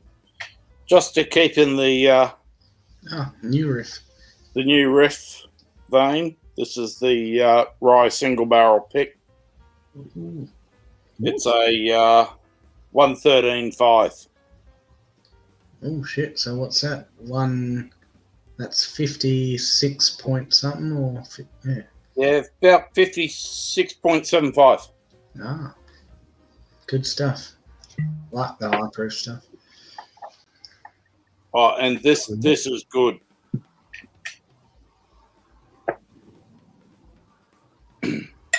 Yeah, does anyone sell New Riff over here, or they haven't? No, New Riff's still relatively new, but we have talked to them already about getting the import.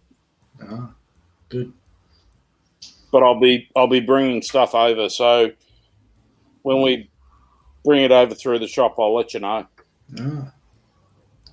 So do you sell these? Do you sell bottles online, or? I don't at the moment. Just the stuff I've been bringing in is just myself, but I'm sort of like the bourbon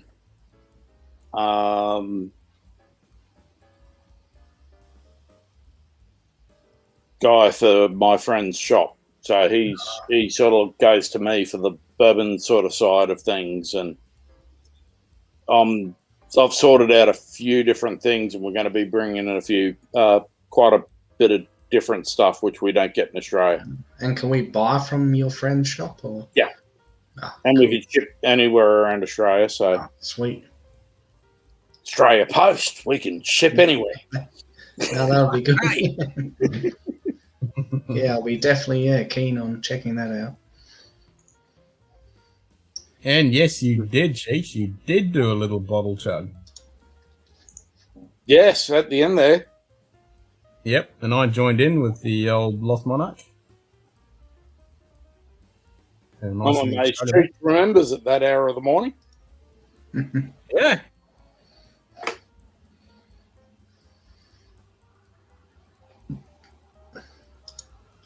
That's Sunday for them over there, isn't it? Yeah. Yeah, Yeah. it's what 12:35 now in the afternoon. Oh, so Whereas- it's drinking time for them. Yeah. Past Well- midday. Whereas we're into Labor Day over here in Queensland, public holiday. Oh, really? Oh, nice. Yeah. Not that it does anything for me. I get a couple hours sleep, and I get 1 hour of penalty rate tonight. Yeah. Yeah, sucks. What time I do you have to start your night shift? I start at 11 p.m. Ah. That's why I'm up now. So I'll go to sleep. I'll get up about 7. Try and push. I'll push through to about 3. Go to sleep for a couple of hours and get up and have dinner and then go to work. Yeah, I was going to say. Yeah. It's hard to change from day shift to night shift. Oh, yeah, definitely. Yep. Yeah. Sucks. Yep. Been there, done that. Well, the way I try and treat it, it's like flying to the States, except for I'm not landing before I took off. Yeah. Very pretty much.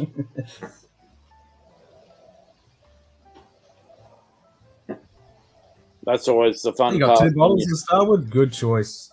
1 Elijah Craig straight rye, 1 Sagamore straight rye whiskey. Still good. Nice. Yeah, let us know how you what you think of the straight rye Elijah Craig, JD. I've got to get some of that sent over. Probably that becomes a public home duty college.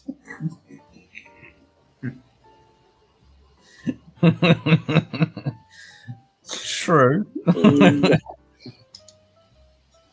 Oh god. Depends how long you've been with that partner. Yeah. Yeah. Oh, Leanne and I are coming up to 20. Oh, actually, I think we're over 22 years now. Oh, Couple of days. Pretty much.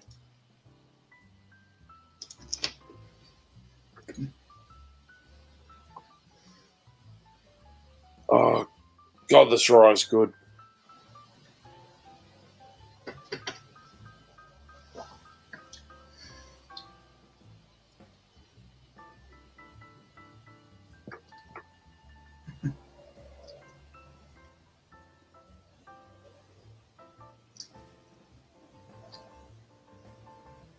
It's got a lot of the spices, but it doesn't have the licorice notes a lot, which a lot of ryes do.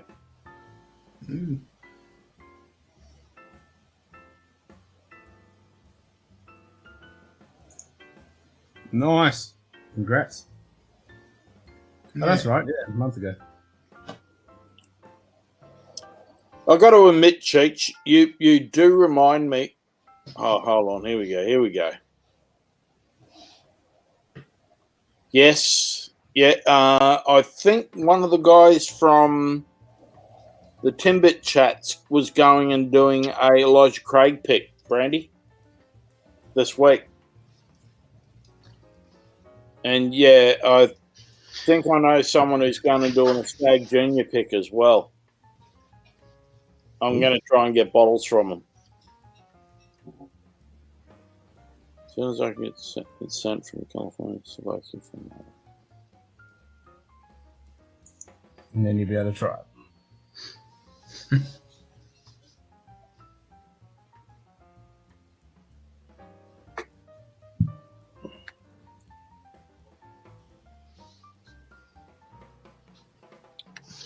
Well, 20 years is a good stretch there, Cheech. Yeah.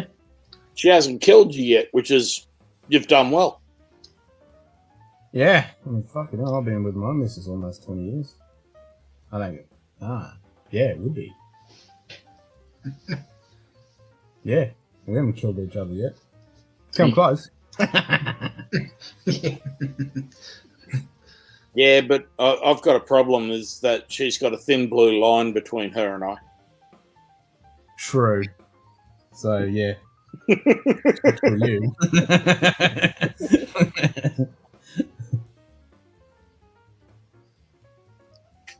If you don't know, Simon, Lil's a detective. Oh, yep. Same as Bobby. That's why she chats with Bobby all the time. Ah. Yeah. Oh, yeah. Sorry, Cheech. Yeah, you remind me of a mate of mine. He's got a shaved head and the same sort of goatee, sort of beard, sort of thing. So when we first hooked up with you online, it was sort of like, God, he reminds me of this friend of ours. And you've got the exact same personality, which is a bit of a worry.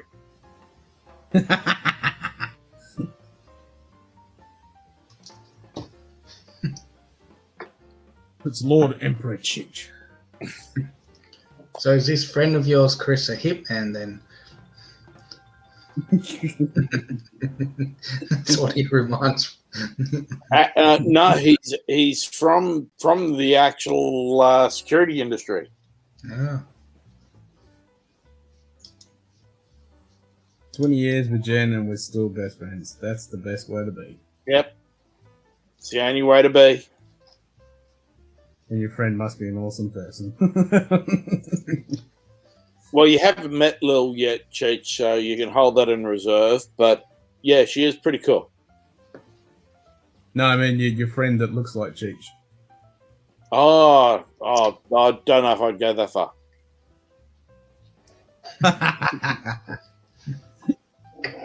No, Clive's a good bloke. I've got a lot of time for him.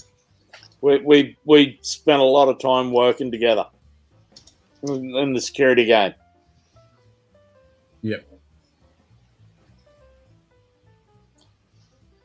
Yeah, good old security. I used to hate those fucking night shifts from 6 p.m. to 6 in the morning. Ugh. Well, I did the club scene for a very short time because I did more bodyguarding. Yep. Back in the early 90s.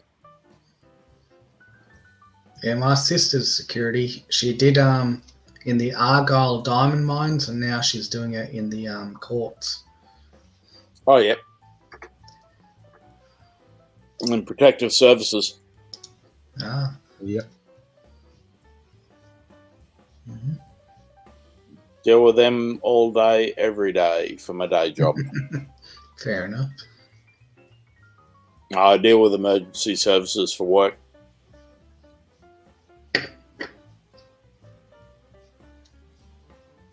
So police, fire, and ambos.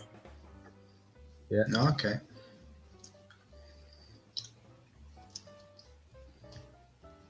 Yeah, a few weeks, actually probably a couple of months now, I got a phone call. Oh, I'm such and such from the Department of Justice, and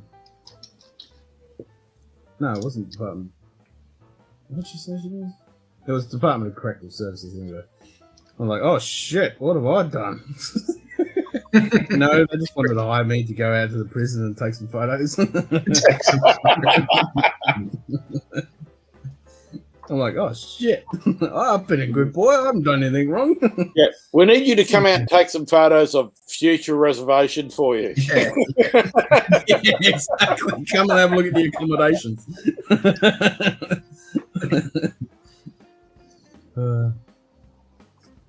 It was all press and marketing and stuff.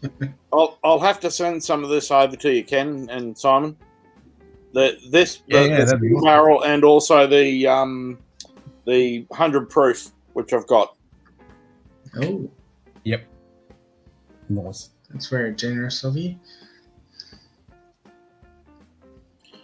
Well, it's easier to send to you guys than it is to the guys over in the States. So, No, fair enough. Yeah. Yeah, Brandy, if you're not subscribed to Cheech, get on there. Yeah, do it.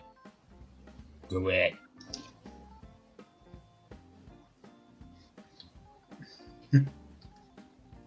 I mean, admittedly, he is on it 4 in the morning at your time, but you know. Yeah, you can watch it on the replay. That's exactly right. Mm-hmm. Yeah. Like on Star Trek episode, we had a shitload of people. I've got a shitload of people watching on the replay. The numbers are going up quite nicely. I'll tell you what, that was a good episode last night. Some of those picks which you were coming up with, Simon, were gee. impressive. Yeah, for someone who's never watched Star Trek. Yeah. But it was good that you explained the character. I liked that game. Like, I think that was awesome. My away mission was work this morning, whereas did you like my description of what was the thing for? Yeah, that was awesome. Yep, that was awesome. I thought you'd like that. Yep, I like that. I'm like, yep, that's what we like to see. Although with my my other occupation on the ship. Yep. Yeah. Well, we can't talk about that. That's exactly right. Yeah, exactly.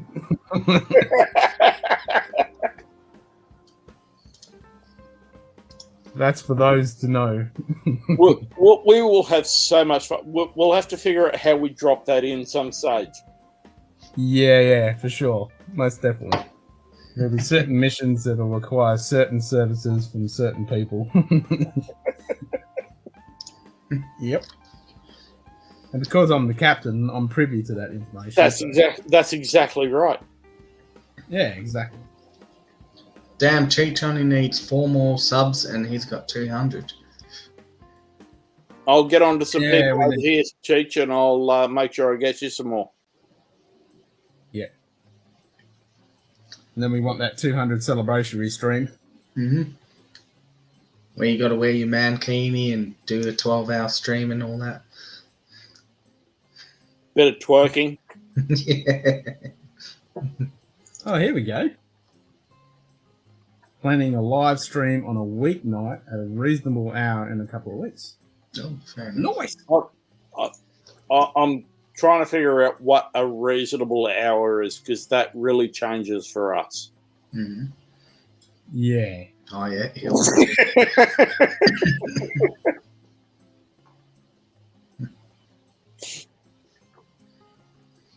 A reasonable hour is any hour for me. Well, I find an unreasonable hour is between 3 and, say, 7. They're shitty hours. I don't like those hours. In the morning. When I got up at 5 this morning, I was half expecting the Star Trek thing to be still going, and I was going to jump on when I got up. No, we capped that to 2 hours. Yeah. Because as soon as I saw what time it was starting, I sent you the message. I went, no, that's not happening. Yeah. Yeah, it's a real pain in the ass trying to get a good time to suit everybody. I mean, it's a pain in the ass to have it in the daytime, but I reckon we should do some flips every now and then. So it'll be 10 o'clock in the morning here. 11 o'clock in the morning here, and then 11 Eastern Standard Time for them. Yep. Which would be cool. It's just you just got to work it out when there's not conflicting with everyone else. Well, that's it, and that's the hardest part. Yeah, there's so many channels. Yeah, so 10 a.m. for me, that's fine. Yep, so 10 EST is perfect because that's 10 a.m. for me. As long as it isn't conflicting with every other stream under the sun. Yeah, that's 12p for me. Depends what. Yeah. It's midday, yeah. Just depends whether I'm on a day shift or an afternoon shift or a night shift or a day off or. Yep, all that stuff. Bloody life just gets in the way, doesn't it? Yeah. If it wasn't for my job, I wouldn't do it because the only reason why I do it is it pays me to go to the States. Yeah, exactly. The only reason I work is to buy more whiskey. Well, got to pay the bill somehow.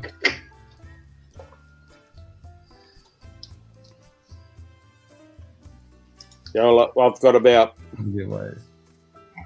My next shipment over is, I think, about half a dozen bottles of Weller, and a couple of them are picks. Oh shit. Yep. So I think I had a couple of OWA picks in there.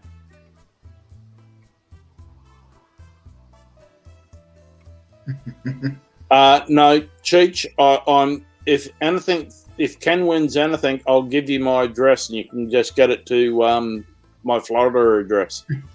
Yeah, I won something on, what's his name, Mashbill's stream when he did it for Wheels. I won a Wild Turkey rye, the rare breed rye. But because I live in Australia, I just told him just to give it to someone else because it was too much of a muck around to send it down here. Until I told Ken how to. That's it. If you were there earlier, yeah. It's not stepping all over other live streams. I sort of stole the Sunday slot we could have used, perhaps. Yep, they slid into that slot. That's a problem over there. There's so many whiskey streams now over in the US. It's crazy. Everyone's tripping over everyone. There's some double ups. Yeah, it's hard. No, you just have to stream on there. People who like your stuff, they'll join you, and the ones that's exactly it. Mm-hmm. And some people who have been following you for ages will follow your stream and they'll watch the other stream on, playback and replay. Replay. Yeah, exactly. So today, hold on, replay. I watched. I had 3 streams going simultaneously. Yeah. I watched Ken this morning on replay. So. Oh. Yep. And you going. So tell me about that character's. So what's this character like? Treat me like I know nothing about Star Trek. I don't know anything about Star Trek. Yeah, you need to fix that. Yeah, I feel bad for. I don't want to be a burden on the thing. I just sat there going, I've got some really good picks for some of those. Yep. G'day, James. How you going, mate? Hey, James. G'day, James. How's London? My pick for Quark was my 27-year Parker Heritage. Yeah. Because he would be selling the shit out of that for about $7,000 a bottle. Exactly. He would. That's why I picked the Weller 12. Yeah. Fucking overpriced and just fucking... Oh, that's cool.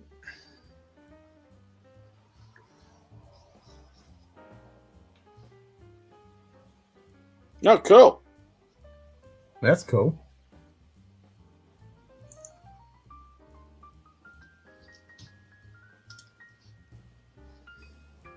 I like that idea. And then they could come in on your stream instead of doing their stream. No, I just like the fact that Cheech is telling them step aside. Yeah. Yeah, just step aside. Lord Emperor Yeah. Cheech needs you to step aside. You will Step aside. I need to talk to Aussies at a reasonable hour. Otherwise, you'll be sleeping with the fishes. We'll send you a package of drop bears. Yeah. Oh yeah, we've had some fun with the Americans over drop bears. Oh yeah. We had a night traveling in Bird Festival with group. She would not believe that we were Australian, but she believed in drop bears. Okay. Figure that one out. Yeah. Yeah, okay. Australia doesn't exist, but drop bears exist. Okay. Yeah. One of those No, ones. no, she just did not believe that Lil and I were from Australia, even though Leanne pulled out our Australian passports. Still didn't believe it.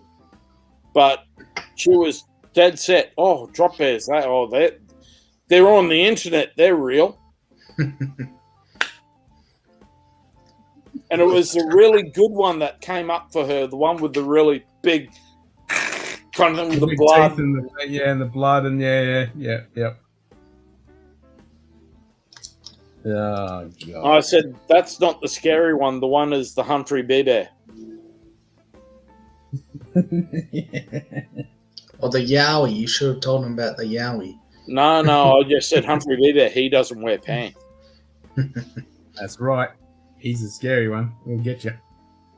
At least Fat Cat wore a bib and brace. Yeah. We should have told him about Ivan Milat and Wolf Creek.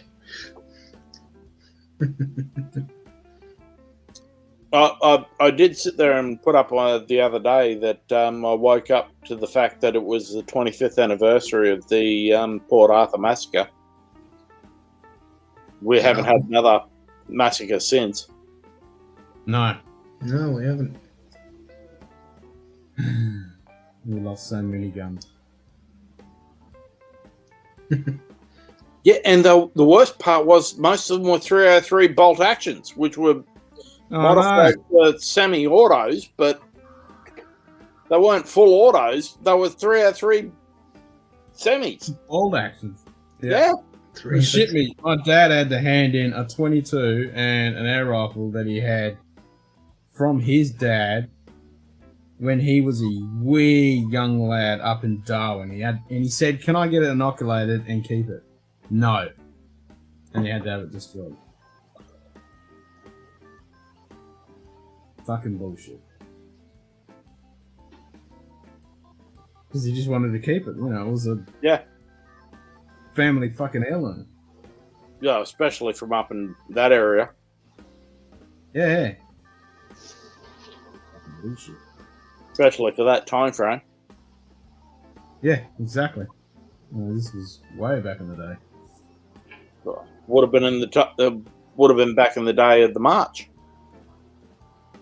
Being from his dad. Yeah. Because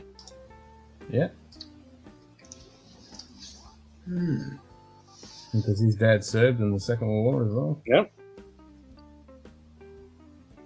But that strange thing which most Australians don't know about, the fact that there was the bombing on Darwin and the big march down from Darwin to Tennant Creek. Yep. Fucking oath. Yeah, Darwin got fucking hammered. 8 days after Pearl Harbor.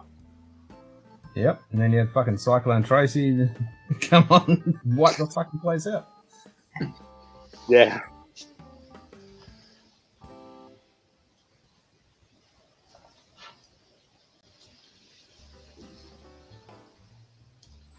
No, when I'm up in Darwin, I'll hook up with you during the day. When I'm up there with my brother, Urbans. So when you go up, I'll get you to catch up with my brother. Yeah, fuck yeah. Yeah, I've been meaning to go back there because I only been there when I was in the army. We were stuck in fucking the middle of bomb fucking nowhere, and this stinking up shit all over the place. Yeah, like I was meant to go to this enemy party. And we got there, and that's what we thought we were doing, because we were meant to be playing with the Sass Boys and the fucking Yanks and Exercise Kangaroo 90. As I always say, anyone says, stuck in the middle of absolute nowhere in Darwin, Palmerston. Yeah, pretty much. And then, so we went there and we're going to be fucking enemy party, and then, you're fucking GDs. Oh, no. It's all stuck in the fucking mess tits, cleaning up, doing all that fucking shit. That was fucked. Got shafted. No, that's okay. My old business partner, when they did the Kangaroo 88 exercise up in the territory, he had some fun with they captured a group of Navy SEALs. Nice. Put them in the chicken coop.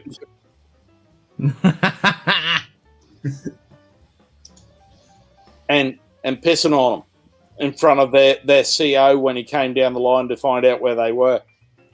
And said, "You can't do that. They're Navy SEALs. They're POWs as far as we're concerned."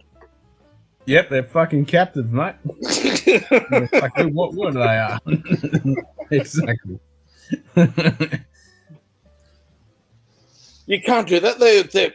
They're US Navy SEALs. We're Australian SAS. We don't give a fuck. Exactly. I bet it made him thought second twice, like, oh, SAS, yeah. went back up the road, got on the phone. The next day, orders have come down. Released the US Navy SEALs that you've got. Oh, sorry, we've already sent them up back behind lines for interrogation. Good. Those fucking SAS boys. It was fucking crazy when we went up there. There was a water hole from where the camp was, 15 k's away. And as you know, fucking Darwin's stinking fucking hot. These SAS boys, every morning, fucking just some shorts. Yep. Just for a bit of exercise, just run to this fucking water hole and run back again. And we went out to this water hole and we had one day of leave. And we got back in one of their LRPVs. And we rode back to camp. At, of course, the most ridiculous fucking speed and doing some crazy fucking shit on the way back. Yeah, hanging on for fucking grim death. Yeah. Crazy bastards. Yep. And then we went into we went into the SAS camp on one exercise. And because they're all there, full beards and everything like that. And I think they were out on exercise and there was none of the guys left. And you'd see all the fucking trees around the camp. So you get these big fucking trees about this thick. And of course, they'd been just reducing them down to about this thickness with machine gun fire and shit. Yeah. Just chopping down trees with fucking machine guns. I'm like, yeah, nice. Just got to get rid of that ammo, you know. Can't take it back. No, that's it. It's exactly right. You don't hand it back if it's given to you. Fuck no. That's the worst thing when you... Oh, one exercise, I fucking gone up this hill and got contacted with the enemy and we were just told to waste all the ammo we fucking had. And my rifle was bloody soft firing, so it was like a single shot fucking bolt action. And everyone's on fully auto with the fucking stars. Just fucking wasting ammo. Well, and I'm say, bang, click, bang, what click. were you doing with a pop gun when everyone else had a stire? No, I did have the stire, but mine was fucking soft firing. Oh, shit. Okay. Yeah. So it was wasn't cycling, so I had to fucking cock it every single time. So I went through one mag when everyone's handing back fucking 5, 6 empty mags, and I'm handing back all the fucking ammo with fucking tears in my eyes. You fucking does that fucking bullshit. Stupid fucking weapon. Piece of shit. They're fucking good now, though. The F-89s, had a look, because we got the Pilbara Regiment up here now. I'm not Pilbara Regiment. Pilbara Regiment, sorry. I was thinking of North Force. They're cool guys to train with. So, they got all the new equipment and they got the new toys, so we got to have a look at the F-89. That's a nice bit of fucking kit. Yeah, I'll put you in touch with my friend down at Bullsbrook who used to do the walks with the Gurkhas. Oh, fuck yeah. Common They're Australian. people you don't fuck with. Has anyone seen Mike Hunt? Yeah, Mike Hunt's in the house. He's in there somewhere. Again, I just love it I know. when he says... I love it when she does that. Yep. She's the best voice. And that's why fucking he did it.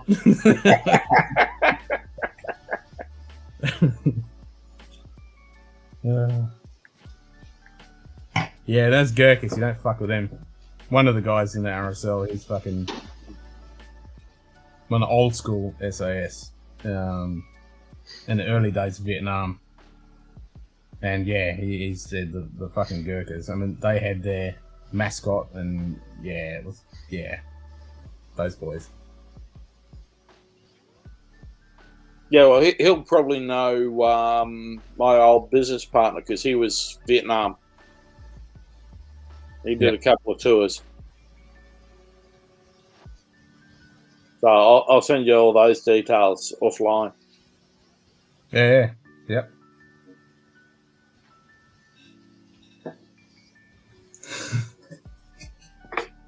What? Wait for it. Common Australian. Just said I heard that Mike Hunt is fat and hairy.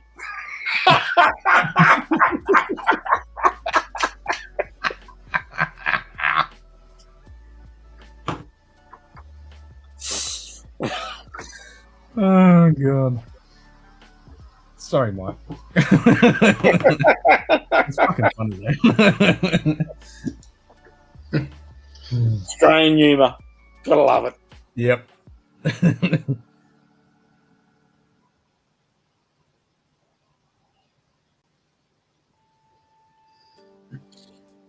Oh, must be time for another pour. Yeah, what's next? Or something. I'll just finish my Lagerwollen. Just had my last cast drinks. What can I? I might drop back, but I'll go and grab something interesting. Ooh, there we go. What are you going, Ken? Another Pete? I don't know. I haven't decided.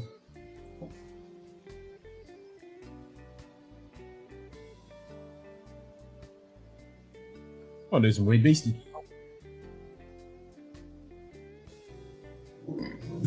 Yeah, I might Not join that you, actually. very I'll join you. Some peanuts.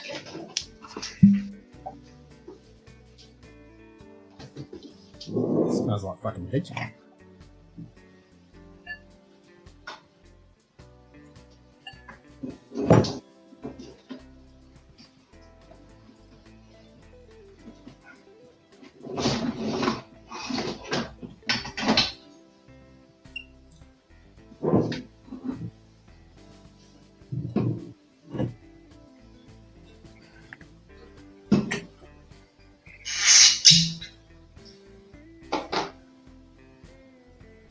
There you go, Ken. Bottle. An old kitty. That's the The old red fit one. bottled and bond. Nice. This is, I think, the 14 year, which was 2018 September, I think. Okay. Not yet, Jim. Had a review of the Ardbeg Scorch on Telex. Yeah, I had Telex to stream, but I wasn't listening to it, so I need to go back and watch that. What'd you go for, Simon? Same as Ken. Ardbeg. Ardbeg Weed Beastie. Pete. Ooh, old Fitzgerald. Bottled and bond from 14 year, from 2018, I think it is. Never get that here in Australia. Yeah, no, I picked that up at the distillery. Jeez. Actually, I'll be back in a sec.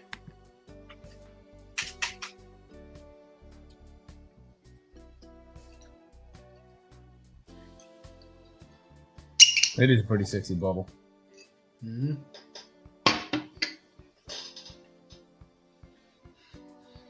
Man, that bloody peanut flavour you talked about, you're spot on with that.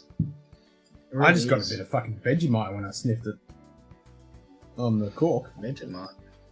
Yeah. I'm not getting it in the glass, it was just in the cork.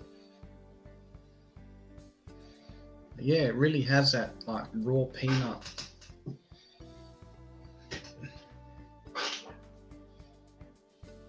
Even a bit of Only thing I like oiliness. Yeah. Yeah.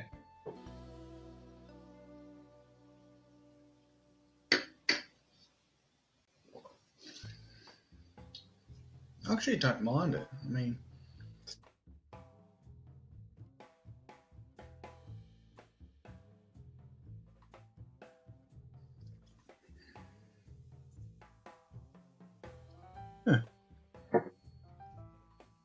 Yeah, you just dropped out. Yeah. Won't let me add you back in. Oh, what did Simon do to it? He broken it. Oh, see, that'll do it. Oh, Yeah. there we go. All right. There you go. You're back. Yeah, I pulled myself out, and then I could pull you back in for some reason. That was weird. Yeah, just because you just faded out, and then I was like, huh. And I tried to add it back, and it just didn't do anything. Glitch in the matrix. Yep.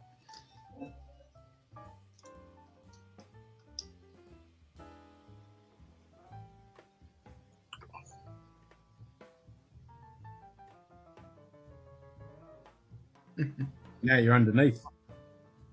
Which makes sense because you're down south of us, so. Well and truly south of me. Yeah. Well, west, southwest. Yeah. Southwest. Yeah, yeah. By a long way. Simon tripped on his power strip. Yeah, pretty much. Is that ABS telling Simon he's got to go and change shirt? Introductions. I reckon he's well overdue. I mean, I went and streamed for almost 5 hours and he hasn't changed his shirt. Yeah. All right. Even though I was playing by the rules, I will change my shirt. Oh, the rules that you made. It needs to be Who at else least is one. gonna make 'em? Yeah. Yeah, exactly. Nah, you're all good, man. You got to do what you got to do. It's all good, man.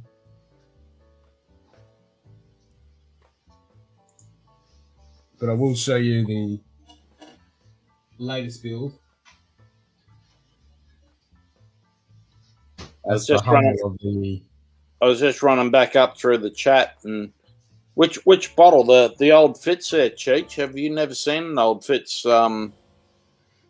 release?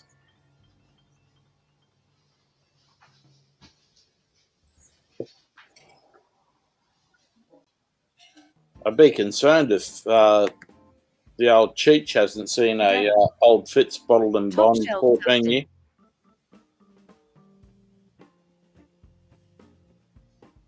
That's an awesome set, person. And this, That is awesome. I just love the fact that the Hubble fits into the loading bay. yep, fully fits into the cargo bay. So fucking cool.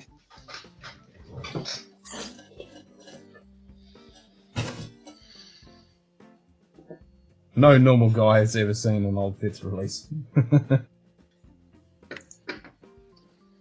Who's an animal? I ain't no animal. Much. You're How you going, beyond Dustin? Ken. You are a Schweinhund, Ken. Hang on. 600? Holy crap. Damn. Okay. I think mine was about 130, maybe, I think, from the distillery for the 14 year. 600, gotta love those markups at some of those bottle shops. Oh yeah, that's ridiculous. Let's sell it at secondary pricing Mhm. or third pricing. The Bad Batch set. No, not yet. Common Australian's an animal. I'm not an animal. Yes. Animal mother.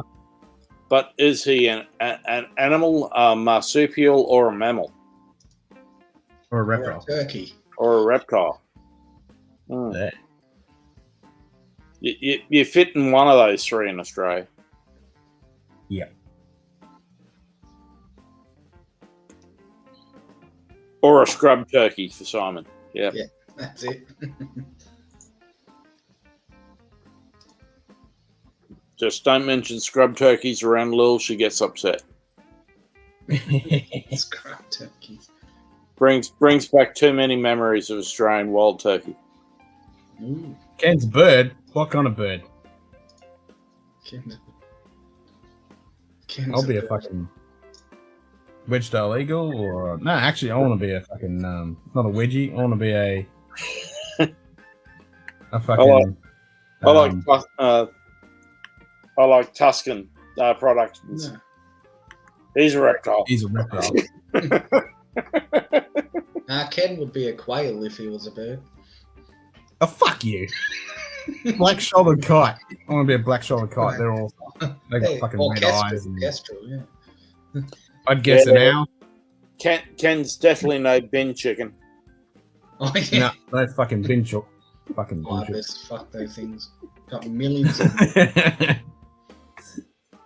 That video of that guy that went fucking Bing Chook, fuck the Bing Chooks, that's such a good video. Watch all the Americans on here go, bin chicken?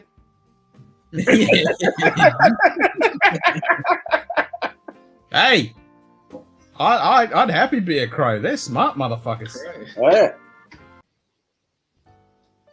A quokka. Oh, cute little quokka. Quokkas are awesome. Oh, I don't know. I don't think you got the grin for it, Ken.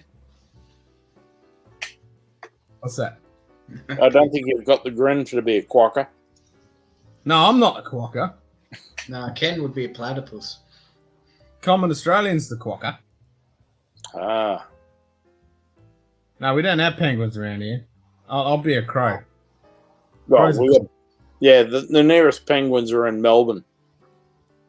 Yep. Well, and if you get two crows, it's an attempted murder, so I like yeah. that. Yep. It's illegal to shoot a crow in Australia. All right. Yep. And good luck trying to shoot them. You can get a complete fucking replica weapon that you can cock and load and fucking put a magazine in there, and they'll sit there and laugh at you. You go back inside and grab the real one, and they're fucking gone. Those fuckers are smart. So Tuscan Products, is that a penguin or a penguin as oh God, what's his name? British actor. Can't say the word penguin properly.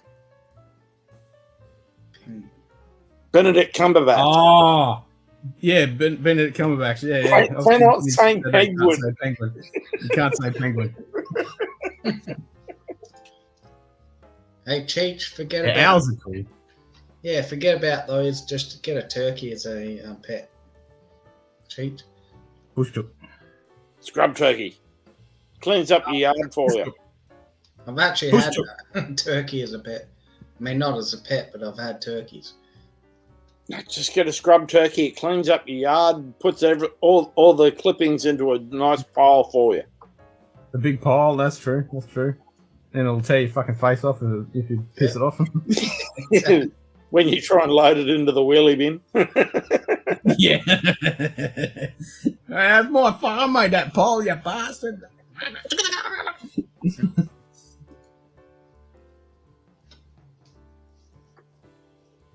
A lyrebirds are pretty fucking awesome. You could fucking have some real fun being a lyrebird. They fucking make all the sounds under the sun. Oh, butcherbird. No, not a butcherbird, a lyrebird. Jen wants an owl. An owl. I could see that. That's awesome. Yeah, like those, the barn owl, the pure white barn owls, they're a beautiful animal.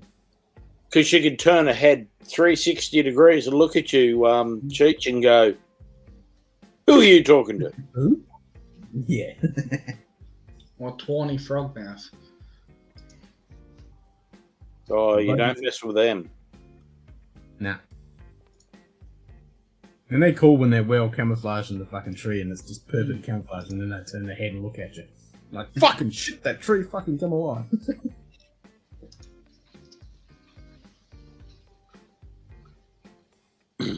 After a day drinking, I woke up at 3:30 a.m. just in time for Cheech. Then went back to sleep. So when Cheech says wild turkeys, does he mean crocodiles? Oh, sorry, alligators for Florida. Well, we get both. Yeah, you guys, we do, but they don't. Yeah, no. And we get freshies and salties. Yeah. Yeah, but they get the real turkeys. Florida, yeah. Yeah, but that you shouldn't call their politicians that. They get upset. Ours are fucking turkeys. I've got better words for ours. Fuck sticks. And it starts with a C and ends with a T. Yep. What? See you in the NT. Yeah. See Yep. you next Tuesday. See you next Tuesday. Or go down south with your mouth. That's the new campaign for South Australia. Oh, really? Yeah. I put that on. That was a news article I put on fucking Cheech's thing. It's legit. Look it up.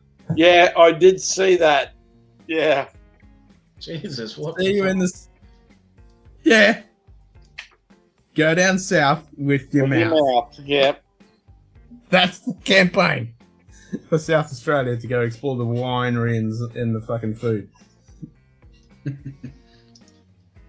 I thought it was just to go to Perry Street to go get a new pair of RMs.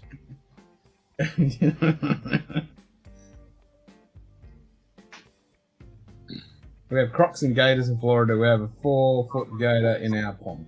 Oh, you do not have crocs. You have gators. Mm, Yeah. completely different. You would know if you had a croc, because a croc would absolutely kill everything. You'd have Yep. no neighbours. You'd have no pets. And take over your fucking house. It's like, yep, I'm sleeping here now. This is my fucking place. As we said, we went on the swamp tour in New Orleans one year, and they went, "Oh yeah, we've got our biggest gator. He's 14 foot." And I went, 14 foot? We don't start measuring our crocs until they turn 14 foot. Exactly. They're babies. And we sure as hell don't turn around and invite them to jump for Cheerios, that's for sure, because they'd take the rest of the boat with them. Yep. But you do have crocs in South Florida. Yeah, they do have crocodiles. But they're a weird looking one because they got a weird. Yeah, they're a Long crossbreed, skin aren't they? Yeah, they're a half breed. Yeah. They're not like what we get. No, they're not like our The real deal. Balties and Yeah, they have a real. I think they got the real long mouth with the lots of teeth on them, similar to the. Yeah, what's the name of those other ones. Gator. Can't remember the name of it. Something sitting on my tongue. Similar to those fucking things. yeah. See, the difference between the crocodiles in Florida and Australia, Dustin, is our crocodiles, they're pissed off. Oh, the Yep. caiman. And our crocodiles will eat your crocodiles. Mm. I mean, what's the other one called? Cayman. Cayman, yeah. Yeah. Similar to a cayman. Yeah. Yeah.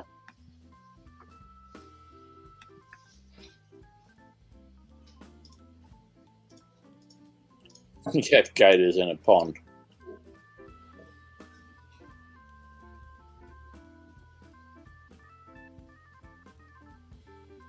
The US versions are shy and reclusive, just like our spiders.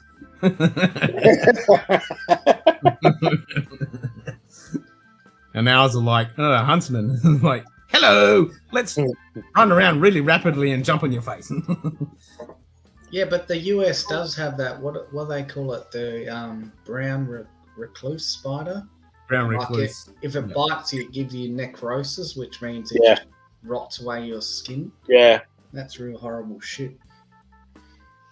Yeah, but the white, like in Australia here, the white tip.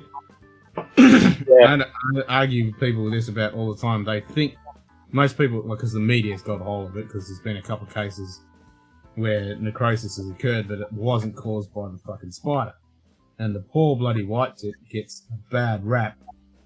Everybody, it's a wives' tale. Everybody thinks that's a real deadly spider and gives you necrosis. It doesn't. It's fucking harmless, pretty much. Yeah. But because a couple of people have had necrosis from other things, where the skin got broken and they already had a bacteria in there, And they got necrosis. The media got hold of it back in the 80s, and he's been ever since. The poor old white tip gets fucking a bad rap. Yeah, well, white tips are the albino or the redback. So No, they're not actually, because they're actually a real dark, almost black. no, I mean like that in the poison sort of thing. Oh yeah. Like that, they're fucking harmless. They're the albino. They're nothing. They're fucking nothing. They might give you an itch, but that's about it. Yeah. The same with the huntsman. They're fucking harmless. I've seen huntsmans get some pretty good bites, but yeah, they're harmless. But yeah, it just gives you a bite. People has good reactions to huntsman. Not all venom or anything in it. Yeah. The best reaction is when you get people who freak out over huntsmen. I know, and I reckon they're fucking awesome. The best one is when you hit a huntsman with a pan of Mortine and you get 50 million babies go. Yeah. Yep. So, Cheech, Jen has been bitten by a few spiders. Jen been bitten by an Australian spider. Yeah. Yeah, black widows. But isn't it weird that, the daddy longlegs is actually technically the most poisonous? Yep. Their fangs can't penetrate skin. Skin, yeah. But weird. That's why I will always leave a daddy longlegs around the house, because he wipes out all the other vermin. Yeah. They're the best thing for taking out rats. Oh, really? Yeah, because their fangs can penetrate the skin of a rat. Oh, good. Not the daddy long legs. That's not the one you want. The one you want for the rat is the. Black widow. No, I'm trying to think of it. It's the. No, if you had a black widow in your house, your missus would get really, really upset because she's hot. That's right. It's similar to a daddy longlegs. It's got a name. I'm trying to think of it. Wolf spider? No. It's similar, very similar. It looks almost looks the same as the daddy longlegs. It's, yeah, but it has a slightly bigger body, doesn't it? Slightly bigger body. Never heard of that. The body's about twice the size. Lord Shane Long. Yeah. Just said, how drunk are you, Bruce? No. My cats eat all the insects in the house. That's handy. My cat's too fucking lazy.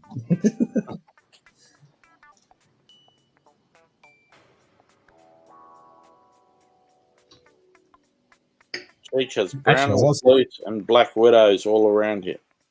Well, I'm just jealous if you've got a whole heap of black widows around you. Frederick, a dram divided. Just said once again, can we please talk about cookers again? Hopefully thous won't kill you, or will they?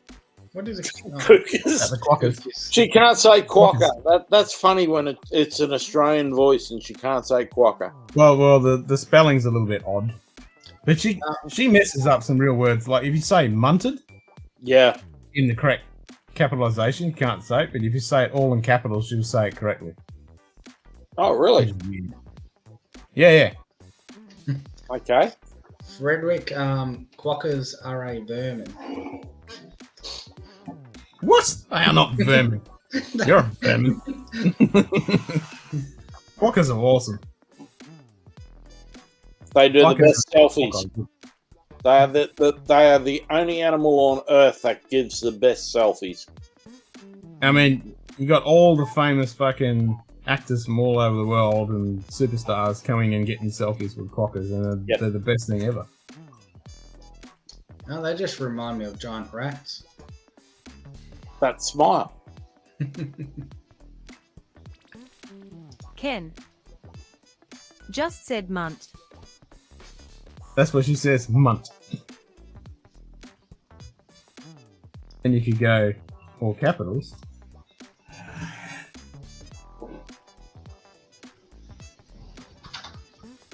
Ken. Just said munted. It's weird, eh? That is weird. Yeah. I used to have 2 tokay geckos running loose in my apartment. Never saw a bug. Yeah, I love geckos. They're awesome. You'll always have geckos in your house. Yep. Yep. Yeah, wicked. But even here, you occasionally get the skink that somehow finds its way in the house. Yeah, but a gecko will chase a skink out because it's territorial. Hell yeah. And poisonous, apparently. Did you hear about that story a few years ago? That guy who, as a dare, he ate a gecko and then he died? No. Yeah, no, it was a big story. But that's what happens. That's what happens if you eat them raw. Yeah, he ate it raw. It wasn't poison that killed him. It was something else. Ah. It was some bacteria or something fucked him up. Yeah, what an idiot. Yeah. Leave the gecko alone. I don't kill nothing unless it's a fucking flea, tick, mosquito. They can all fucking rot in hell. Yeah, bloodsucker. Yeah. They've been bad down here, really bad. I mean, as soon as you go outside, it's just you're covered in them. It's been the worst year. Yeah. Biggest fucking killer of the human race and fucking is. We actually haven't had too bad of a summer for them this year. Frederick identified something happens with bats if you eat them. Yeah. Yeah, you get people turning around going, I'm Batman.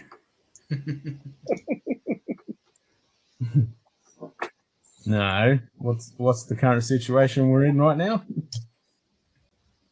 I don't think that's from them trying to eat bats. I've got a funny feeling there's something else freaky going on with those bats. Yeah, they try to do something else. Yeah, like in that South Park episode. Yeah. That South Park episode. Monkeys left us alone until, Yep.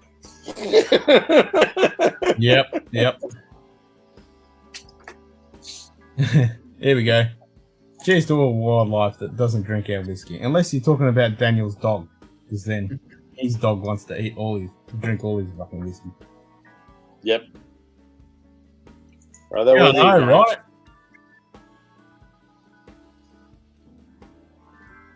Exactly. Oh, fair enough. Yeah, but most people were about 3 foot short of them when you had DDT. Yep. But here they fucking genetically modified the mosquitoes to get that what's it called? The one that kills the rabbits. Yeah, that's up here in Queensland. You got that too? Yep, that's the one. Yep. Because they're also the Ross River carrier. Yep. But then they've also done some genetics thing where they don't fucking fertilize the eggs. Because we lined the border with New South Wales with them so that we didn't get the rabbits coming over. But we got the old big pond ad that the Great Wall of China was there to keep the rabbits out. Oh yeah, I remember that. Yeah. Hey Dustin. What's up? Oh, you cool spinny fan isn't spinning, but now we get to see what it looks like when it's not spinning. Yeah. It's almost as bad as my batleth. That's a fucking weapon. Yeah. I couldn't believe Lil didn't realise that you had a batleth. It's like, I play a Klingon, of course I'm going to have a fucking batleth. Yeah. It's just weird, the video is kind of delayed here on StreamYard. It's not StreamYard. It's OBS. Or whatever, OBC, whatever it is. OBS. No, OBC. It's because you're a lot of hours in the past, Dustin. It shouldn't be delayed. It should be fucking real time. Through history to get to you. This shit's real time. Yeah, it's coming. Yeah, no, I mean, I'm just a half a second delay. I'm saying there's like a good 2 second delay. That's, no, shouldn't be. That's Yeah, history the past has calling. been no delay, but I'm seeing a delay right now. Yeah, that's history calling you, Dustin. I think it's just because your webs are so far away from mine. No, See, yeah, we shouldn't be. on our end we can hear and see you in real time. Yeah, well, Huh. perfect. I don't know. I'm watching myself, and it's kind of creepy because I'm like moving like a couple seconds after I move, and it's like, whoa. Not really. That's because you're in the past. Because what you're putting onto OBS is in the future. Mm-hmm. Yeah, so the quantum mechanics is all messed up. Yeah. We could have fun with that on a Star Trek episode. Oh yeah, we're going to. Oh boy. Space-time continuum. We'll have to get some space-time. What is it? Those. What are those dudes that come in? The inspectors. I just want to hear Joe's whole spiel about it as our chief engineer. Jim's. Jim's, yeah, sorry. Yeah, Jim. Yep. Because Yeah, that was fun yesterday. I got to watch a little bit of the Yeah, Star Trek yeah, stuff you guys were doing. That was definitely fun. Yeah. Oh, it's definitely fun. Yeah, I was getting ready to go over to Mike's place to do some reviews and just drink for 12 hours. And I was like, oh man, they're getting into some less known Star Trek characters here. I love it. Yeah. We came up, I was like, damn. Well, that was the idea. There's no point in just doing all the bog standard. You need to mix in some cool, obscure ones. Yeah. Well, not obscure So ones, but now here's a question for you.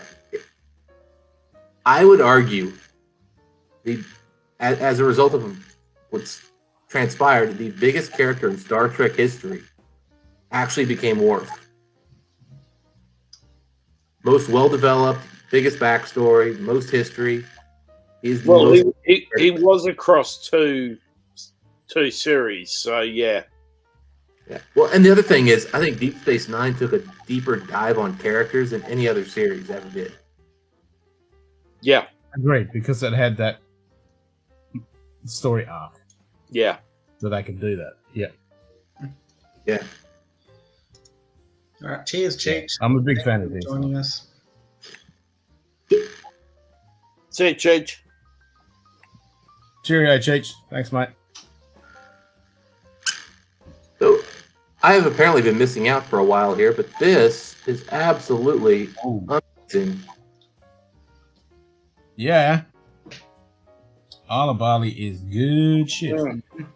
Yeah, I had some of the this is the Port Charlotte Isle of Barley. I had some Optimore 10.3 last night, and this kicks that thing's ass. Yeah. I mean, this is way better for less than half the price. Yep. Yeah, that's the thing. The bloody book ladies are going. Mind you, 10.3 was kind of a shitty Optimore Dot 3, but still. Yeah. I'm just going to go with another quick pour of the old fits. Ah, you son of a bitch.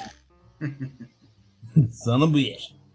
It's the 14-year Dustin from 2018 spring. Yeah, I don't think I've ever seen a red label. That's what Cheech was saying. This the Dustin guy that talks more than swags. Ouch. Or cool. I don't know. That's harsh. Is this the Dustin guy that talks more than Swags? No. No. I think I might talk more for like 10 minutes than Swags, but Swags can just like keep talking for like 12 straight hours. Yeah. I reckon if we got Bourbon Battalion and the Mash Bill together, Oh, fuck that. I want to see that battle. I want to see that battle. Yeah, those guys don't ever pause in their sentences. I know they both know that they can, you know, as Bobby even says, he can talk fucking paint off the wall.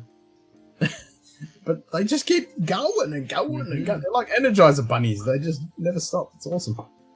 Yeah. All right, my fan's kicking on. Let me switch over to headphones before you guys get start asking if I'm shaving my balls. Yeah, you have got that vibrator happening. That's good.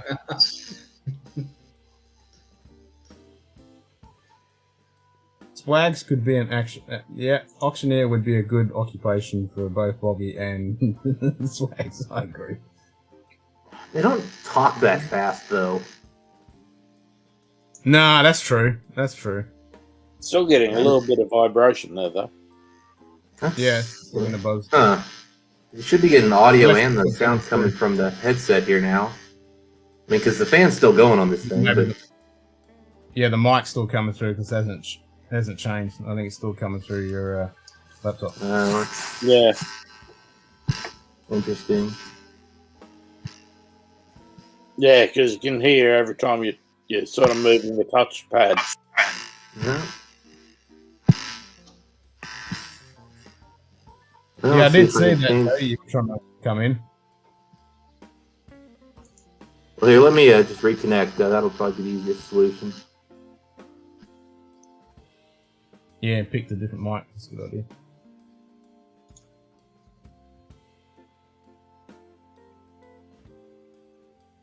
Actually, I think I can do that remotely.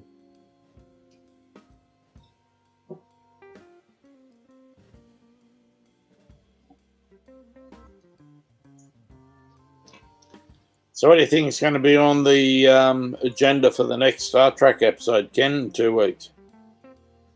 Well, the second one that was nominated on the poll was the best and worst episodes. So I think we might split that into, like, make the first one be the worst episodes, and then I had the idea we actually pair a bottle to that worst episode. So you do your worst bottles to your worst episodes. Okay. So it'll be an open discussion, so someone will pick a worst episode, and then we all pick a shitty bottle to go with that episode. Worst we'll bottles lock it into... I do not have too many shitty bottles, but... Yeah, I know, but depending on that episode, one that you want to match. Yeah. Good. So I'm thinking if we lock it into like just TNG to start off with, because there's 7 seasons of shit to pick from. Yeah. Not shit as in it's all shit, but shit, there's some shit.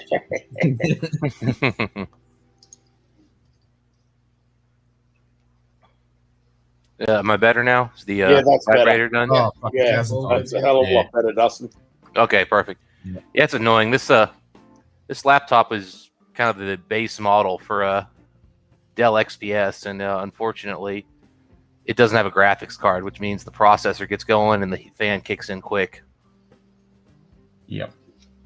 Even though it's got like an i7, like 9th generation, apparently that's still not good enough. Yeah, well, that's the same. My laptop is pretty decent as this fucking. Yeah, but again, it depends what Crank the up OBS GPU is. and the virtual cam on. If it's a It just shared fucking cranks up the GPU, it fucking won't fan. do too much. If it's an independent GPU, it'll work. So Yeah, that's a big difference. Oh, On it the is. laptop. It's got a GeForce fucking GTX 1060 in this machine. Jordan, but you still- still have issues with it. Yeah, because fucking laptops these days are this fucking thin. So That's they the other heat problem I was cooling. getting ready to say. Yeah. The other thing is this is a super thin Yeah. laptop. Like this laptop literally, I kid you not, is aluminum and carbon fiber. It has to, because it's the only thing that can fucking half cool it. Yeah, I mean literally, Oh, God. the whole surface here is literally carbon fiber, like you would see on a sports car, except they've actually added like a soft touch to it, to even go more ridiculous. Yep. I'm touching the thing here, and I could fucking melt some shit on that. See, mine's perfectly cool. I mean, it's just gently warm. I mean, I don't understand it. Whatever.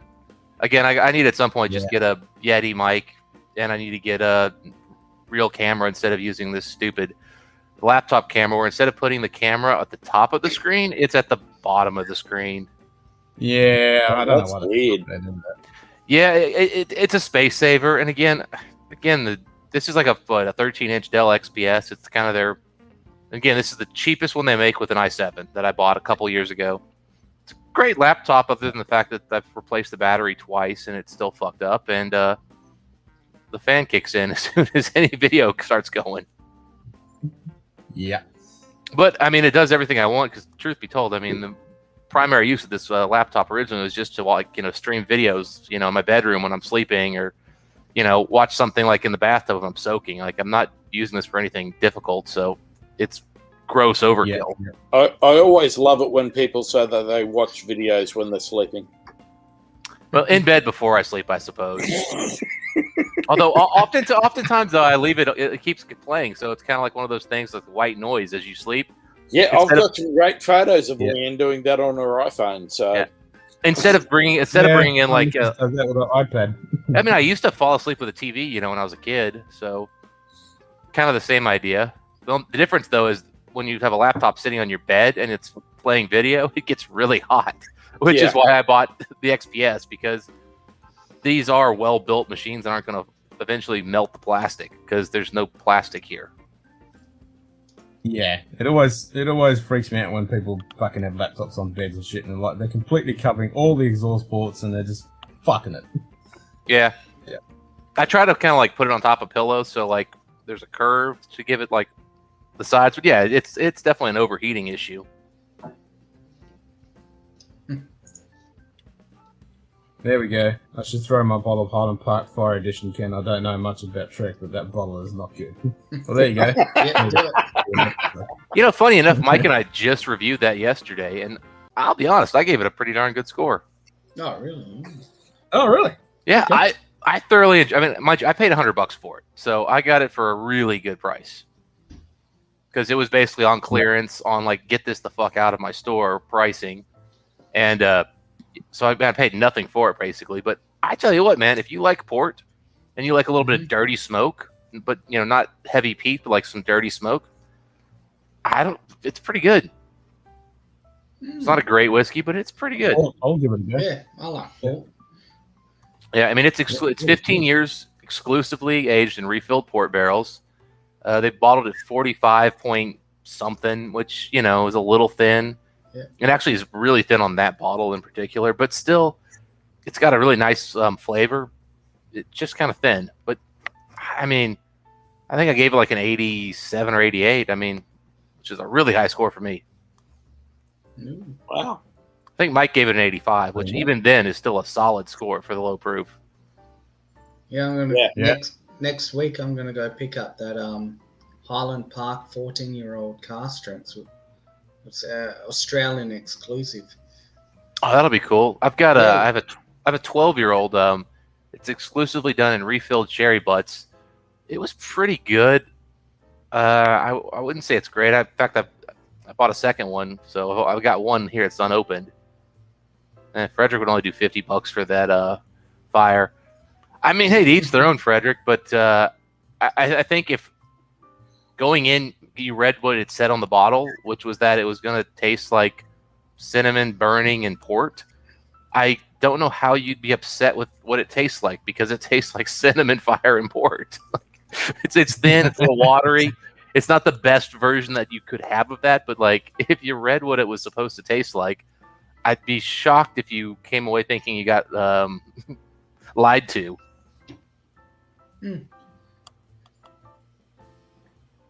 Now, if you knew nothing about it and you just bought it, but he was also sort of aiming at the fact that we were talking before about the next episode for the Star Trek thing for Ken, with the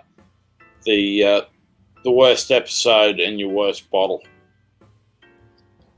I can't agree with the glue statement. I think you're missing some notes in there, Frederick. But hey, again, your bottle, your whiskey, they made 28,000 of them. There could be batch variation. Could be a bad cork. That too, because the glue sounds odd to me. Because I mean, there is kind of there's an earthy peat note in there. As soon as you start hearing glue, you start thinking cork. Yeah. Especially how they what's that thing where they connect the cork to the bottle? That is glue. Yeah, that's literally glue. Yeah. But there is seep down through the cork. Mm-hmm. No, but there is an earthy earthy kind of peated note in there that's unusual in Highland Park. It's a little more earthy than usual, which I could see somebody associating with glue, but to me, that's a minor piece of that whiskey. But again, you know, as he pointed out, we all have different experiences and palates. Yep. Well, you know, I at the same time, though, again, when you say you're not missing something, I've gone back to whiskeys where I've missed a lot of flavors. So I'm not gonna, you know, say I know more than anybody else because that's ridiculous. But sometimes as you develop your palate and you get more along, you start noticing more and more stuff. And I've found, I mean, even this last year, I mean, the more I drink super high-end whiskey, the more I'm like, oh shit, I never even notice that. There's whiskeys I used to love where I'm like, well, fuck, now I'm discovering all kinds of bad notes. So, or also Frederick might be just way more advanced than me, and he's picking up some crazy stuff I can't pick up. Also possible. That's possible. Yeah. Yeah. So again, maybe I'm missing something. One of us maybe is missing something. Let's put it that way. Speaking of crazy old editions, I'm going to go grab something. What are you going to do now, Chris? We're about to find out. Yep. I don't know. I think I'm just going to sit here and drink this Port Charlotte until I pass out, or I decide to get food. Sounds like a good fucking Sounds plan. like a plan, yeah. Dude, I'll tell you what, man. $80. I'm buying another bottle of this, and I'm trying to hold off any major whiskey purchases until I for sure know if I'm going to be able to get a Ardbeg 25 year. Nice. I've decided that's going to get purchased. Urban, how you going? With having someone from the US, I think they'll get a kick out of this. Okay. Stag Junior. How the fuck are you getting Stag Junior over there? Jesus. Oh, yeah. Batch 1. Well, that might make more sense then. Well, the last two Stag Juniors I got were all batch 5. Where it's a slow boat over here. Yeah. I got half a dozen bottles of this when it came out, and this is my last bottle. Oh wow, nice. Yeah, they're good. That's a good bottle.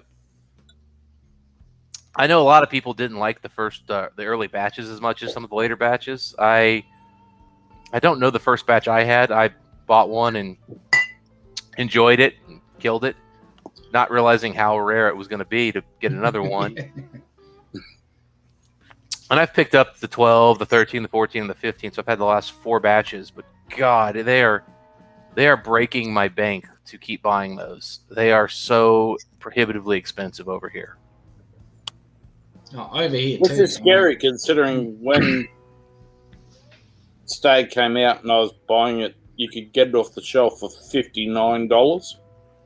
So technically, I am only paying about $55 for my Stag Juniors, but the right to buy them is costing me close to $1,000 now.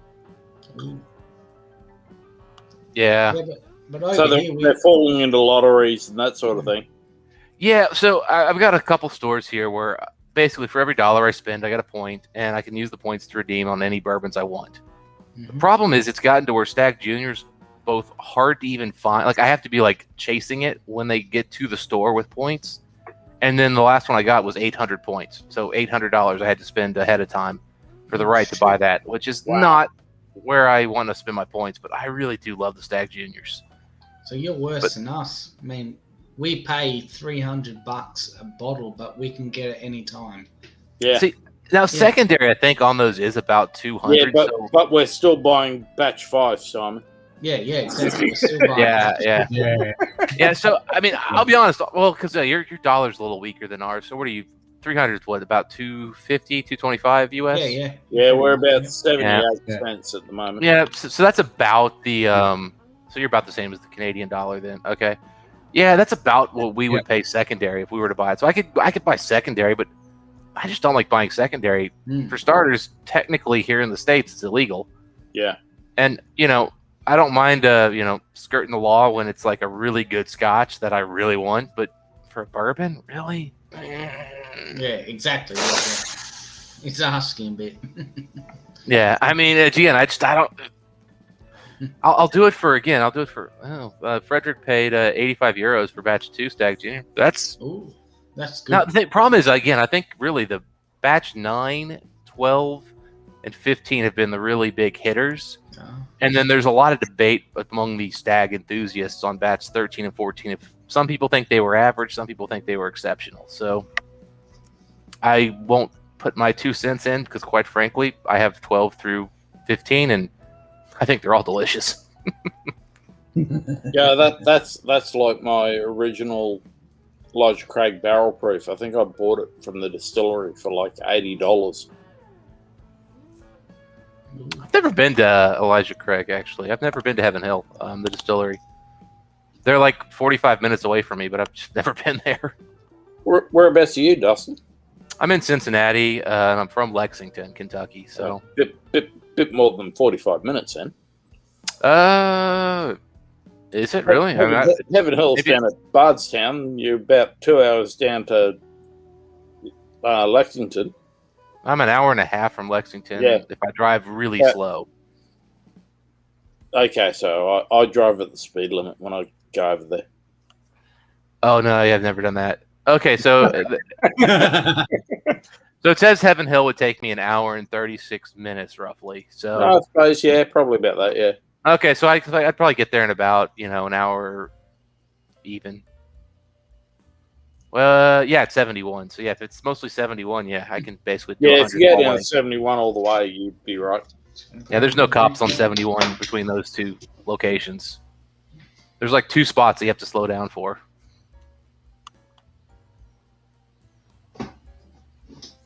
And that's Right. I mean, that's just what are ballparking. those 2 spots for my next trip over, Dustin?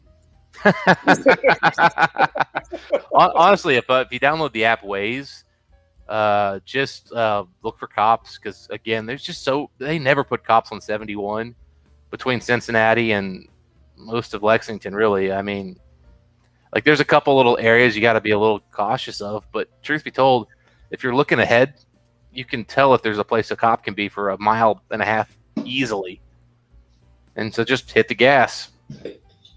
Yeah, no, well, generally I do drive about 5 or so over. I generally, truth be told, I generally say between 85 and 90 if it's a 70. So yeah. Okay. I don't get too crazy. They'll pull you over for more than 12 over usually if they catch you. Now there's occasionally times when cops are dicks and they'll pull you over for less, but usually 10 over is pretty much no issue. Yeah, our accent helps over there. Yeah, I'm sure you're like, sorry, I'm not used to these rules. But again, and there's not going to pull you over. I thought they meant 100. I'm sorry, I thought they meant 100k an hour. Kilometers. Yeah. Yeah. Now, this miles per hour and kilometers thing. Yeah. Again, it's also who pulls you over. But I honestly got the car I have has both, so I got confused. Sorry. Yeah, I only get. I mean, honest to God, I've only been pulled over since I bought my current car. I've been pulled over twice.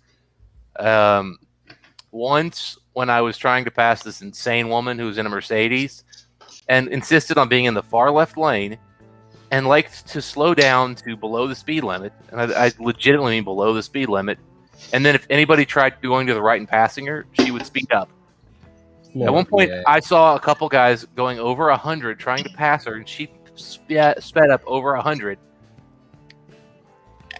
And then, like, multiple people in front of me had to swerve back into the lane because a car was in the other lane. They were catching up on too fast. And then she slowed right back down to fucking 65 and a 70. And I finally just lost my shit. And I'm like, you know what? I'm passing this woman. I don't care if I have to do 150.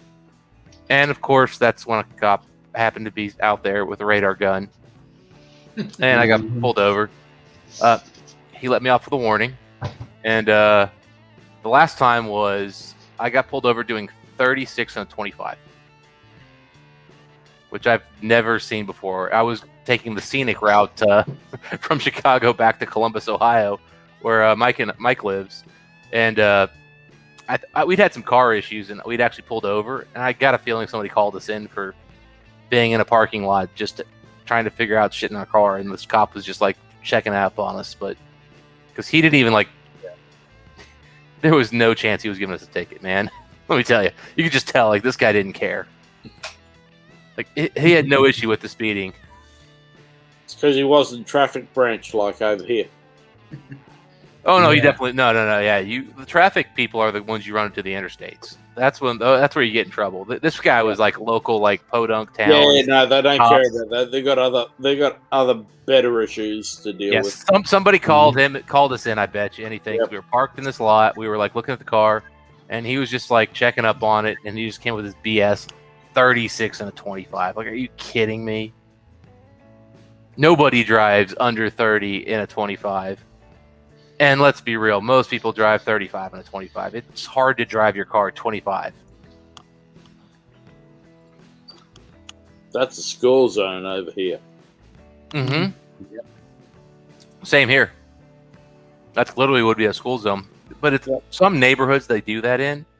But this was not like, this did not feel like a neighborhood. Yeah, the school zone going into Lexington down the road in just as you go over the inner circle road, it drops to about 25. Yeah, they'll do that.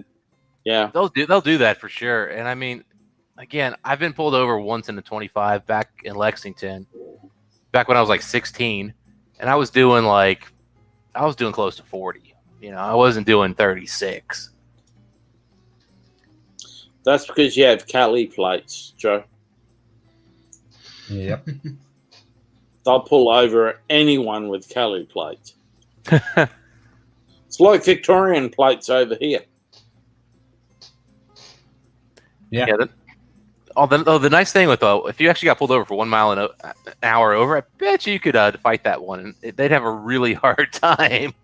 Yeah, but that's is your laser actually accurate to 1 mile an hour? Yeah. I don't know of any state where there's points on your license for that. And if there's no points on your license, I mean, shit. That's an option after something where he can just pull you over so he can do a street check. Yeah, basically, yeah. They check your license, you know, check to see how big your dick is, how many balls you got, you know, the usual. Yep. Oh, yeah, exactly, Bubble Bath Bourbon. And that's the problem that we always run into. But again, though, if you're in a 25 and you're going 30, that's kind of normal. And you can get pulled over. People generally do slow down in those areas. No, mind you, I don't. But I'm just asking to get arrested at some point, and I'm taking advantage of my white male privilege. Hey, Bob Bath Bourbon, how are you? Like, let's truly be real here. Like, that is, you know, I drive a BMW, and I'm a freaking, you know, 36-year-old white guy. Like, I am not who they're trying to pull over. Yeah, you're far too young. Well, I'm old. I'm both old enough and young enough. And on top of that, I don't have a pair of phenomenal titties where they're like, hey, she might look, I want to check her out a little closer. Yeah, see how far the skirt rides up. Yeah. I mean, again, every like 30 to 40-year-old woman I've known who was still in great shape, you know, blonde hair, very attractive, and had a nice car, they get pulled over all the time. Yeah. And it's obvious. It's like, yeah, the cop's like, hey, she's kind of cute. Let me pull her over. Yeah. Like, it's just so obvious. Like, that is a thing that's happening. No one ever brings that up. Coppers over here, yeah.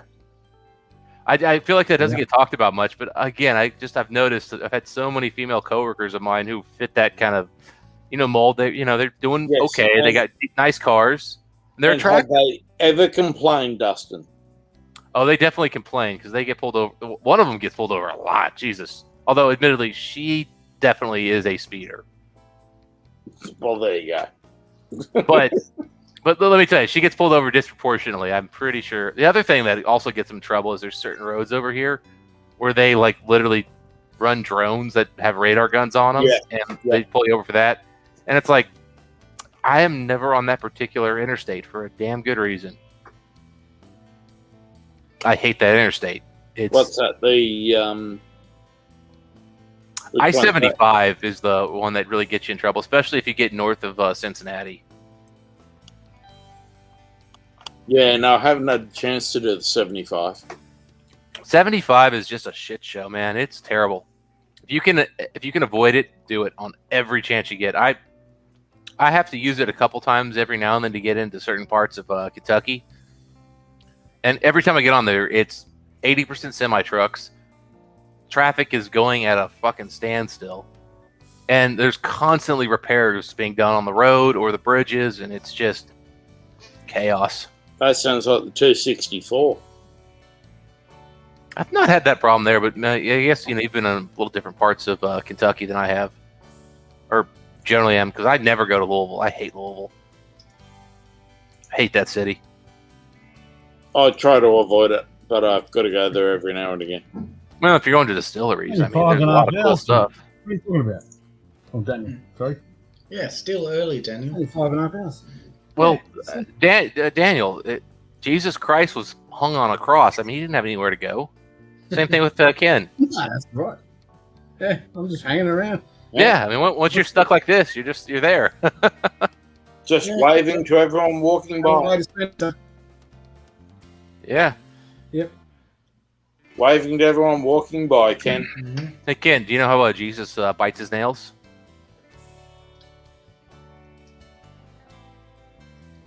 Cross bum? No.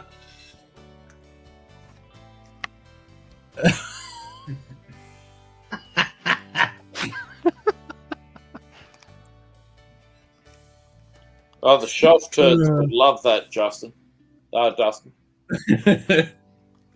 I do not watch them very often. They're definitely not one of my go-tos, but I could see that.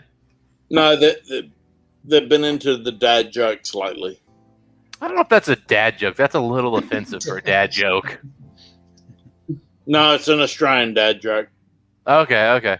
I don't know in the U.S. if that would go over well. Nah. Like, that's a little too adult. Nah, just a little too sensitive. We got to remember, in the U.S., Christianity is a lot bigger deal than it is in most other developed that's what countries. I'm saying. A little bit too sensitive over there. Yeah. And thus, it's a little more of an adult joke. Mm. Like, you say that to kids, and you probably get told, no, you can't say that to kids. Well, we need photos of that, Joe. Yeah, we need evidence. Yeah, you got 3 Aussies on here. We are very good at grading those. Yep. We'll assess those and give you a rating. I mean, Michael J. Fox making a milkshake, all he has to do is hold the jug. Exactly.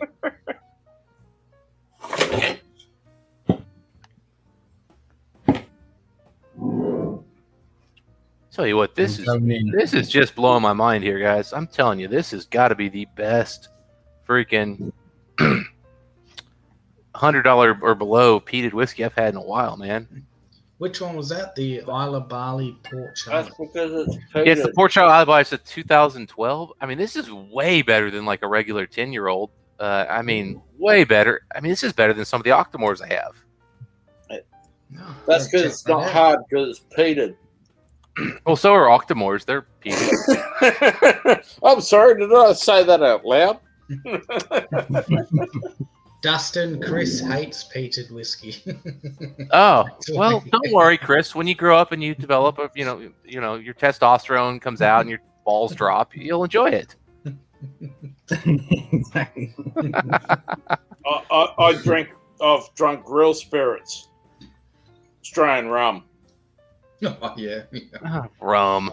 Yeah. No. Australian rum. Not that shit from the Caribbean. Okay. Bundaberg rum. Bundaberg OP. Was it still not made with? yeah. Was there still no peated barley involved? Because if there's nothing peated in it, it's not a man's drink.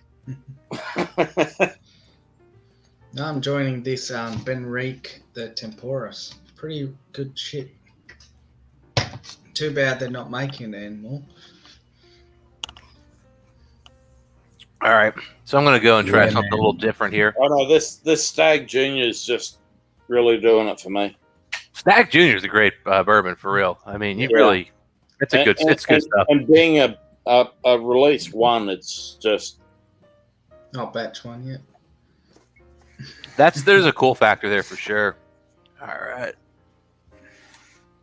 And the funniest thing is, I know where I can still get a full bottle. Oh, really? And Yeah, where I've got would a that friend be, who's Chris? got a spare bottle back at his place. Well, dude, there you go. What's his address? Well, shit. Thought I found the bottle. I've got 5 boxes over here that are all identical, but one. That's back Has a- when we were getting this, Simon, for about $180 a bottle. Not bad. Not the 360, which everyone's trying to charge us now. Oh, Cavalan. Yeah, Oh, we'll nice. get to check. That's Yeah. that good one. No, it's a different one. That's the one. Oh, you got a different one. I don't know if you can read it or not. It's a little. Yeah, the lighting's bad over here. So this is a peated cask. Peated cask. Like, it's just... Oh, here we go. Oh, wait, sorry. Delay. Peaty cask. So this was actually finished in a peated Scotch barrel. And this also was a... This was a pick from the Nectar, which is I believe a French store that is famous for their picks. Oh. So it's teabagged. And I actually picked it up from a Belgian store to just keep adding to the weirdness of this. And I tell you what, It's French, but it's been teabagged, but it's from Belgium. Yeah, So I'm it's pretty only sure been picked once lightly. there's some interesting things going on here. Yeah, I'll tell you what, this is definitely a bottle that if I could have bought more of, God, I would have bought every bottle I could have. It was $160, which is just insane. Because this is legitimately $300 whiskey, easily. Just like this stuff, if I could buy every single bottle, I would. Which one is that, Ken? That's the 2020 Campbelltown. Is that the Port Thanks, Doctor. 20 Port? Yeah. I passed on that one. I don't Oh, know. There's just been so many of these special releases. And I usually never pass on any Campbelltown anything, but that's when I just was like, I don't know. I'm going to pass. So well, I would say special pass on the releases of 2021. absolutely everything these days, though, Dustin. Well, the problem is, I mean, I Yes. already spent like what, $40,000 a year on whiskey. I mean, there's Yeah. at some point I have to like pick and choose Yeah. because I don't Yeah, make enough to spend Sorry, $40,000 a broken year. I'm just looking at the Cavalan. They've got one, a Solus Port cask strength. Wonder if How much is that for you, Simon? $240. Oh, buy Straight it. out. Buy it? Buy. Yeah. It's a great bottle. Yeah, I've had a couple of those. I have had some picks and some regular ones. They're absolutely. If you love port, it's delicious. Yeah, I love port, yeah. And a $240, especially with your exchange rate, that's Yeah. actually a cheaper price than I paid. That's actually because I paid $240 US. Oh, really? No, I paid Oh, $280 US. I paid $280 US. Yeah, so Yeah, you're getting a really good deal there. Yeah, that would be about $180 US if I converted it. Yeah. That's unusual, us not being raped. Yeah. Cavalon tends Yeah, to I really know. rape Americans more than anybody else. I've Mhm. noticed. We tend to have the worst prices. No, not when it comes to Bubble bourbon. Bath, which link is broken? Again, I'm The just fucking purely UK speaking freedom. Cavalon. That's Breaking all the unusual. Yeah. We tend to not even get the hello, how are you before we get raped. That's it. No. They just Or no. chuck a barrel in front of you and Slam just your push head you into the over fucking it. barrel Yeah. and Oh yeah. hold the table. I had a friend I used to play some games with. He was telling me he was paying close to $90 for Buffalo Trace bourbon, and I was just like, God bless, really? He goes, yep, and I Yeah. love it, so I'm just gonna keep buying it. I'm like, good on you, man. Yep, good on you. Oh my god, this is this is next level, man. Even after the Port Charlotte, I can still get a little bit of peat here, but the sweetness and the candied malt is just unbelievable. Yeah, Kevinland does good shit. I like the sound of God, that. this is $500 whiskey all day, every day. God, this might be $700 whiskey. You should have got this, man. This stuff's fucking good. Let me see if I can still get it. Just Man, out no, of it's curiosity, I doubt I can. Like out of nowhere, man. In like the last 4 months, like everything just sold out. Like all the UK sites just cleaned out. Like we were just, I mean, I guess I was in disbelief about how like prices were going to go, but Jesus, nope, sold out there.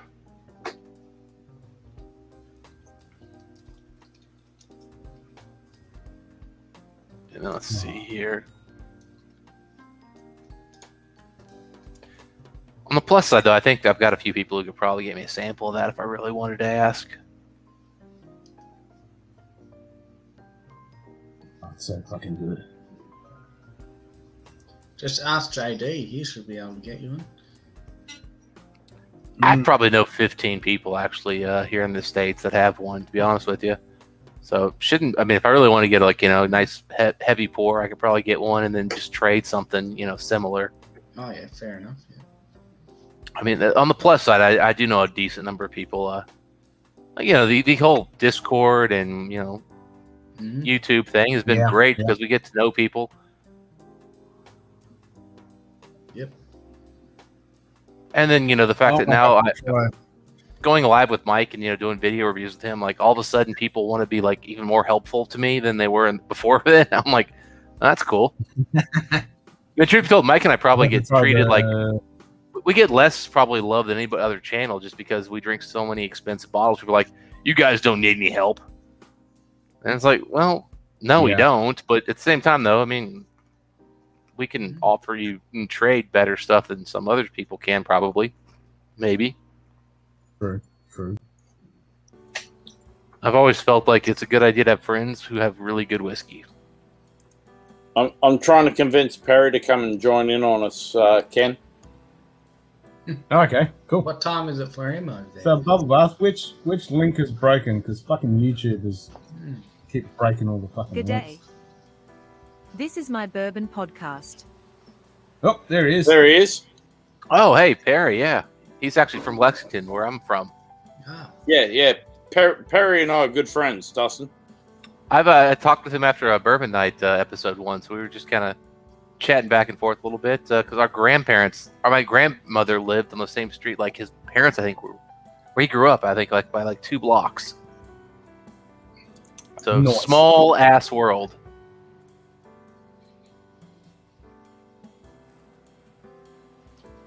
How do you use Oh dear, holy shit!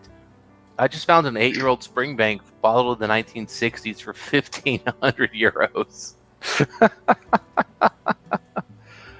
Oh my god! Yep, Madness champ. Oh, there's Bourbon Battalion. Well, that's our Bowl Bath. Oh my god. This is next level whiskey right here. I need more Cavalon single cask. Whereabouts at Lexington are you then, Dustin? Like where am I from in Lexington? Yeah. I mean, I grew up, maybe half a mile from Henry Clay's home. Do you know where that is? Okay, yeah. Yep. And then I spent most of my life just outside the circle off of Richmond Bourbon Road. bites. Oh, Clifton's just joined in. Sweet. Oh, hey, Clifton. Yeah, hey, Cliff, how you doing, mate? Hey, Cliffy.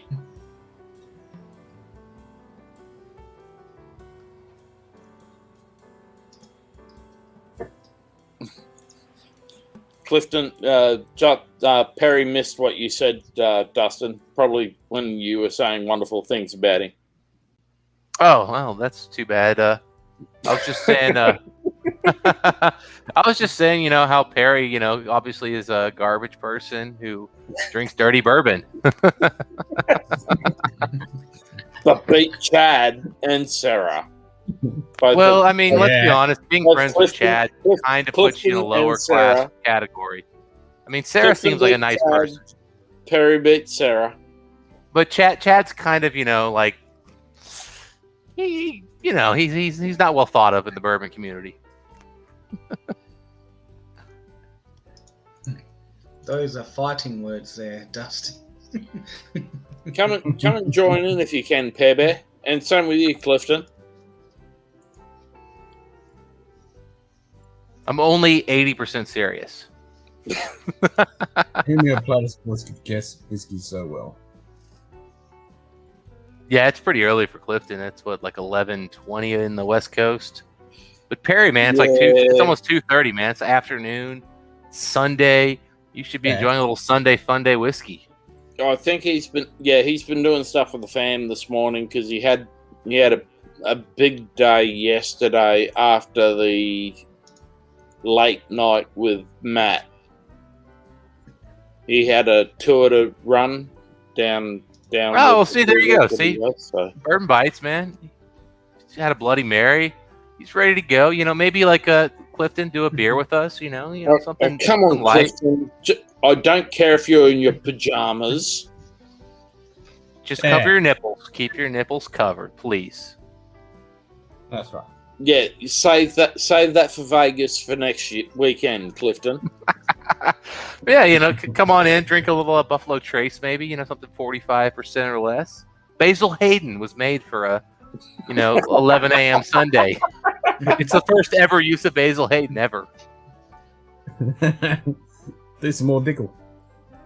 Unless you are one of the few of us who are lucky enough to have actually had a cask strength Basil Hayden tenure, in which case you are now regretting the fact that they don't bottle that at cask strength because, God, that is good.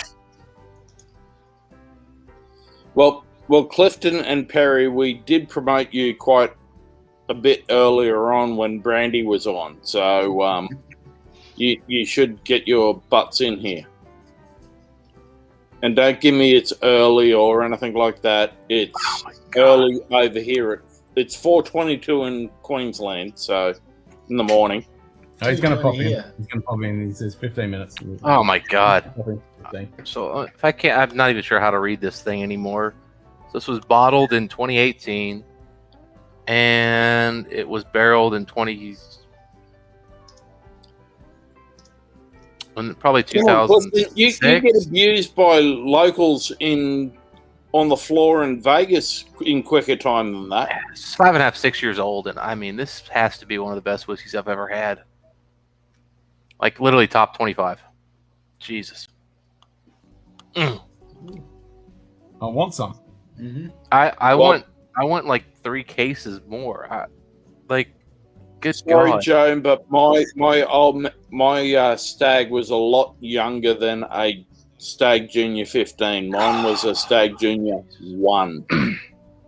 Yeah, I am actually going to, for science, to help everybody out, I'm going to go ahead and pour one of these 10.5-year-old sherry casks. Oh, what do you got? Another Cavalon. Another This one's Cavalon. about 10.5 years That's old. cool. This is one of the oldest releases they've ever done. I think it's the oldest sherry butt they've done, or one of. Of course, I got to open it up because I don't have an open bottle. Oh. I've only got 3 more, so I'm probably going to put it in order at the end of the day. I probably need 3 more of these. All right. Come on, Perry. Well sealed. All right. Yeah. So let's see. I just had the Temporis, Ken. That had a good pop. I'm thinking some. I might get the tomato 14. Look at the color on that thing. Oh,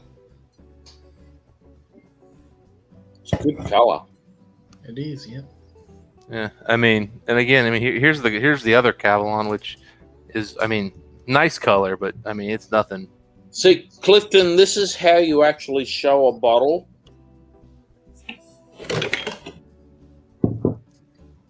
Just so you know, Dustin, the other week, Clifton decided to show up Eagle Rare and then pour it all over his desk. Yeah. Well, you know, That was on our Discord chat. It was absolutely hilarious. But he didn't do it once, he did it twice.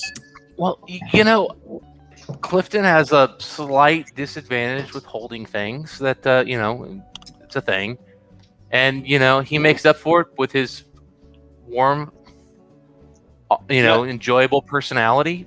His and his general dislikableness. His disadvantage that night was that the cork from his Eagle Rare fell on the floor and he couldn't find it. Well, that's a factor. You know, also, Clifton is one of those generous guys who likes to be What's up, live. guys?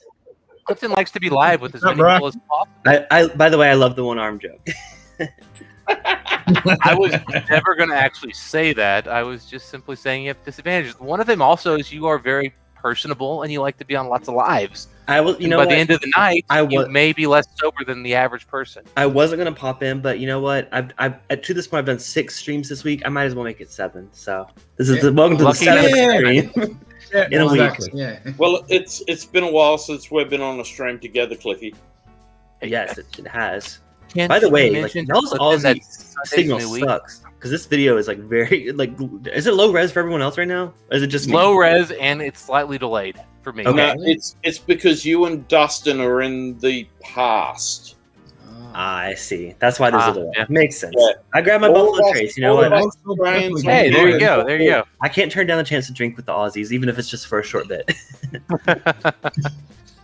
I'll go get Oh, my my Buffalo goodness. Trace. So how are you going, Cliffy? You feeling good? You recovered after beating Chad? Yes. Well, I did a stream last night with the shelf turds, so that's I'm Yeah, I recovering know, from I saw that.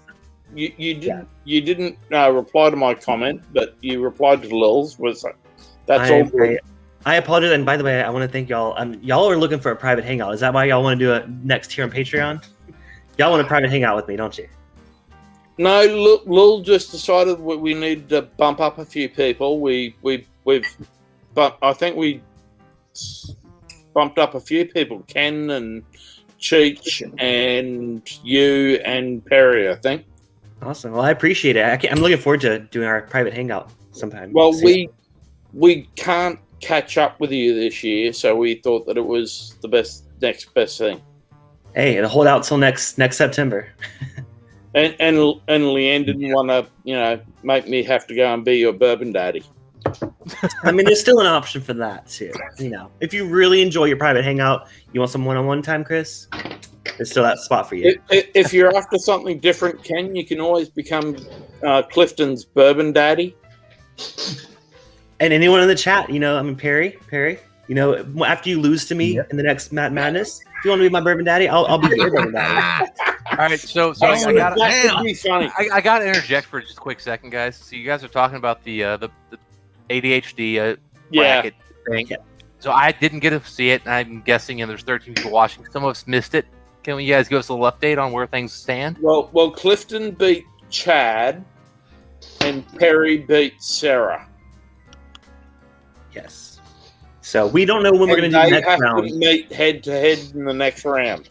Is Because that all there's a that's lot more happened people so to go far? Are there because- more happened? Are there any more results? So yes, there have been 3 rounds. The first round was Trev Wilson, Shelf Turds, and Bourbon Blind. I think. I'm sorry, it's been a while. And so and Bourbon Blind moved on. If that's their channel name, I apologize if I got the name wrong. And then second round was who was second round? Man, how could I forget? It was Grease. It was Bourbon Junkies. And Will. Bourbon Junk or who moved on?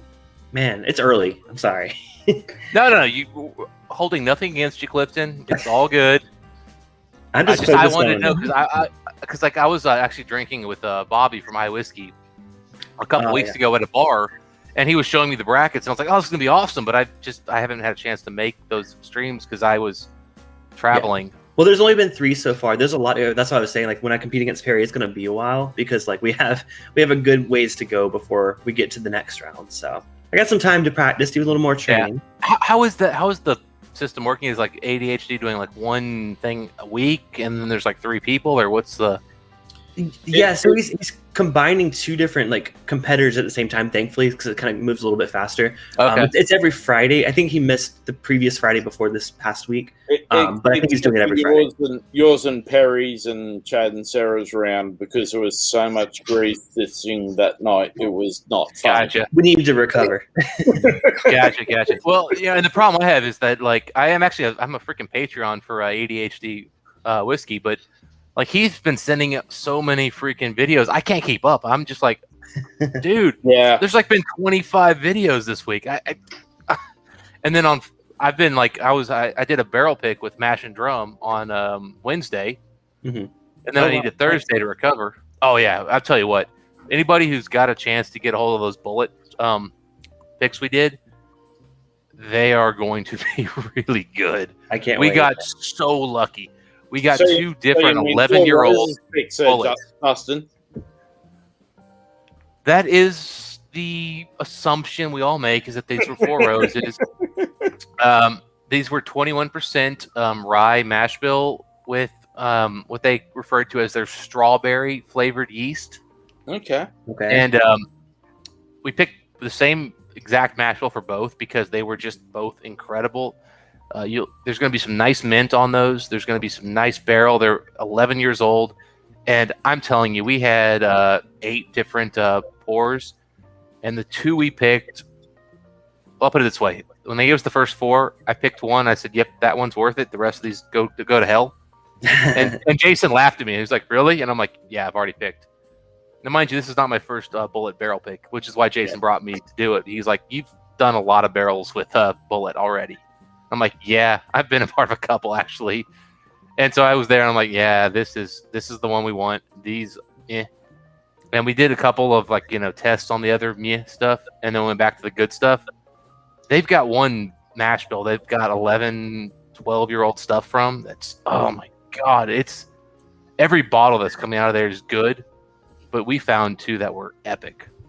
That's awesome. I've actually never done a barrel pick, so like maybe one day I'll make it. Yeah. But well, hopefully when I get back over, Cliffy, you can come over with us to Kentucky, and we'll do a pick either with the Mafia or with some of the other groups. And I mean, this is my first chance. A good time because I'll be there. Yeah, this is my first chance to go pick at the distillery. I've done a lot of picks where they sent us samples and we got to try them. This is my first time actually at the distillery because COVID for the last year and a half has just killed it. Yeah. So I've been, with different groups, different people, getting samples, and it's not the same. It was really cool there. Although admittedly, bullet's a little overly safe. So we couldn't like go in the rick house and have them roll out barrels for us and stuff. It was already pre-bottled. Here's our choices. Which, by the way, though, you get a chance to see the Bullet Distillery, it is. You know what? That was I've only been to Kentucky once, and that was on our list. It's just it was a little out of the way, and it didn't work out because we had other plans, so we missed it. But next Kentucky trip, I'm going to do Bullet. I'm going to do Maker's Mark because I missed those 2. Yeah, that's good. Those go. I tell you, Bullet. I'm telling you, it is gorgeous. You don't realize off the road like what you're going to see, and you go to the visitor center, and you're like, whatever. And then you see the actual distillery. Isn't it like the old Stitzel-Weller distillery, or is no? No. It's more like it's super modern, but yet super like But it's traditional on the outside. Like it's not. It's brick. It's stone, and it is absolutely massive. Oh, nice. I mean, it is huge. Like Jason, who's been to like every distillery recently, was just like, "Holy shit, this is big!" Like they have literally been making probably as much bourbon as any other distillery for the last 3 years, and not a single drop has made it to market. Are bullet picks a thing, or is it something coming out soon? I've never seen a bullet pick. At the moment, all the bullet picks are sourced. They've been laying their own stuff down for the last 3-4 years, Clifton. No, I just don't think I've ever seen a bullet pick. Like at least like in the store. I've got a couple in the cupboard. Really? Yeah, bullet picks started about a year and a half ago. Gotcha. They Do you- are do you very want me to- Four do you want Roses me to like, but organise there's some something for you, Cliffy? distinctions. What was that, Chris? Do you want me to organise something for you? I've got to link in with a Diageo rep who does Bullet, and I can. She's going out with John. She's easier to get onto than John is. Oh, okay. Nah, I'm down. Any connections? I'm here If for you it. want me to try and sort something out for you for Bullet, I'll get onto Lauren and I'll let her know. Yeah, I haven't had much experience with Bullet, so I mean, I'm other than the rye, the Bullet rye, but other than that, yeah. But, Yeah, no, because if you're gonna do a bullet pick, just FYI, ask them ahead of time. Tell them I want all E's. I want all 4 or 5 of my samples to be E. I promise you. You can thank me later, but I'm telling you, Dove soap was a note I got on one of the non-E's. Uh-oh. And like literally, like they poured Dove soap in my bourbon. It was not pleasant. The E's, however, are just unbelievable. And Well, I know Four Roses, but they're sourcing from other places too, right? I've heard of other places that they're getting stuff from. So, yes, in theory, that is happening. The rumor is the thing is right now they're only doing 3 different yeast mash bill combos with their picks, right? And so 2 are a low, are the 21% rye. 1 is a 36, and the problem is of the 21s, the one that I liked was an 11-year-old. The other ones are 9s, and then the third one that's the 36 is it's a 10-year. Those actually have potential. Like the 10-year ones from that 36%, there's potential. There's some good stuff in there, but so far, I haven't picked one, and I've tried a decent number of those, and so far they've all been good, ish. But when you get the E's, you're just like, oh, this is $100 bourbon, and I'm going to get this for $50. Yep, that's awesome. Yeah, I'm seeing a lot of people in the chat. They're interested in a West Coast whiskey pick. So hey, I'm down. If y'all want to organize something, like I'm down. Yeah, There's a lot of channels out here. Myself that it's all coming through, but yeah, well, I'll get on to Lauren. We'll try and organise something for you, Cliffy. Because I'm sure with the amazing people that are in the chat and also the ones that aren't here but are on the West Coast, we could sell out. Like we could totally do a pick that would sell. Yeah. Well, and again, they're very fair priced too, and they're at 100 and they're 54%, I think, roughly. It's about 108, 102, something like that. So you're getting a really good proof on them. Not a great proof, but a really good one. Yeah, it's a solid proof. It's not crazy down sort of thing, but it's a good solid proof. Yeah. Chris, do you got any connections to get an Elijah Craig barrel proof pick, please? I really want one of those. I'm here for that. Oh, and now you're getting greedy. Depends how many bottles I get out of it. I'll settle for a Dickel pick or a Knob Creek pick. I'll settle. No, it depends how many bottles out of the Elijah Craig pick that I do get. But you're getting? Are you doing a barrel proof pick? Yeah, if you're wanting a pick, how many bottles do I get? Oh, I see how it is. Well, I think to get on the list to do an Elijah Craig barrel proof pick is like ridiculous. I don't think people can't even get on that list at this point. It's 2 years out. Yeah, at this point. 2023. Let's do it, Chris. I might be able to be over there by then. 2023 is not that long away. You know. So this year is flying by. I swear to God, it's already May. Like what? I might be able to be over there by then. Yeah. We might have flights happening. You never know. By 2023, I may even have my COVID vaccine by then. You never know with the Australian government. Wait, so y'all still haven't gotten it? I actually haven't been following. Like I'm scheduled for my second shot on Tuesday. I'm a little bit nervous about that, but it's you know what? I'm happy to get it done. Lil got her first one last week. That's it. Wow. I mean, you guys don't. I mean, not that you don't need it, but like we need it. Like right now, like we're kind of. No, they need it for traveling to become part of the world. They again, need it, right? Ken and Simon are. Because Perth and Western Australia nearly went into another lockdown this week. Yeah. Well, right now it's just like in the US, like actually. Oh, nice. Yesterday. In the US, we're finally like doing good. So like I'm like. Everyone just do it before we have another freaking spike because I cannot deal with another summer without normalcy. So like I'm big on it, but But yeah, I'm nervous about my second dose, but I'm happy to get it done because I'm traveling a lot next month. So Hey, Clifton, well, question Brandon for you. reckons that he's doing his COVID quarantine in our bourbon room. nah. Yeah, so Clifton, question for you. Yeah. Why did you or did you pick to have the 2-dose versus the J&J shot? So I did Pfizer myself. I honestly I didn't fully. I didn't really have much of a choice because California, it's still very limited because there's so many people. There was a chance to get the Johnson & Johnson. I preferred the 2-dose just because I've heard theoretically it's a little more effective. But It is. It's more effective, but I'm just kind of wondering, like, was it availability or what? yeah, so I didn't have a choice like with Pfizer or Moderna because like Moderna is very limited out here for some reason. No, I think it's So- pretty much the one you got, and then it's the J&J. Yeah. So I went with the Pfizer. I was like, yeah, and I didn't have the first one. Did not have a bad reaction. I had some soreness, but I was fine. So I'm hoping second dose is similar to it. But I'm excited Yeah. because, like I said, I have a trip planned 2 weeks after my second dose. I'm like, I'm gonna be good. I'm not gonna be because I've still been traveling a bit during this time, but I've always been super like, stay away from me, cautious. Like I don't want to not be able to fly home. So I'm looking forward to be back to normal. But Gotcha, So- yes, because I've been So looking like at are you getting the taking your J&J shot. production assistant with you next week then, Clifton? am I doing what? Are you taking your production assistant with you next week? No, he's not. I think he's allowed to travel now because he's got his vaccine, so he's going to be Justin. For Oh, those who don't know, so we had to do it. We did a Vegas trip back in March.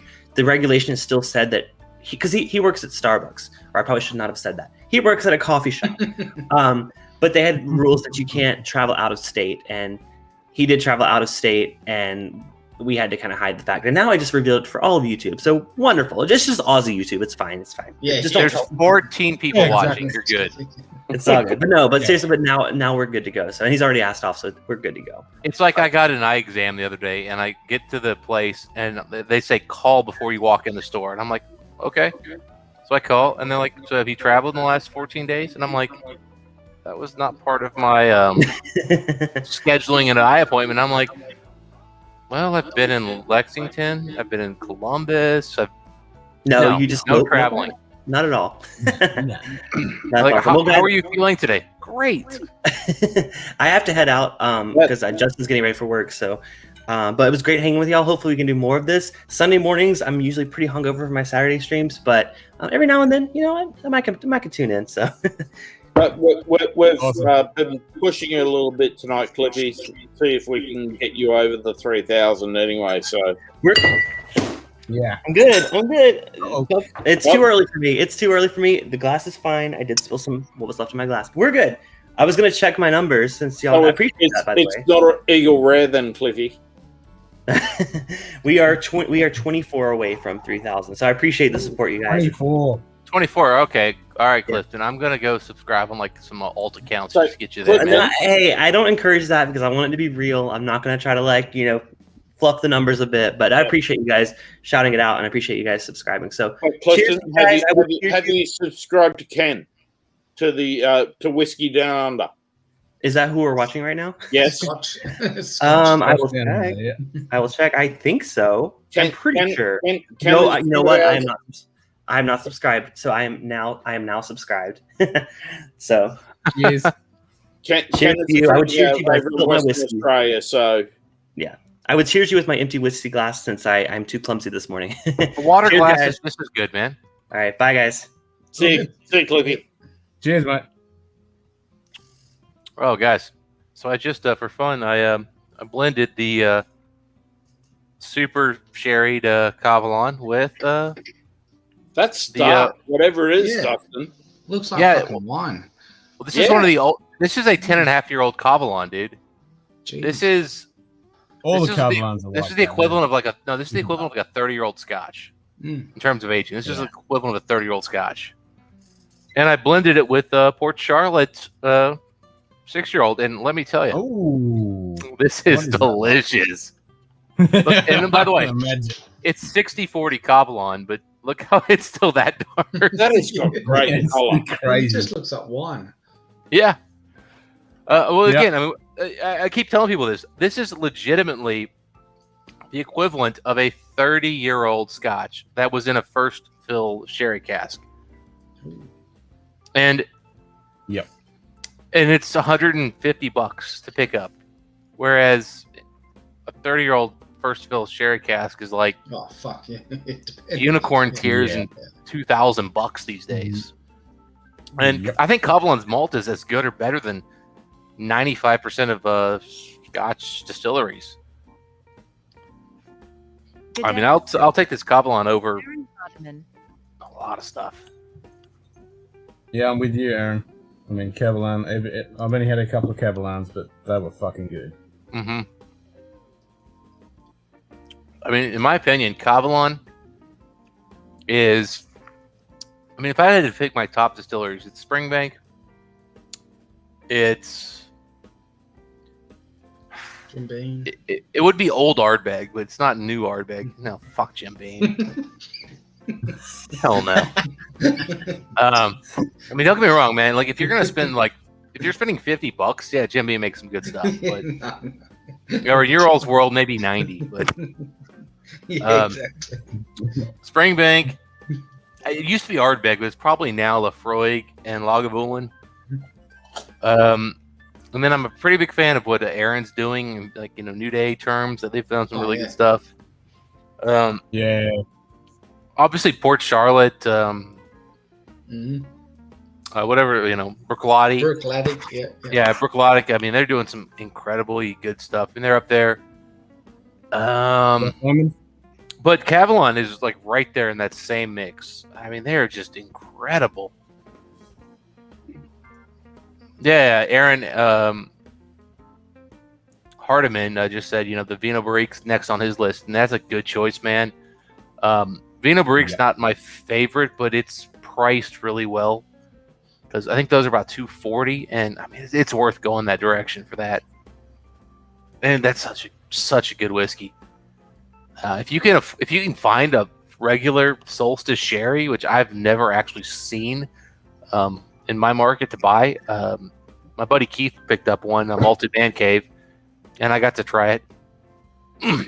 That is like the opposite of this one. This is like old, dark, and dirty, whereas the regular, like 6.5-year-old, is sweet, creamy, chocolatey. So if you want more of that, and less oak and dark and just yummy, each choice. The regular Solstice.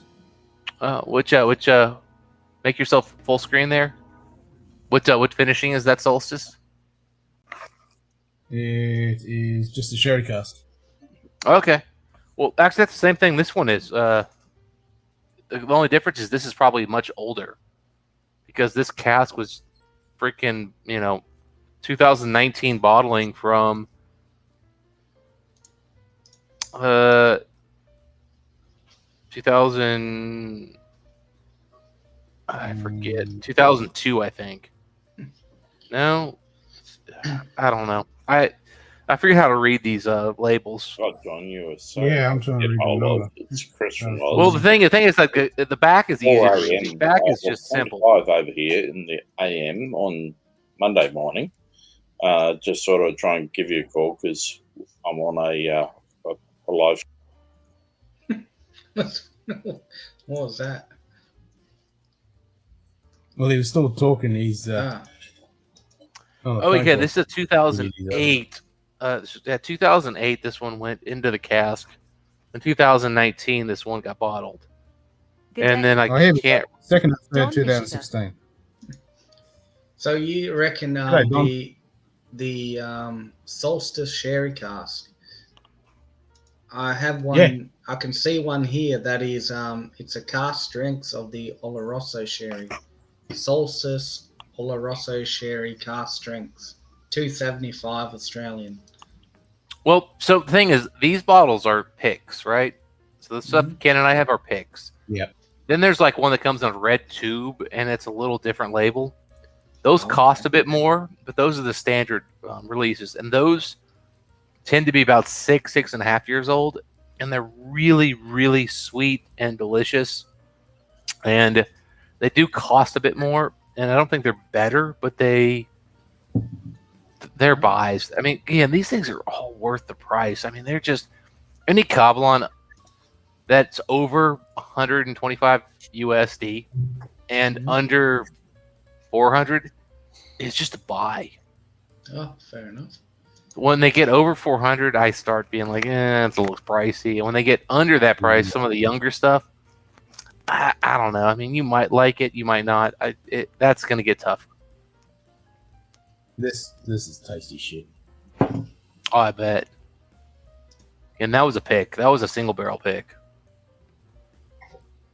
Yeah, 58.6 over there. Yep. This one is 59.4. And again, 2008 barreled, 2019 bottling.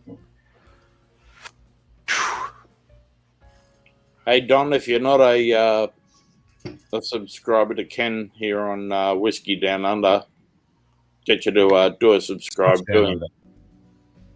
Scotch Down Under, sorry. Whiskey Well, Down Under. It was meant to be Whiskey It was Down Under. meant to but be, I was yeah, fucking and around making that's the what logo said design we- and ended up doing it Scotch Down Under, and I went, oh, fuck it, I'll stick with that. We had that discussion. That's why I keep saying Whiskey Down Under, because you go, it was meant to be Whiskey Down Under. Yeah. Whatever. The annoying part of the word And then it whiskey would've is been- you have to get in that weird argument of like, do you put an E there at the end or Yeah, not? yeah, exactly. That's what I was just going to say. Do I do with the E or without the E? Because No, without the. And dude, people get really heated when you do it or don't do it. It's crazy to me. I know. I made a comment on like Yeah. I posted something on I am like Imager, and I'm like, hey, check out these cool whiskeys, and I put an E at the end. They're like, those are single malt whiskeys. You should know not to use it. The E at the end, and I'm like, bruh, I'm just posting whiskey, man. Like, this should be fun. Like, why are we getting fighting here? And he's just like, no, you can't do that. I'm like, all right, cool. I mean, I understand. I know that single malt generally has just Y, no EY, but I don't want to discriminate. And here in America, That's we generally, do generally, EY. there's so many exceptions. Mhm. Like Irish, for example, there's a lot of them that have the fucking without the E. Yeah. Yeah. American, there's like one or two that don't do the E. It's random. Oh, yeah, there is. Yep. It's crazy. Like people get angry and upset, and it's like, guys, there's so much to be angry about in whiskey. For example, the fact that people drink Blantons, that makes me angry because that's just terrible garbage whiskey. Except for And the the Maison Maison de Whiskey fucking now 120 gonna- proof, Dustin. What's that? I'm sorry, Except Chris. for the La Maison de Whiskey 120 proof, which I have, and I gave Chad and Sarah. So I have heard that those La Maison de whiskeys can be pretty epic. And truth be told, there are some good Blanton's bottles. The problem is the majority of them are garbage. yeah, but you're Absolute talking 93. garbage. 93's not exactly a get out there and grab you. Mhm. Well, same with the straight from the barrel. Most of those are just trash. Oh, anything that is under 130, most definitely. I've had I some over wouldn't- 130. They're still trash. It I was do not buy a straight from the barrel if it's under 130 over here, because it just doesn't cut it. I mean, for me, basically, from my experiences, Mash Bill 2 from Buffalo Trace is 95% garbage. Like, if it costs over $50, like, Mash Bill 2 was meant to be cheap, entry-level mixer whiskey, and it's beautiful for that. I miss Ancient Age Agree with 10 you year, on that. where it was Yeah. $8. The Mash Bill 2 was designed to be a mixer, and all of a sudden, it became this, like, crazy phenom where people are paying money for absolute shit. I don't get it. You take a look at the price of Elmer T. Lee now. It's just I remember when I bought Elmer T. Lee the first time, I paid $45, and I thought, oh my God, this is and terrible you got garbage. ripped. The first time I bought Elmer over there was $29. Well, this was not that long ago, because I was first. Honest to God, I've been a big bourbon drinker for a long time, decades, and I've bought a lot of good stuff. But Buffalo Trace's products were never like on my radar. They were like, that's the cheap shit animals buy. I'll buy the Van Winkle Lot B's, and I'll buy the Rip Van Winkle 10s. Those are good because they're like cheap. And I bought a lot of the I spent a lot of money on ancient 10-year-old. That was my go-to drinker in college. From 19 to like 23, that was my go-to. It was like between $7 and $14, and it was 10-year-old bourbon, and it was great because I could mix it in Coke. It tasted good, and neat. It was not bad. It was fine, but I never thought that was a good bourbon. I always thought that was just a really great value bourbon. Yeah. And by the way, that's now better than today's Blanton's. Way better. I don't know what Mars is there, Aaron Hamilton or Hardiman.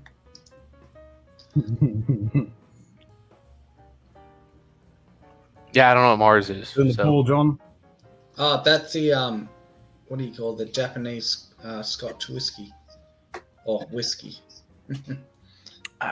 Yeah, I haven't had that one then. I've had a few of the Japanese, scotches that they sell as Japanese whiskey, and they've been really good. Yeah. But yeah, I haven't had that one. The Israel stuff, the honey. Honey milk.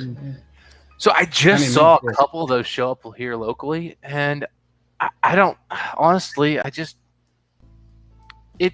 It's hard for me to go in and buy younger whiskeys and spend the money because again, there's so many really good higher end whiskeys I want to try, and every time you buy something that's cheaper, that means it's one less cool bottle you can buy. Like this one I bought, at $80 because it's Port Charlotte, and I know Port Charlotte's great, and I'm super happy. But I picked up some bourbons lately that have just not been. They've not been really worth it, and it's like. So I don't know. I'm always playing that game of I like good, easy drinking stuff. I actually enjoy occasionally mixing whiskey, but.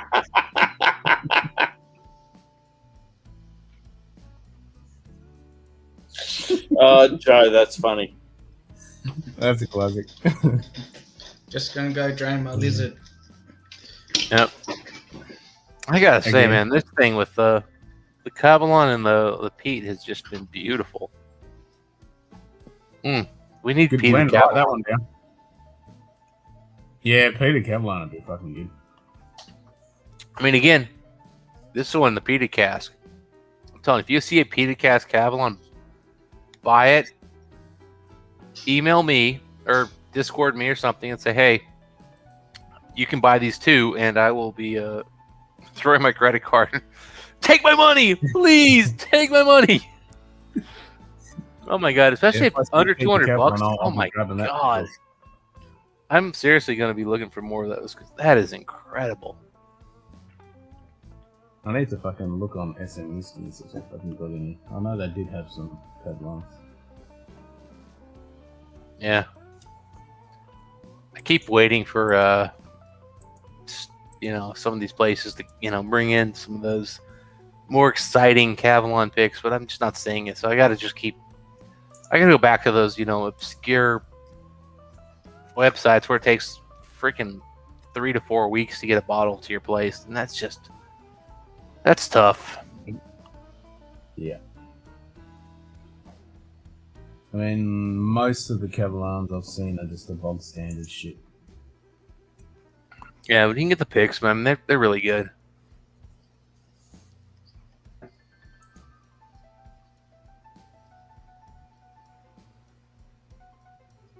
So Ken, you're a Star Trek guy. I think Chris is too.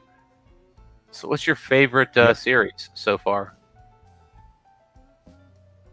What do you mean so far? There is nothing since Enterprise. Picard's going on right now. Discovery is still going on. That's not Star Trek. I'm gonna go ahead and argue with you that I think Discovery, based on what I've seen, is solid, and Picard definitely is not. Picard, I don't understand that Picard hate. But I've heard. I know I haven't watched. I have not watched the Discovery the last couple because I hated the first season or two of Discovery, but I've heard it's gotten better. But bottom line is, Solar's Portcast. But let's ignore that. Of the original Enterprise through then, what's your favorite series? Stop. I like them all. Yeah, but what's your favorite? I don't have one. Oh, come on. You gotta have a favorite. No. No, I don't. Can't. All right, what's your least favorite? I enjoy the original. I enjoy Next Generation. I enjoy Deep Space Nine. I enjoy Voyager, and I enjoy Enterprise. That they've all got pros and cons. Yep. Pretty hard to pick. Yeah, I mean, Yep. but you gotta pick one. I mean, come on. You gotta know the one you've watched the most times through. I mean, come on. All of them. Yeah. Yeah. I truly. I mean, I don't if you ask believe me you've the best watched movie, all I'd of them the say same Rush number of. You've not watched all of them the same number of times in the last like 5 Actually, years. no, I have, Dustin, because I do night shift at work, and it gets me through just by having noise in the background. And you just go through all of those series. Yeah. What's the order? What's the order? Yeah, in order of when they released or what? There's a lot of crossover there for a while. I've started at original series, and I've gone all the way through. And I mean, I've done 24/7 shift work for the last 15, 16 years. So, Okay. All right. Well, for me, it's no question. Deep Space Nine's #1 by a huge margin. I'm a big fan of Deep Space Nine, but I wouldn't. I mean, I'm not saying it's better. I just said I like it more. Yeah. Again, I'm not objectively I saying like it. better. I do Deep like Space it, but Nine's my then favorite. I still like Next Gen. I still like the original. I still like Voyager. I still like Enterprise after the first couple of seasons. I mean, I like it, Enterprise because I'm a big fan of Scott Bakula, but Yeah, that actually Scott Bakula is probably why I don't. That's probably my least favorite. And it's not because of dislike. I enjoy Quantum Leap, so the thing is, I don't. The problem with Scott Bakula is that I can't see him as a Star Trek guy because I've seen him in so many other series. It's jarring, and he never, even by the end of the series, like starts feeling like he's not Scott Bakula and he's a captain. And so for me, that's always been my negative there, and that's not a. You mean you see him all the time as Scott Bakula and not as a captain? Yes. Yeah. Like he never got to by the end of the series. By the end of the series, I'd started to no longer like see him as Scott Bakula first, but I still saw him as Scott Bakula. It was always like a difficult thing for me to get past. Like, this guy's been in so many sci-fi things. Like I just, it was jarring. Mind you, I think Enterprise. I love Enterprise. I actually, truth told, I like Enterprise more than the original series. I don't like the original series at all. I mean, I'm a big fan of the chick that plays T'Pol, but that's a totally different thing. Yes. Oh, yeah. The original series, if we're not counting movies, I don't like it all. I don't dislike it, but it's not a series that I would ever watch again. I like the movies a lot, but the actual TV show, What's your favorite movie then, or your #1 movie?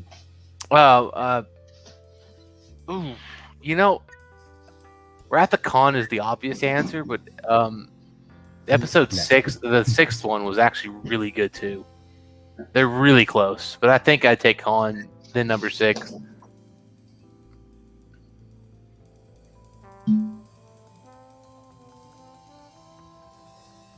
As they should, Aaron. But yeah, for me, it's Deep Space Nine, Next Generation, Enterprise, then Voyager, and then I guess you got original series left, right? Am I forgetting one? No. I feel like I'm then you got the new ones with the Discovery and Picard, but Picard's got real potential. Discovery's got bullshit. How can it have potential when he's fucking dead and then they put him in a fucking robot at the same fucking age? I mean, it doesn't make any fucking. It's just stupid. I'm still giving Picard potential. Discovery has potential, but the problem with Discovery is, Hey, Jim. oh my god, the first Everybody? season of Discovery was so Our chief fucking engineer. weird. Discovery was just so weird that first season. Like, God. Yeah, But no. It wasn't weird. It No, was I shit. thought, Oh, hang on a the second. second year of Discovery was really weird. There we go. That's better. But you know what? To mute YouTube. Well, yeah, What both is the first. But I've heard Discovery's gotten better. I haven't watched it since the second season, and I enjoyed Picard, but Picard had its obvious grotesque flaws. But I want to see what they do. I think they can salvage it. Now I have to say the new movies are so fucking bad. I just want to fucking shoot myself every time I That's see it. because they've been Jar Jar Binks. Oh, no, The first one was Jar Jar okay. Binks was so Jar Jar much Abrams. fucking better than the fucking Star Trek movies. When they got into a fucking sword fight in that first movie, I just lost my fucking mind. No. When I say Jar Jar Binks, I mean J.J. Abrams. I just The first one was okay. The first one could have been a solid foundation to build on. It could have. The only real problem No, with it the first couldn't. one is the more you think about the first one, the more you see the flaws and go, ugh. It's so good if you don't really think about it too Yeah. much. No. The first one had the obvious flaw of they got into a sword fight. Well, I mean, that's not that big a flaw. I mean, consider that they had Sulu fencing in the original series, so that's where they pulled that from. Exactly. Yeah. Yep. I get that, but at the same time, the way they did it was so ridiculous. I mean, they were falling down some kind of fucking crazy cylinder with jetpacks and shit. Why don't And you just do that? Like it was just That's like a one little of those better. things you're watching. You're going, do they think this is Star Wars? Like, what the fuck is wrong Well, with it's these? J.J. motherfuckers? Abrams. Of course I did. We've got that same quantum problem with our first engineer, Ken. Yeah, you can tell from behind me. I'm obviously having fun with OBS. That's not mine. Well, it's I not wish. OBS that's doing it. It's not OBS. It's fucking. It's Zoom. It's Zoom. Yeah. But saying that, OBS does have a virtual background functionality as well. I just haven't turned it on. Yeah, it does. Oh, does it? OBS Ninja. Yep. Yeah, I think I OBS Ninja's tried to got a fiddle with that, virtual and it doesn't work that well. Yeah, I haven't played with it because it's pretty much CPU intensive and stuff, so I wasn't going to turn on. Mm. And I have to agree with Aaron. I mean, to do that to the Klingons, nah. You lost me. I haven't Well, really watched you any lost me as soon Discovery, as so they I'm announced not on board here. Yeah. I agree. Announced it, I agree. The way they they did announced it Klingons as a was prequel, weird. and I thought, nah, you're fucked. Yeah. As soon as they announced it, and then they announced it as a prequel, nah, you're fucked. Forget it. Yeah, they did a very poor job there. I agree. Simon's sitting there going, Now- I don't know. I haven't watched any of these. Yeah, well, don't watch that shit. If you want to watch a recent thing Your that's argument could actually be- fucking good that should be called Star Trek, is Orville. Hold on. What? I have not actually had a chance to get into Ooh. Orville. I Whoa. need to do that. That's Si- wild. Simon has actually had over 24 hours, so I would actually expect him to have watched one episode. Yeah. I bet you hasn't, though. No. Now, Simon, have you watched a single episode of Star Trek since our last discussion? No. Yeah.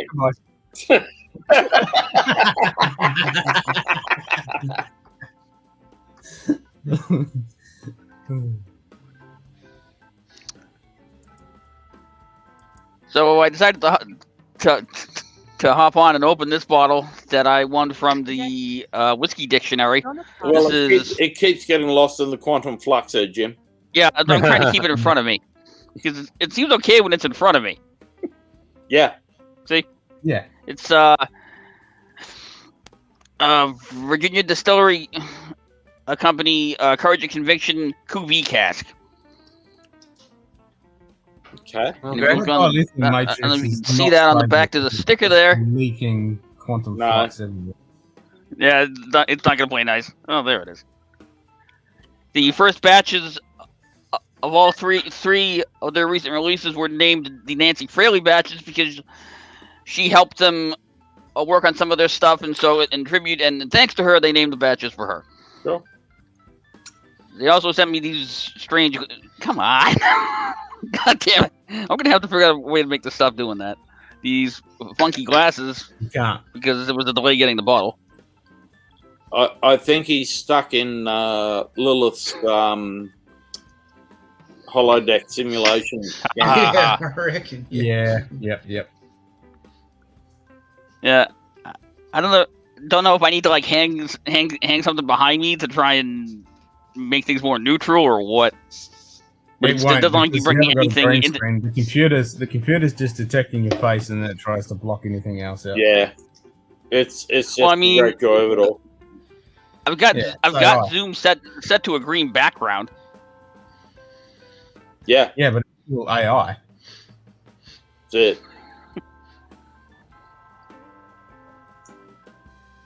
Because you haven't got a physical background that it's actually picking from. It's just picking your face Yeah. with AI, and then that's what it's interpreting.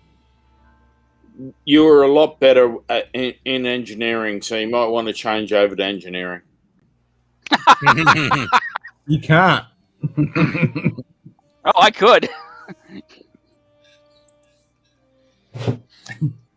You could be communicating from another era. Well, you are actually. Yeah. We're well and truly late Monday morning. Yep. Yep. Oh, that'd be cool. Need an image of Robert Picardo phasing in and out in the background.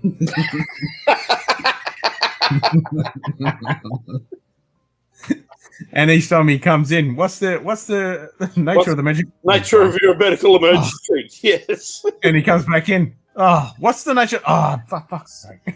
What's the nature? Oh.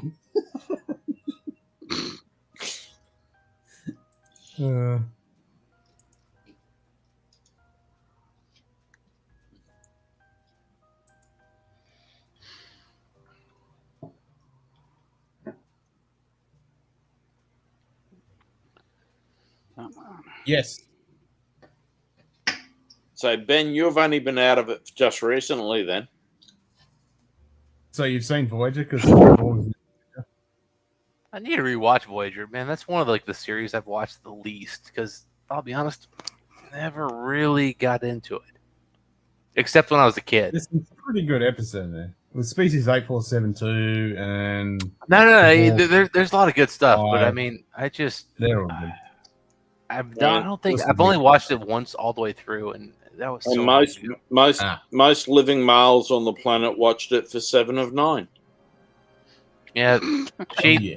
I'm not gonna lie, she added zero value for me. Well, visually, she was pretty valuable. You know, I just never found her that attractive, to be honest.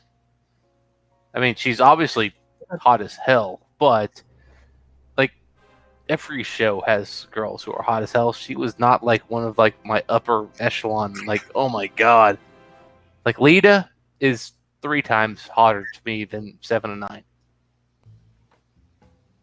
maybe more. Yeah. Actually, definitely more. That. I found So now I think Jim is trying to zoom from his quarters from engineering. Yeah, exactly. I'm So Ben, if you haven't watched wrestling Star Trek OBS in the here. last 12 years, you haven't missed anything because there hasn't been any Star Trek in the last 12 years, so you haven't missed anything. That's bullshit, man. At the very least, it's I mean, you've got to give Picard is a progression of like legit Star no, Trek it's history. not. It It's is. not. What, that fucking burn shit? What the fuck was that crap? I all agree the- they did some bullshit there, but it's still new. It's new Star Trek, and it's built on. It was a dystopian thing. It had no idea. They were stuck in the future. They would have had other technology. The Romans had different technology and warp technology. It just makes no fucking... It's just stupid. Completely stupid. It's not Star Trek. It is. Hugh's there. I mean, there's some good shit, man. Oh, after they tortured him and killed him and fucking murdered and shit and fucking that. Again, man, it's there, man. It's a little not again. I think it's got real potential, man. That is not a world that I would want human civilization to end up into. That is not the iconic Gene Roddenberry vision for humanity at all. It's and if he's we gotta give it time. It is not about Star Trek. It is about a platform to push their agenda. That's what it is. It's not about Star Trek. It is written by a bunch of fucking Gilmore Girl fucking writers that don't know anything about Star Trek. Written for people who don't like Star Trek, and that's the fucking truth. So you think they got all those major actors to join in with thinking it's bullshit? It's not about the actors. They've got to deal with what they've got. Well, It's no. It's You fucking think Kurtzman Patrick fucks it. Swayze? You think all the actors who are involved didn't like read the script Patrick and say Swayze, this is okay? yeah. Because trust me, those guys, most of those guys don't need money. They're rich as fuck. They're good to go. They're only going to do it if it's fun for them. Acting is fun for them, no matter what it is. They are come on. Come on. You think they would have got Patrick Stewart if he didn't like what they were talking about the script wise? He doesn't give a shit. He never wanted to revisit Captain. No, he never did. He always said he never wanted to do another card. But that's the point, though, is like he must have thought what they were preaching he thought was fun to do. Because he definitely doesn't need money. Another gig. Oh, yeah, all right. Okay, so you're legitimately telling me Picard, he said, oh, they're going to pay me enough money for this not even going to be nationally televised fucking series that I will be okay with it. Dude, that guy's got 10,000 things he can do. And he's rich as hell. He doesn't need to do this. So why would he do it if he didn't like the script? It's fucking bad. No, why would he do it if he didn't like the script? It doesn't have anything to do with the actual script. It's more because back then it would have been more the storyline which he was pitched. So you think they offered him? So wait, so was he offered so much money, or did he just decide he didn't care? No, I'm confused. It's the storyline which he's been pitched, and he would have been pitched a storyline over the entire series which they've conceived. So not just that first 8 episodes, which was a little bit disjointed and not. I agree. The first 8 episodes weren't great. I agree. The first 8 episodes weren't great, but I thought there was a really good foundation for something to be really cool coming out of there. There's a foundation there, but I'm waiting to see. I don't even agree with that. I don't reckon there was even a good foundation because it's still stuck in the Kurtzman fucking Star Trek. By the way, the first season of every Star Trek has always sucked. Just gonna go ahead and put that out there. With that. Every first season has sucked. Not that bad. Not that bad. I think that one was a very. I think there was some good stuff there. Good episodes in the first season that were really good. None of them were fucking good. Well, mind you, most first seasons were 20-something episodes. Most seasons were 20-something episodes. The Picard was 8 or whatever you said, 7, 8, and that's what I think has made it be really difficult to get a grasp on what they're trying to do with the series because it was 8 episodes. Yeah. Whereas everything else is by a bunch of incompetent idiots. Yeah, when it's 20 episodes, like you writers got cancelled, and that's because they didn't have a budget to do 22, 24 episodes because there wasn't the commitment from everyone. It was sort of like, oh, we'll do 8 and we'll see how it goes. 8's not the normal like episodes for a fucking like big high dollar series now. Fucking borrow it. When they tried to sell the first few episodes to investors, and when they tried to sell it to the toy manufacturers and everything, that's where they make the real money from this shit. Yeah. None of them wanted a fucking bar of it. Well, yeah, because it hadn't done anything. I mean, again, we already had all these toys. Been a moneymaker. I mean, shit. I mean, there's nothing new about all this stuff. Like, it's going to take some time. They got to figure it out. But I thought they had a pretty cool premise, man. Not with Bad Robot and fucking Secret Hideout and Kurtzman. It's never going to happen. I loved the idea of like advanced data and the questions there. I thought there was some coolness there. They just gotta. Oh, really? Just random DNA from an android who didn't have DNA? Yeah. Know about that one. Come on. No, that part not so much. But I thought the general idea was kind of cool. They didn't get it right. But again, they weren't spending money yet. They had a good concept. Yeah, and that's what they would have hooked Patrick Stewart on. Yeah, but what they've done so far hasn't. So far, they're a D. They're a D. They're a D. They're a solid D. They're not a D plus. They're not a D minus. They're a solid D. This was a D series so far. But I tell you what, I think they have a foundation to actually get to a solid C plus. And we need some fucking C plus science fiction series because there's no fucking science fiction series, period, right now. I think we need it. What? Really? Have you seen The Expanse? Okay. No. Well, then you can't say that then. If you haven't seen Orville or The Expanse, then you can't say that. Orville we need really quite good. All right, but the problem is that we need 5 or 6, 7, 10 series of sci-fi that are good, and that's all fine. But Star Trek was never supposed to be the C plus student. Star Trek has always been the C plus student, dude. What have you been watching? The original series, man, was not amazing. Come on. Well, you have to consider that. For the time it was 1966. Come on. Yeah. They didn't have the technology we have now, and over the course of their 3 seasons, their budget got choked to the point that by the 3rd season, we were recycling costumes, props, sets, all of it because they had nothing. Because it wasn't that appealing. Again, Next Generation, the first season was terrible. I'm not disagreeing with that. The first 2 seasons of TNG and the first 2 seasons of DS9 both were kind of like, what the hell? But they found their footing and they got masterpieces compared to this modern day shit. Well, but again, Picard's had 1 season. You're already telling us Picard sucks. When again, the history is 2 seasons. It takes. They end the first season with Picard consciousness in a robot.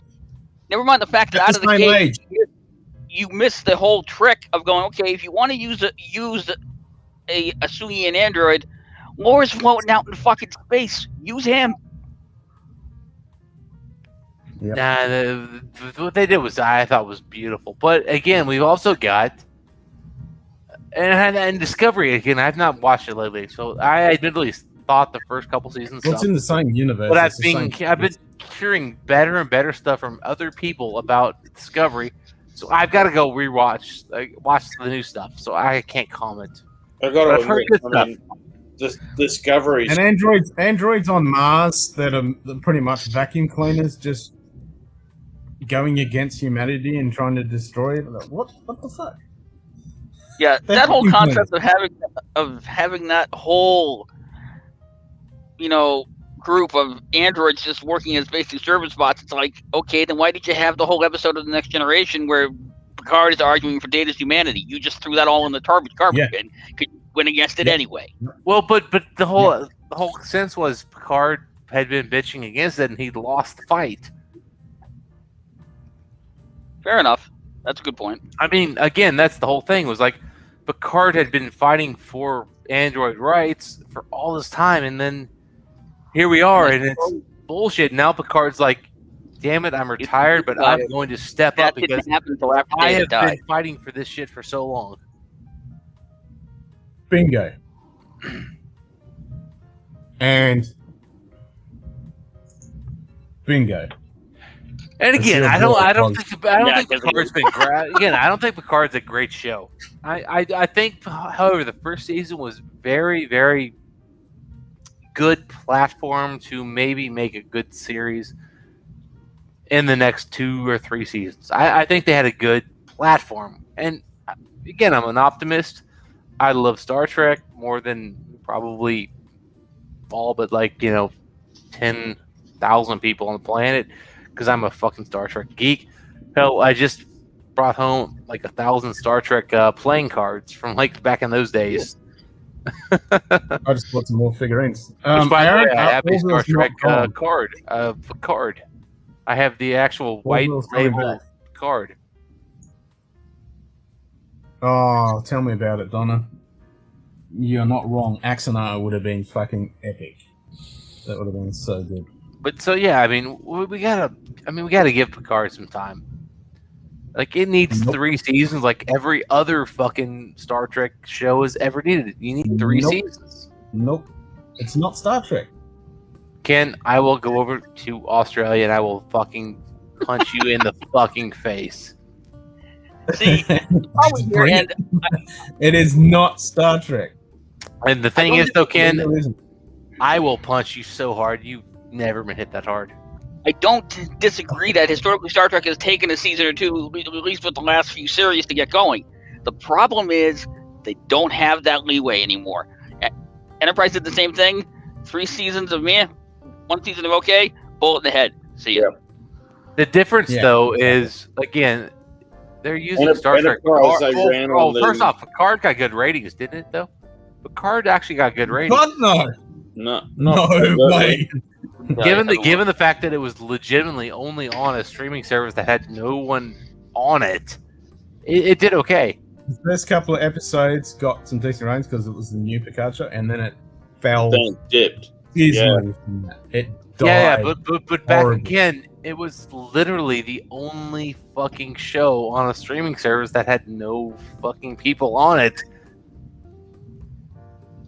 It doesn't matter. They had some good figures to start off with. You would have think they'd kept some of those through, and none of the networks wanted to pick. It ended up on fucking Amazon because no one else wanted a bar of it. The fact that Amazon would pick it up tells me all I need to know is that they're like, yeah, that was good enough. Because again, they put it on a fucking. Again, if you're on a non-Amazon or Netflix server, dude, it's never gonna work for you. Nothing is gonna be big. You have to do that. The main problem I have with it is really badly written. The whole plot and story behind it is just so bad. It makes no sense. It's not in the Star Trek world. It's in the Kurtzman fucking Kelvin timeline, which is not proper Star Trek. It's been separated when Viacom and CBS Paramount split. Yeah. They can't have pure Star Trek because it's illegal for them to have it. And Kurtzman and Bad Robot and fucking own the rights to have that Star Trek. They can only do the Kelvin timeline. They can't do proper Star Trek. So they're hamstring from the start. They have to make it completely different. It's a dystopian fucking world. It's not Gene Roddenberry's vision. It's just every pore of my being just repels against it because it doesn't even feel like Star Trek. It's all doom and gloom and fucking misery and shit. That's not what Star Trek was about. Well, there weren't enough episodes for me to mention that Picard is a pathetic character to a degree. Pathetic? Yeah. Nah. Yeah. John Luke is amazing. No, but I'm talking from where he was as the captain. He's become an ambassador to where he is now. It's all so bad. Yeah, it's my apology. Oh my god, that's a part of the whole fucking thing I love the most. Is that he just can't disconnect, and here's just old ass man Picard. That's what made Picard. No, I don't have a problem with that. Amazing for me. I don't have a problem with that, in that he's old and it's sort of like he can't disconnect. It's the fact that it's just that complete opposite character to what he was as a captain. But he has to be because he's an old fucking man. No, he doesn't. Because he absolutely has to. Yes, no.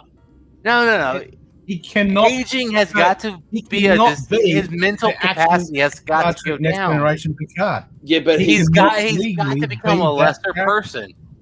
He's got to become a They lesser have to person. rewrite him as a different character No, because he cannot be. it's not that he's a lesser Star Trek person, Next it's a Generation different character. The essence He of the has to be character written. has been changed. No, I disagree so Legally. much. I think He he's has the to be. exact same person. I think he is the exact same person. Bad Robot He's just license, older. The Bad Robot license had to be different. No, It could not be the original license under Paramount Studios. nah, I disagree. Yeah, I look think at the history of what happened when it got split. no. All I'm saying is the Patrick Picard in that series is the same as Next Generation. It's just the age Where? thing, and they've done a beautiful job. I thought they fucking beautifully did that. There is so much about the series I can fucking bitch about. That's not one of them. That I think Picard is beautifully transitioned to older, my new life, my new tradition. Oh my god. With some drug fuck bitch living in a trailer park in the most iconic place in all of Star Trek. It just doesn't make any sense. It's lame as fuck. Oh, you're talking about the woman that he recruits in like the second episode. Yeah. Some of that, Now- that was weird, but at the same time, though, I mean, remember, like, Picard was such a big fan of what's that girl who went off with They Q? tried to tried to do Yeah. they tried to pull another Chakotay from Voyager. Well, here's the thing that you have to understand. They made the same mistake here that they made with the first Star Trek reboot. And that's that they did a prequel comic and they included information in the prequel comic that's relevant to what's happening in the show. And if you didn't read the comic, you have no fucking clue. Yeah. Because they explain who she is and why she's the way she is. And you don't, and otherwise you just see her in Picard and go, who the hell is this junkie? Or who's this alcoholic? He served with him under his last command. She got thrown under the bus when he was arguing for a rescue convoy for the Romulans. And I think it was after the whole attack happened on Mars, they pulled out of that. Picard argued for them to keep doing it, and they basically threw the both of them out. And that's and what, even that, the whole rescue thing. Didn't the Romulans have fucking any vessels? What about the Vulcans? What about everyone else? Why did it always have to be? I mean, we saw how that went. there are issues. There are issues in like the new series stuff. I mean, there's no question. But again, look. The point is, I'm holding my opinion for the new Picard series till I see what they do with the second, because it's been 8 episodes. It's been a little bit. Yeah, it's been enjoyable to watch, but it hasn't been Star Trek yet. I'm waiting to see what they're going to do. I'm with Chris. I thought the first 2-3 episodes were like, oh, this is cool Star Trek, and then I was like, things are getting a little weird, and so maybe I'm different than Chris, but I think I'm in the ballpark of Chris, where I was like, I want the next season. Yeah, you're in the. I want it to be good. Don't get me wrong. It's been good and enjoyable. Hey, look, it was enjoyable to watch, but it wasn't. It's not something which I've turned around and rewatched compared to everything else. And that's part of where, like, Ken, like, when he's trying to question me, I'm like, I've not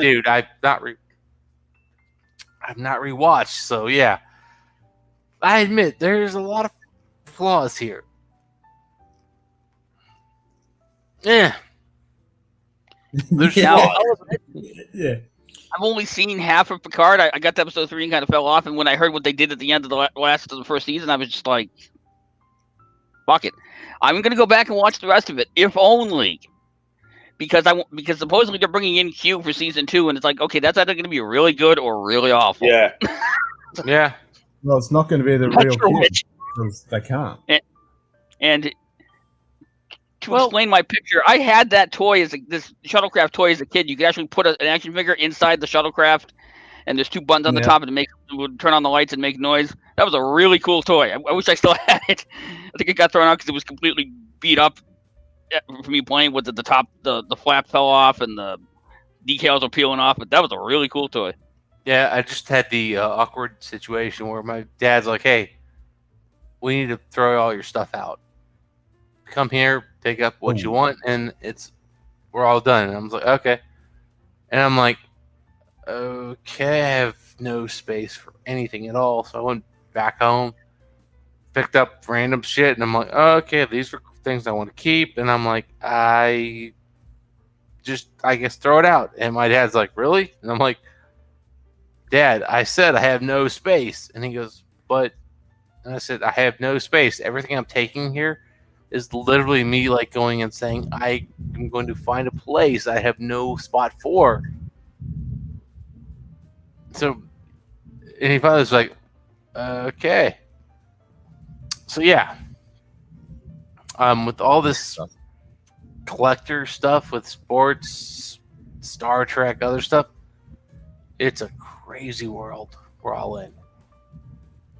And I hope that, Star Trek keeps becoming more and more cool, because I'll be honest, man, I just love it, man. I love Star Trek. I just want to, I want to do series. I want Picard to become more and more cool. And for all you guys bitching about Picard, I mean, I get it. It's not what I would have dreamed of, but I think there's something really good there. It's going to come. I'm not bitching about it. It's the fact that it's so far it hasn't been, shall we say, a series which has reached out and really grabbed you and sort of brought you into it. That's why I'm holding my opinion until I see more than 8 episodes, because it took me more than 8 episodes to get into Next Gen. It took me more than 8 episodes to get into Deep Space Nine. I think season 3 was when Deep Space Nine became good. When you're watching those series, though, when you're watching them, you wanted to go back to see more. Yeah. Well, the first season of Next Generation. Yeah, at the moment, I'm in a thing of, well, what are they gonna do? I'll tell you what, though, I absolutely think Picard is going good places, man. Oh man, Joe, I really do. As far as let's hope so. I mean, I hope so. I really do. I really want it to be good. And then Ken. If I'm wrong, my bad. Oops. But I'm not wrong about stuff like this that often. I'm wrong enough where I can't be trusted, but I think I'm pretty right most of the time. Where I'm like, yeah, if they keep spending the money, this is gonna become good. I hope so. Discovery, I really hope. I stopped watching Discovery, so I hear it's gotten better, but I'm not going back. Nah, it hasn't. But I'll do it at some point. If they keep telling me it's getting better, whatever. But the thing is, Star Trek, and that's the difference. You're here, you've heard it's gotten better, and you're not drawn back by the word of it getting better. The thing is, I need to watch a couple episodes to see it. But that's where anyone who as soon as you hear it's gotten better, it's sort of like you'd be back in there. Well, but the problem I got it right now, and the why I'm a little delayed, is I am in a world of I need to have my internet to do my job, and torrenting stuff could lead to me not having a fucking with your internet. data. So I'm a little kind of never in my life I've ever always in the past I just torrent everything. Now I'm like, and I've also been flagged for Star Trek downloading. So I'm like, piece of the action. And the thing is, though, if it's Well, $30, if I pay $30, downloading those nerdy versions of Star Trek, Dustin. Yeah. Problem is, I've gotten in trouble for downloading Star Trek in the past. So I'm like, shit. No, it's those alternate versions of Star Trek which have been flagged for. No, they were Yes, like it's also they not the were true like Star Trek. no, they were real Star Trek. They were not. Oh, okay. They're not Orwell. They were like the mainstream, channels. I'm like, So why haven't you joined the crew? what do you mean? Yeah. Of Whiskey Trek. Yeah. Oh, dude, I'll totally join you guys next time you do the live streams. Dude, I mean, I am a legit giant Star Trek guy. We love the kind of passion which you got. So it's sort of like you're Totally. Yeah. No, dude. You tell me when next time comes up. I'll join, man. I'd love to. Last time you guys were live. You're in the Discord. Join in on the Discord, and then what position you want, what rank and race and everything, and we'll get you on the show. Oh, absolutely, man, dude. I would love to join that. Honestly, that was so fun on Saturday. I was like getting ready to leave, and I'm like, oh my god, I want to watch more of this crazy stuff. You guys are awesome. Yeah, join the crew. Yeah, dude, absolutely. I'll check it out. The off the path, unbeaten opinion is pretty cool to have in the crew. That's what we want. We want dynamics. Yeah, I mean, trust me on this one, man. I've watched as much Star Trek as anybody. I've watched as much Star Trek as anybody on this group. That's why we have Simon, because he has not watched a single episode. Yeah. Trust me. When you guys started like talking shit on Quark, I was getting offended, man. I was like ready to get fighting words. I never said that. Well, I like Quark. Quark might be like a top 5 all-time favorite character for me. Like, Quark is just like one of those guys I love. Like, Picard and Cisco, Data are my top 3. After that, man, everybody is kind of up for grabs. And I think Quark might be in that group. Top 3, top 5. I can't wait till Ken brings up Will Wheaton for what bourbon he is. Say it properly. Oh, no. I feel like bringing up Will Wheaton is like not like respecting Star Trek. Yeah, He's become such a generic, like. Well, we're not bringing up Will Wheaton, are we? We're bringing up Wesley Crusher. Wesley Crusher sort of he lost value, man. Like, it was one of those like, we're to the dust, go away. Well, Wesley Crusher was a pretty much add-in forced in by Julian Roddenberry. Yeah.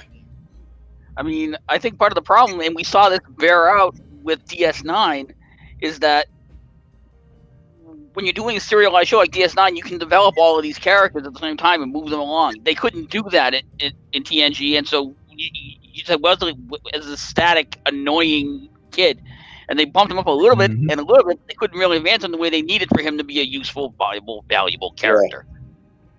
Yeah, I mean, they developed him. I disagree a little bit. Well, they developed him, but it wasn't like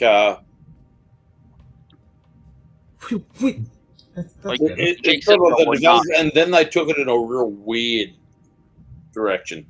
Well, I think he wanted to leave the show. I think that was the factor. He wanted to leave the show. Underutilized. Well, the problem was he wanted to leave the show, and then they went like crazy and like made him Superman, and then it was like, the fuck? Yeah. All right, guys, I gotta pause here for a minute. I got food and stuff coming, so how do I do this? Well, I'm probably going to kill this because I need to get some sleep. It's fucking 4 o'clock in the morning. Yeah, I've got to go and get some sleep. I'll hop off. All right. Night, guys. Got to get some sleep before I switch over to night shift. Yeah. Watch you guys, and I will. I'll be around for more time later. Later. Hey, Dustin. Cheers, mate. That was cool. I've I never thought that I would see Captain America in the. I know, right? Thanks. Let's Right, hang around in the background, guys. I'll just kill the stream. Cheers, guys. Thanks for everyone for being take here. it easy, man. Stream. See you, Jim. Pretty awesome. No, hang around in the background, guys. I'm just going to kill the stream, and then we can chat for 5 minutes, and then Yeah, we can you're bug right. out. Yeah. So cheers, guys. Thanks everyone for being here. Thanks, guys. See some of you film deepers. Yep. Probably not because I'll be sleeping. I think because they're always on it early, which is hard. All right, guys. Cheers. And all our friends in the US. Yes, subscribe everybody again. all over the globe. Cheers, mate.